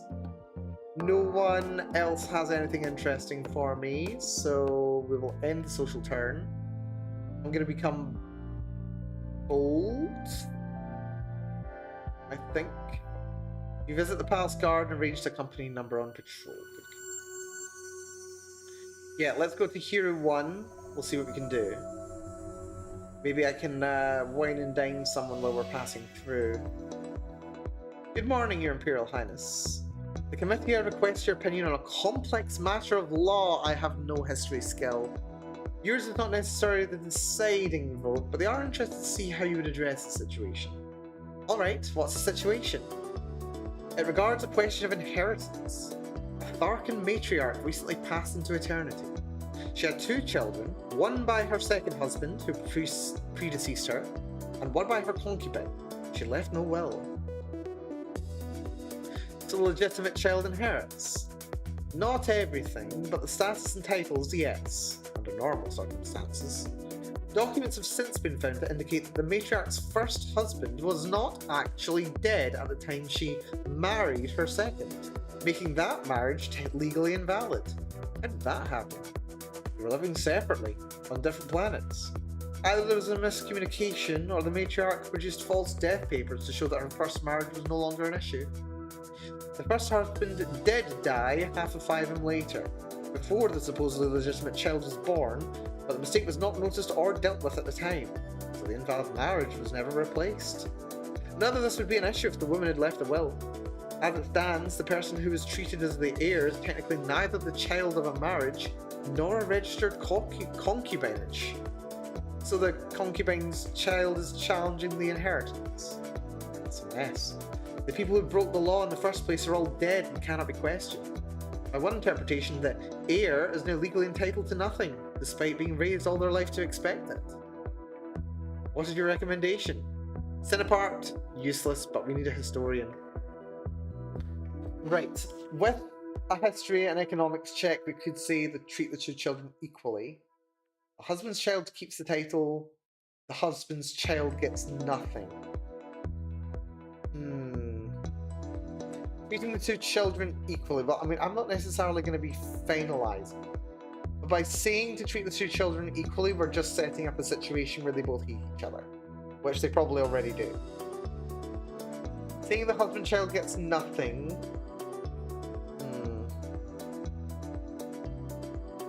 Nothing at all. Talk about disgrace nobly.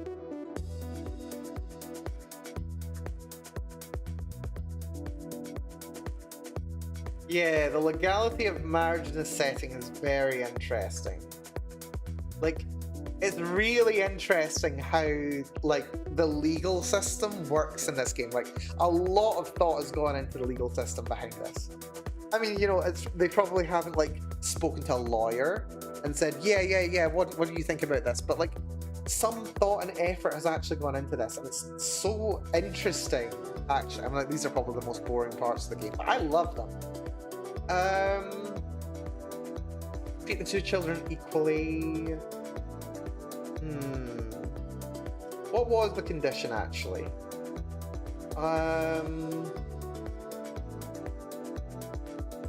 First marriage wasn't annulled. She did have a concubine, left no will. The children of her second husband, but technically she wasn't married to her second husband, at least in terms of law, because the marriage was annulled. It feels like it does go to the concubine kid. But, like, I don't know. It's still her child, regardless of the state of the map. Yeah. I'm gonna say treat the two children equally. I think this will probably get shot down, but I think this will be important. We failed. I don't want to disinherit the first child, but the second child is the case too. The fair solution is to treat them equally and split the estate between them. Very well. Yeah, it feels like it makes sense, but yeah, with a bit more history, I could probably have learned a bit more, but still. Right, let's go for science. Double science. I want more movement speed. Streamline the process of preparing for the Heavenly Palace for a jump. Wonderful. We can now move one warp point further away during navigation. That's what I hoped for. Science graduate success. Ooh, special events. You walk away from the final science lab with a sigh. You spent more than a treason porting over experimental records, journal entries, and messages sent between your father and the hero's scientist 3 Fort Lightning. You scanned the scientist's shelves and shaken out its eccentric clothing in search of crumpled notes. You've personally walked through every relevant lab and stood where they would have stood to view events from their perspectives. You have carefully handled the remains of the failed warp gate, and nothing makes sense. 3 Fort Lightning was an eccentric outsider. His theories were viewed with rightful skepticism by the larger scientific community. The hero was thrilled to have the opportunity to pursue this research with Imperial backing and produced enthusiastic reports on a regular basis. Those records reveal nothing but failure after failure. Every test imploded. It never raised alarms because the tests were always on tiny amounts of material and the damage was safely contained. Perfectly normal for this level of research. The research wasn't going anywhere. There was no sign of meaningful progress. No scientists looking at these results would even consider setting up a radical test with living subjects. The chance of success was absolute zero. If 3 Fort Lightning came up with an entirely new approach, like a flash from the void, something that actually worked, then it would have to have happened that very night. But every shred of evidence would then have to have been destroyed in the accident, leaving no clue. It seems improbable. Mazarin testified to the cabinet that the Emperor received a message summoning him to the lab to witness a breakthrough. Unfortunately, you can't find any record of that message. What you did find was the opposite. A message from the Emperor telling 3 Fort Lightning to meet him in the lab that night. Conspiracy. Your father was not a stupid man. It's hard to believe what he would volunteer for a wild experiment with no history of success. And yet that appears to be what happened. Why would he have done something so obviously, foolishly fatal? Was it murder, suicide, or an accident? I'm inclined to say it was an accident. Sometimes even smart people do stupid things. Maybe Three-Forked Lightning thought there was a breakthrough and was wrong. Maybe the Emperor was overly excited and insisted on a test without the proper precautions. Whatever happened, it killed them both. You've got to accept that you will never know the truth. It happened. It's over. There's no point in investigating any further. This is your life now. That's a bit of a sad note.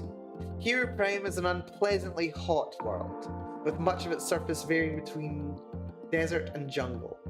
The currents and storms where air masses mix are reportedly spectacular. It's no wonder that this is a source of a flying species. At the same time, their own natural wings may have discouraged their technological development. The hero had not yet developed spaceflight when the system was discovered by Imperial explorers.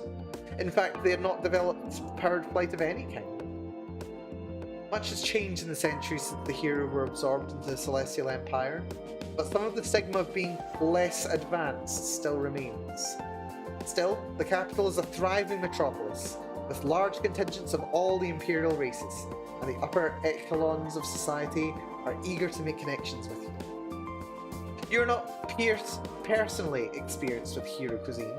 The household staff of One Bite, one of the two electors of the hero homeworld, has offered to cater the reception. This would ensure that the menu is appropriate to local tastes and customs. But if there's any conflict between the two electors, allowing one to have so much influence might offend the other. There's nice science success, lovely. There's also the issue that hero have no capsaicin receptors, which means they don't experience any sensation of pain from eating the hot peppers that are common on their planet. They simply enjoy the taste. I love capsaicin! Allowing the hero to cater would be a very spicy experience. Well, I mean, let's have a little look. We do have good endurance. I think we should be fine. Okay, it's not amazing endurance, but I think we should be fine. Like, for some spicy food, I think we should be fine. I accept the catering. The hero should be pleased by your acceptance of their culture. As the reception gets underway, you make the rounds, nodding and smiling, sampling the colourful, bite-sized foods being offered. You received a full menu listing from the caterers, and made a note of which items are more or less likely to be spicy. With that in mind, you're careful to have a drink available before you decide to taste something risky. Some of those spices smell delicious. You glance around at the sea of feathered faces. Telling one hero from another can be tricky on first glance. They all look a bit alike to you, perhaps because you've never known one well. Hero are rarely seen in the Mercan system. Gender is considered irrelevant personal information among the hero, discussed only with their mates and their doctors. Their unusual naming conventions provide no clues on the subject. With so many local guests, it is difficult for you to pick out the electors among the crowd. Of course, they are here to meet you, and will no doubt seek you out. You stand and wait, projecting your best royal aura. Suddenly, you become aware of a disturbance at the edge of the room. You move a bit closer to try and see what's happening. A hero in rich purple robes appears to be struggling with one of the palace waiters. Has it had too much to drink? Oh, intrigue from Karundi, thank you. Wait, that's not a server. That's an internal security officer operating undercover. Something's wrong here. Is that hero an assassin? Whatever's going on, you'd better not get too close. Use let security do their work without disrupting the reception. It could leave a terrible impression on the rest of your guests, especially if they believe that someone's being treated with violence because they're hero. You need to provide a distraction. Quickly you move to the front of the room, picking up a silver handbell and ringing it to draw everyone's attention to you. This is going to go well. Rhetoric fail, etiquette success. Wonderful. Thank you all so much for attending tonight. This is my first time visiting Hero Prime, and I'm excited to see so many new faces. I hope many friendships and new connections are built tonight, and that we can go forward into the future together. There's a scattering of polite applause. It wasn't much of a speech, but it at least showed good intentions.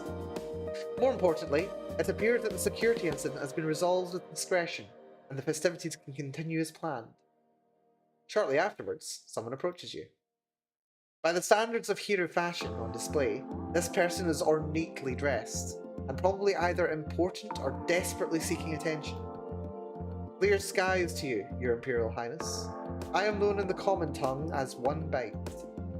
Aha, this is one of the electors. Greetings to you as well, Honourable Elector. My compliments to your household for the food. It's quite delicious. I believe this is your first visit to our footstool, Hero Prime. Believe? You literally just said that. Yes. I am sure you must have a busy itinerary. What with getting to know the territory, all the various divisions, the monuments to past events, the Prime Minister's office, the pilgrimages. It is a pity you were not able to make yourself better known to our people before finding yourself in these tragic circumstances. However, we look forward to building a fresh Imperial relationship with no priors. The words sound friendly, but there's no warmth behind them. You sense that it disapproves of you somehow. Thank you. It waves its arms, streamers fluttering. Yes, contact my office when you're prepared to learn. With that, it sweeps away to rejoin another hero, probably its spouse. You sense that it is hostile towards you. Okay, that's not going to go well. Several splits later, another hero ambles in your direction, propelled by coughs and nudges from a handsome young Merthin man who waits behind us at a polite distance. What's going on here? Feathered as they are, the hero take an eccentric approach to clothing. Where One Bite seemed ornately overdressed, this individual looks like he can barely manage to keep anything attached. Ah, hello, Your Highness. Your Imperial Highness. It's a pleasure to make your acquaintance. I am known as Three Rocks Nestled. It scratches its head awkwardly. I'm afraid I'm a bit behind on my updates, and there wasn't much information available anyway, so, tell me about yourself. What? Your interests. Things you like to read. You don't particularly enjoy reading for fun. You have too many other things to do. But what impression do you want to give of yourself? Deception, knowledge, admit I don't like reading. Right, knowledge. I've got 60 in science, and also intrigue. Knowledge, that's not any one of these stats, is it? No, so it's one of these. So yeah, probably academic books. Deception, I don't think I've got anything in deception, do I? I don't think I do. No, I'm pretty sure I don't. I didn't see it actually. Where's deception? There's deception, it's an interaction. Right, talk about academic books. Most of my reading is focused on my responsibilities to the Empire. Fail, success. Keeping up with the latest scientific developments and so on. Fascinating, isn't it? Do you have any pets? An Evan Blot? Excellent. It pulls up its little notebook and scribbles something. Oh. Yes, we'll talk again. It walks away, still writing. The Merthin you noticed earlier looks exasperated and takes a few rapid steps to catch up with the Elector. What an odd bird. You sense it probably has negative feelings about you. Oh, that's disappointing. As the reception winds down, your security team draws you aside for a discreet update. The disruptive guest earlier was apparently a hero's separatist, attempting to strike a blow against the Mirkan overlords. Ooh. We dodged a bullet there. They assure you that exactly the same thing would have happened if it had been your father holding a gathering. This attack was not about you personally, but what you represent. No connections to any electors or larger factions have been detected. This incident should have no further political consequences. Should being the operative word. We'll see how this actually goes. Does that make it any better? Not much. Right, so we've learned about One Bite and Three Rocks Nestled. Very interesting. Reject Elector of Tharkus Prime has pledged his vote to Lukamir. That's a concern. He's overtaken me. Right. What skills do I want to develop? I would like to develop spaceships, secretive or bold. I'm not close to either of them. Secretive's here, bold's literally the other side. Could pet my pet and then go secretive. Indulgent or cautious or compliant? I mean, it's got to be cautious or indulgent, right? Cautious or indulgent? What's got to work? Arts would be indulgent. Cautious, I think is environment, isn't it? Yes. Engineering as well.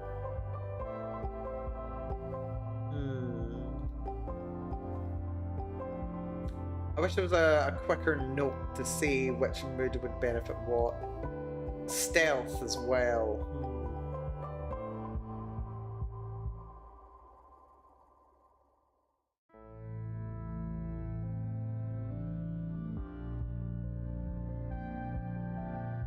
More emotion could be good, I think. Yeah, emotion. Let's go for indulgence. We'll relax by the pool. I've never done that before. You enjoy yourself lounging out the side and then splashing around in your own private pool. Okay, can I take a little moment to just like note the artwork here? Like, okay, so the artwork is actually quite nice. I love the colors of the art. But like the thing is, it's very clear that the art is not the focus of this game. Like the characters, yes. But this art, this is what would I call this art? This art feels like color-wise gorgeous. Like, do not take me wrong. Color-wise, it's gorgeous. In terms of like the actual drawings, it's very much right. We need to draw a pool, draw a shape. We need to draw a water slide, draw a shape. It's very serviceable. I think it's what's the word? It's got a distinctive style to it. And the style comes through mostly in the colors. The color work is fantastic, and it carries the artwork of these scenes. It feels really good to be in these scenes, even if the drawings themselves are not necessarily the best drawings that are there. And the character art's all fantastic. I love the character art. This is not to say that it's bad, by the way. This is just something that I'm noting. Just that, yeah, they very much went for just like, yeah, just slap a shape down. To be fair, it's all it needs. It's all it really needs. But yeah, I like it. I like it. Plus the galaxy map is just great. I love the galaxy map. Right. So, we can do a double hop over to deep space over here. We have to move, sadly. So we've dropped in on Heru. I can't stand here. We need to make it to neutral space. If we do it in 2 turns and we get there on 21, we can get there for 22. We can get there for 23, which is what we need to be able to make that appointment. So science was a worthy investment. Let's go to... Oh, that's interesting. I could go to Heru 3 just now. I would still get to neutral space on time. I'd still get to Merca. I don't think it's worth it. Let's just go straight to deep space. Go straight there. Your regular batch of dispatches and updates includes more news on the ongoing colonization project. A number of colonists are reporting symptoms such as low energy and brain fog. Oh no. They've got long COVID. Oh god. No medical cause has been identified. The Greb are concerned that some allergenic substance on the planet may be triggering negative reactions. It's also positive it's mass hysteria or the colonists just slacking off. Let's not think bad of people who've chosen to go boldly into that great unknown. Well, if they want the benefits of their new homesteads, they'll have to find a way to get the work done. That's concerning. Right, yeah, let's go for double menace, and then we can put more points into allure.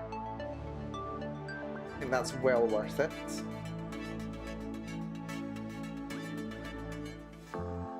Plenty of menace, lovely. Right, anyone else we desperately need to interact with? Not really. Not really at all. Cinepart, it's probably worth having a look at your social network. Just so we know who to ally with. Zolot, Rejd, and Jade. You don't like Milan, that's fine, I don't like him either. And Ixel is another enemy of yours. Right, okay, so Ixel probably won't like us then. Ixel probably won't like us. That's interesting. Let's check our moods. We're indulgent, we can go social compliance. Probably social again.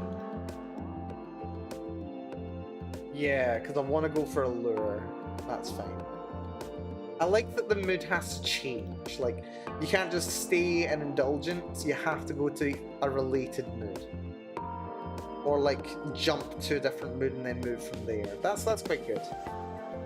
It forces you to stay on the move, unlike in Long Live the Queen, when you could very often just be stuck in a mood and have no way to get out of it. Or it would be, like, very difficult to get out of it and then into a mood that you do want to be in. So yeah, I like it, I like it. Right, nothing else we need to do when it's social. Let's go to dinner party.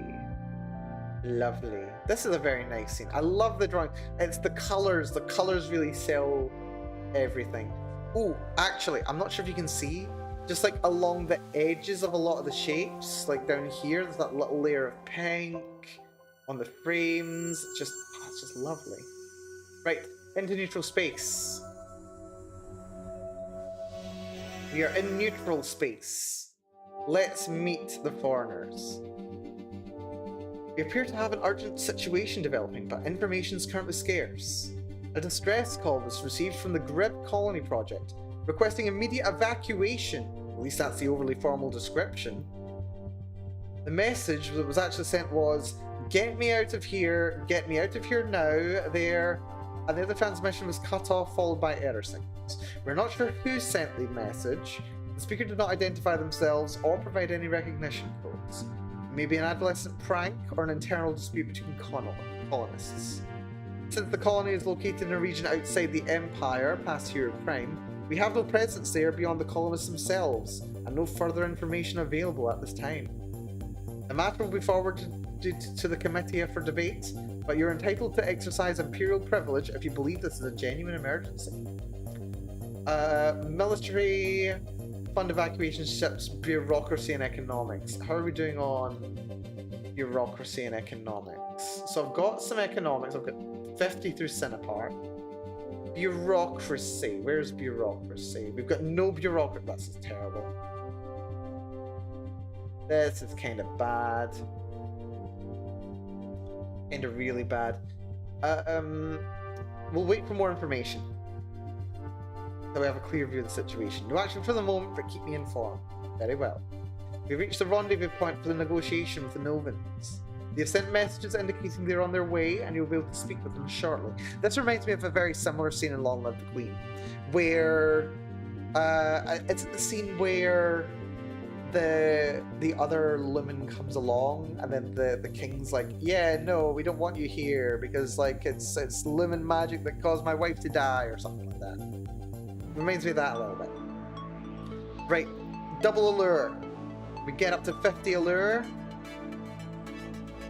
And we've got the emotion outfit, the Golden Empress outfit, with a bonus to emotion skills. Yes, please, we're not going to be... Holy crap, that's impressive. Right. Practice level allure, wonderful. And Ksenia. It's been too long since we've had a conversation. Honestly, I almost forgot you existed. Zorana, I was looking for you. We're going to be around Kidro for Aganaglia, right? Yes, we are. That's the upcoming religious ceremony on turn 24. I mean, you don't have to... You could say, like... Oh, wait. Oh, no, it's fine. Turn 24. Like, a turn is the name for a day. It's fine. Or, well, turn. Yeah. Yes, I intend to. I'm going to be on my way. I'm planning to be there, yes. Great. This means I get a guaranteed ticket to the Basilica of Shadows, right? Because I'm your celestial ministry. The High Pontifex might touch me with their own blood-soaked hands. Oh, right. This is very much a Roman kind of Pontifex situation here, isn't it? She does get overly excited about religion sometimes. Actually, since I'm not Empress yet, my ministers don't technically have the full ranks, so no, I can't guarantee you a seat. Oh. You should still go, though. It's a great opportunity for you to be seen, and you look so dramatic. I already said I'm planning to go.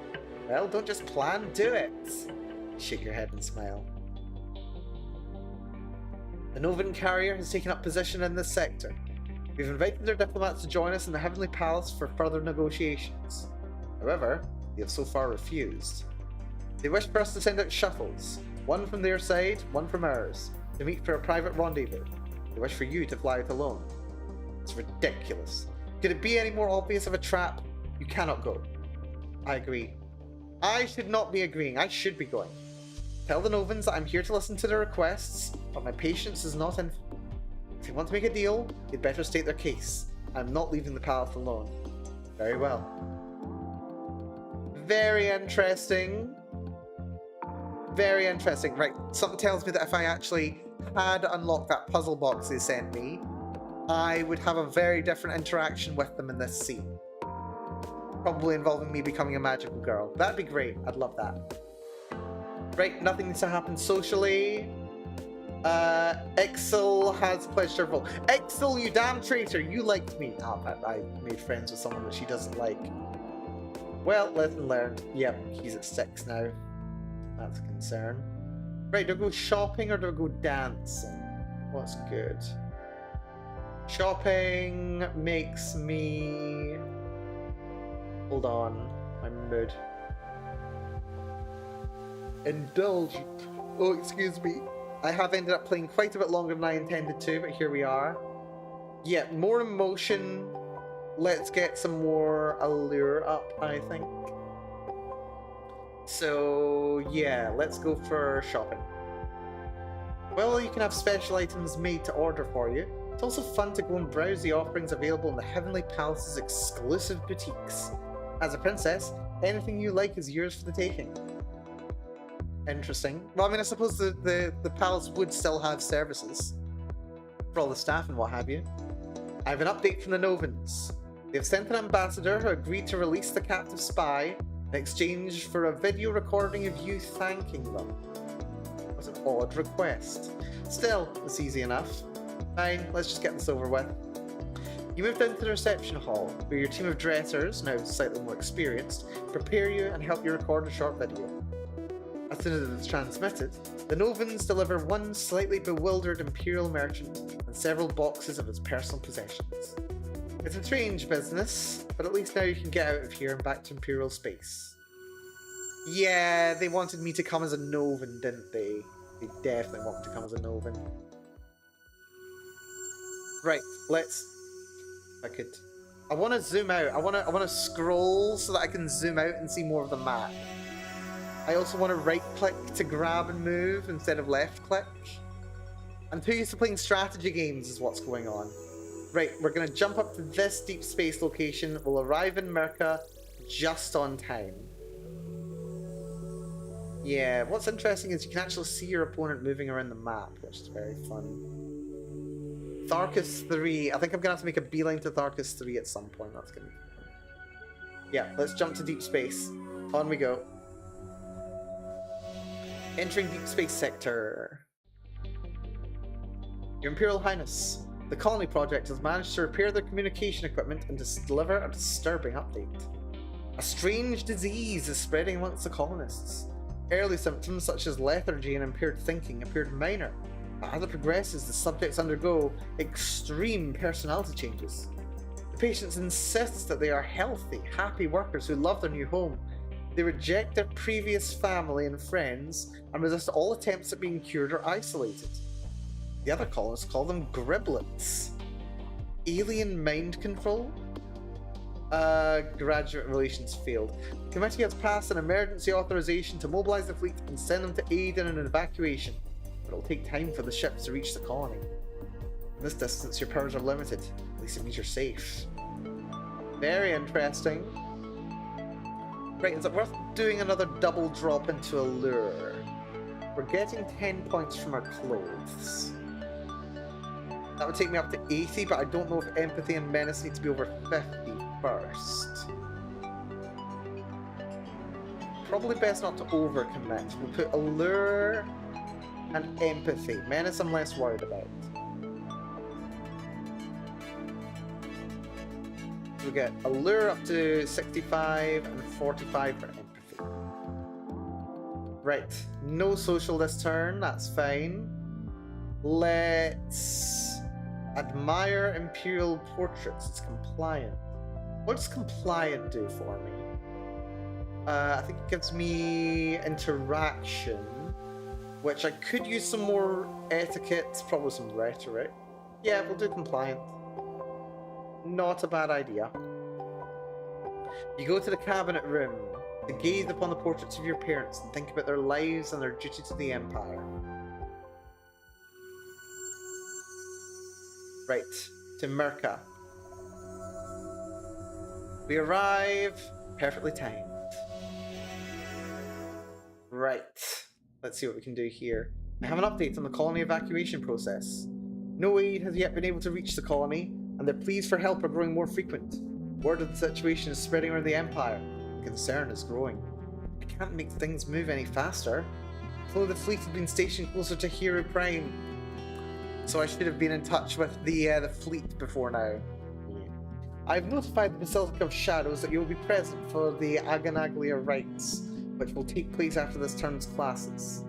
However, they returned a strongly worded suggestion that you not attend. Apparently you are in disfavour with her All Holiness. So I came here for nothing? That's not fair. Storming the Basilica will not do your prospects any favours. When you're Empress, her tune will change. Right, okay, we've been making some significant errors here. She doesn't like me, so she doesn't want me around. That's fine, I didn't want to hang out with her anyway. We're going to do etiquette and rhetoric just now. Get up to 45, get that to 15. You sit in your room, checking the latest feeds. Recordings from the Aganaglia rites on Kadro show Lucomir standing tall and proud in the front ranks as the High Pontifex lifts the sacrificial the fiend he got in my way. That position would have been yours if you'd been there. Damn it.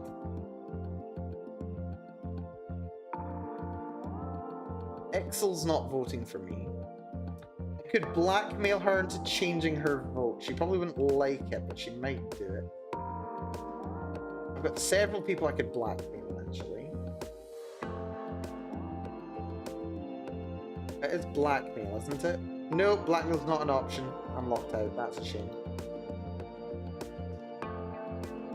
This is bad. This is bad.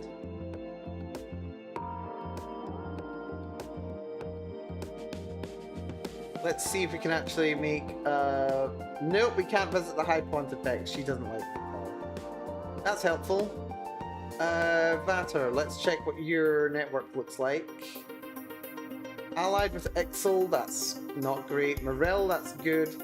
Rippling Eternity on Hero 4.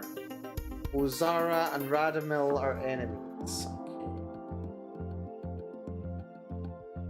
Nothing else I really want to do socially. Let's check Krovos. Chapadok on Hero 2 is an ally. Ixal, Stoyan, Radamil, and Eve are enemies. Right, that explains why Ixal changed. Do we go for cautious? What does cautious do for us? Body control doesn't help. Stealth is definitely cautious.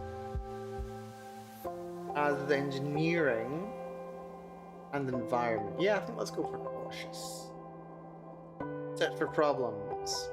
It's the duty of a good leader to find and solve problems before they blow up into emergencies. You walk around the palace, checking in with different offices and looking for anything that needs to be set right. You venture into the palace arboretum. Ooh, this is new. High-ceilinged room filled with trees and other plants that provide fresh fruits and nuts. An unhappy-looking gardener is standing beside one tall blue specimen, a pair of long-handled shears in his hand. Is something wrong? He looks at you, then back at the tree, then bites his lip. There's a canker on one of those branches on the underside. I think it might be a Bacorian fungus. The branch needs to be trimmed before it spreads, or the whole tree might grow. He indicates a long ladder leaning against the wall. It's high, so I need a ladder to reach it. When I get up there, I can't see the branch anymore, because the angle's wrong. Could you help me? How? If you got the ladder, I can tell you which branch to cut. You eye the ladder. It's a solid workman's ladder, clearly used for this purpose all the time. But you can't help feeling uncertain about the prospect of climbing it while holding gardening equipment. Wouldn't it make more sense for you to climb and me to point out the branch? It would. You can see the canker. Can you see the right branch? He points up into the tree. You know that a canker is the name for a dead patch of bark, which can have many causes, including fungi and bacteria. They can be quite small. You're not an expert in this sort of tree, and the high branches are thin and far away. None stand out. No, I can't. That's why I have to be the one on the ground. If you'll help, I'll hold the ladder while you climb, and I'll hand you the shears once you're safely up. He's clearly worried about something and seems to be in a hurry to get this done. If he's trying to hide some failure on his part, why is he pressing you to help? You're usually the person staff would want to hide mistakes from. Something's not right here. I'm sorry, I'm very busy. You'll have to find someone else to help. You hurry on to the next apartment, making a note to send someone to check on that tree later. Yeah, that was an assassination attempt. Don't tell me it wasn't.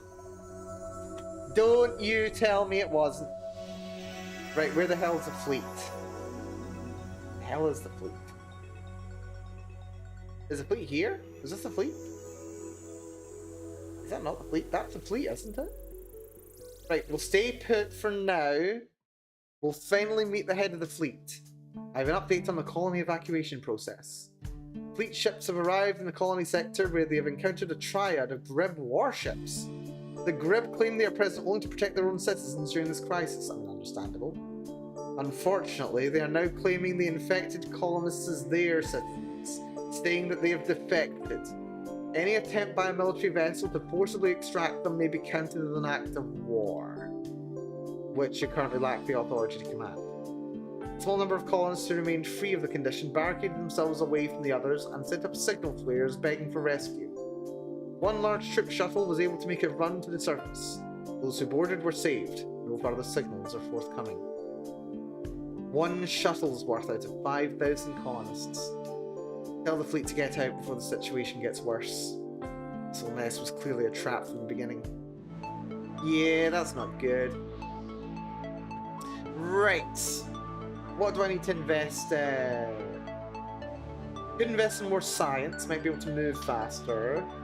Could also be good to start getting some history because that's important law. I don't have a good lawyer yet. In fact, I really should be filling up council positions quite a bit more, shouldn't I? That's probably an error that I've been making. Actually, it's almost definitely a problem that I've been making. Never mind. And they also need to be allied with me to appoint them to the cabinet.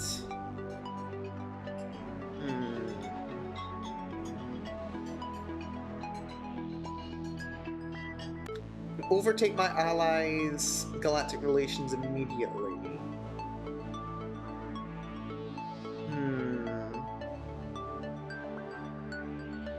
Alternatively, I can actually invest in some of these. Terrain I've been neglecting. Intrusion, I'd missed the major reason to get intrusion. And repair. Terrain I still could get some use out of. Put some points in terrain, I think. Still got that icy mission to do. 30 points in terrain. Lovely. Okay. We can appoint people to council positions even if they dislike me. Zolot, I couldn't tell whether he liked me or not. Vather, I can't really tell anything about. Milan won't want to talk to me. Ixel. I don't know what Ixel's deal is. Provost can't take a council position. Milan's too busy being drunk.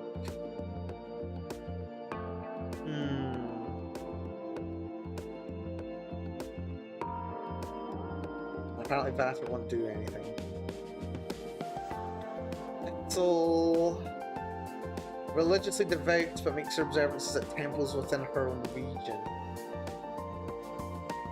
Large number of children. Since she's religious, it might be worth giving her the religious cabinet position. She won't return calls. Okay, never mind. That clearly won't work. Thin part we've already got. Vatter's not willing to do anything with me. Provost won't do anything with me.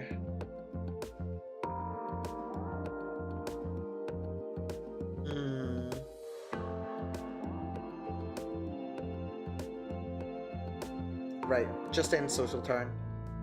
Nothing more to be done here. Let's go to compliant, review the schedule. You visit all the major palace departments, making sure you know what they and you need to do tomorrow. The kitchen seems especially disorganized today. It seems that the wrong ingredients were delivered from storage, but no one's quite sure whose fault it was. A woman with a flour-smeared face offers you a box. Can you help carry these caprinch back to the freezer before they melt? She seems extremely nervous. More so than anyone else in the kitchen. Something's not right here. I'm sorry, I'm very busy. They're trying to assassinate me! You hurry on to your next appointment, leaving the cooks to clean up their own stew. Yep. Assassination attempts are taking place here. I need to get out of this sector as a priority. Do go back to Draug. I think we might go back to Draug. I can probably fly a bit better now. I think. Also, I love these space stations, by the way. They're very pretty. It's a more pleasant business today. On turn 27, the Heavenly Palace will be hosting a performance of Heart of Ice by the Ascoldian State Opera Company. Opera? Emperor Dragosin was quite the aficionado. This gala performance has been in planning for half of Fiven. He never talked too much about music, he never talked too much about anything. Because this work was one of his favourites and this performance was arranged specially by him, many palace members will treat it as an unofficial memorial. You'll have the opportunity to give a speech. You don't have much time to prepare. That's fine, I can work with that. Do we go interaction, get more etiquette? I think we do. Go for double deception.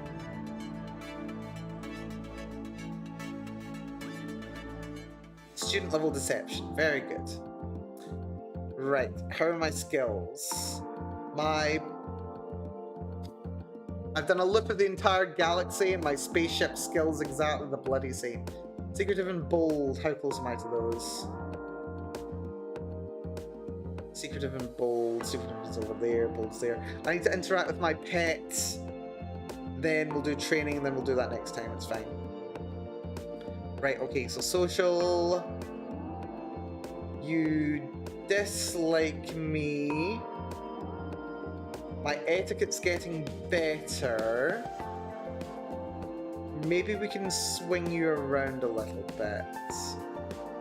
I'm going to drop a quick save. Coward save as much as anything else, to be entirely honest. Yeah, and let's see if we can charm and flatter them. I doubt this is gonna work, but you never do know. They won't return the calls, that's annoying. I have to do their quest, otherwise I can't get anywhere. Right, we've got to go to Amoebus. Our mood is now negative. We can now write in the diary to become secretive.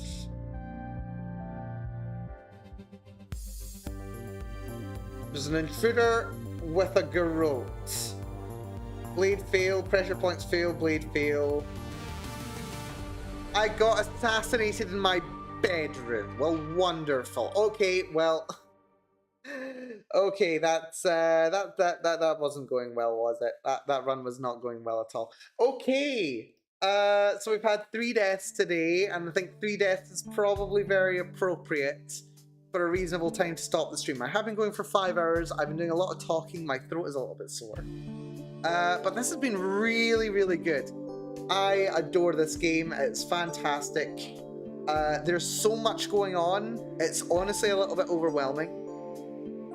But I want to spend some more time with it. I want to figure out what I need to do, in what order, who I need to interact with and when, and yeah, the right ways to go about playing this game, because it's just so good. It's just so good. I love it so much.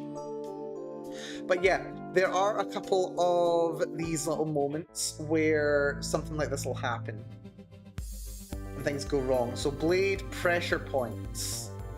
Like basic skills. So there's a basic, there's so many pressure point skills. I need to get pressure points. Even just a basic level. It's amazing. This is real. This is really good. I love this game so much. I'm definitely going to play some more of this. Expect to see more of it on Monday. That will be our next stream.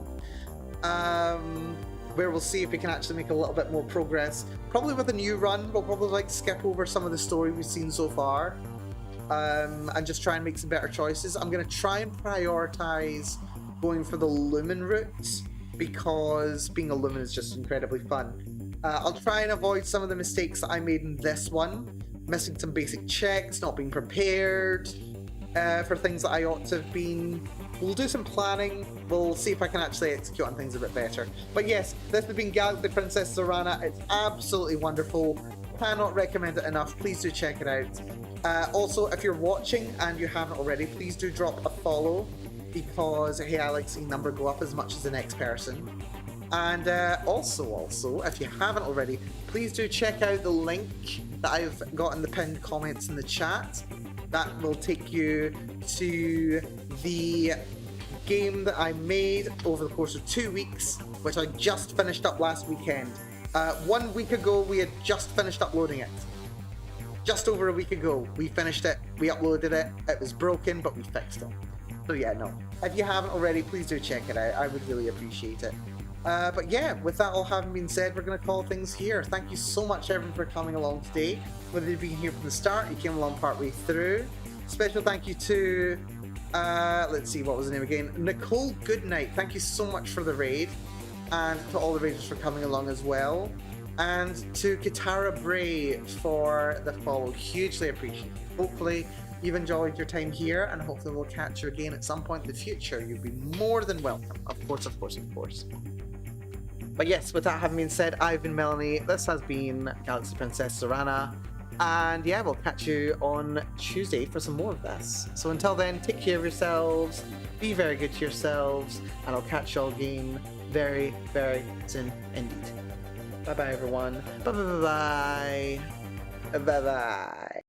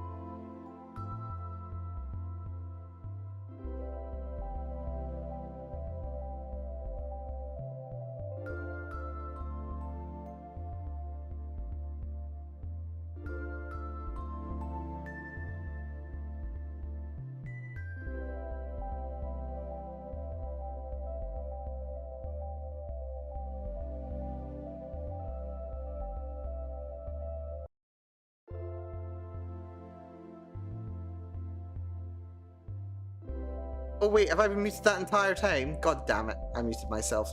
Well done, Mel. Yeah, no, thank you, Dramatic Hobo, for the follow. We're gonna read Yuri. Take care of yourselves, be good to yourselves. I'll catch y'all soon. Bye.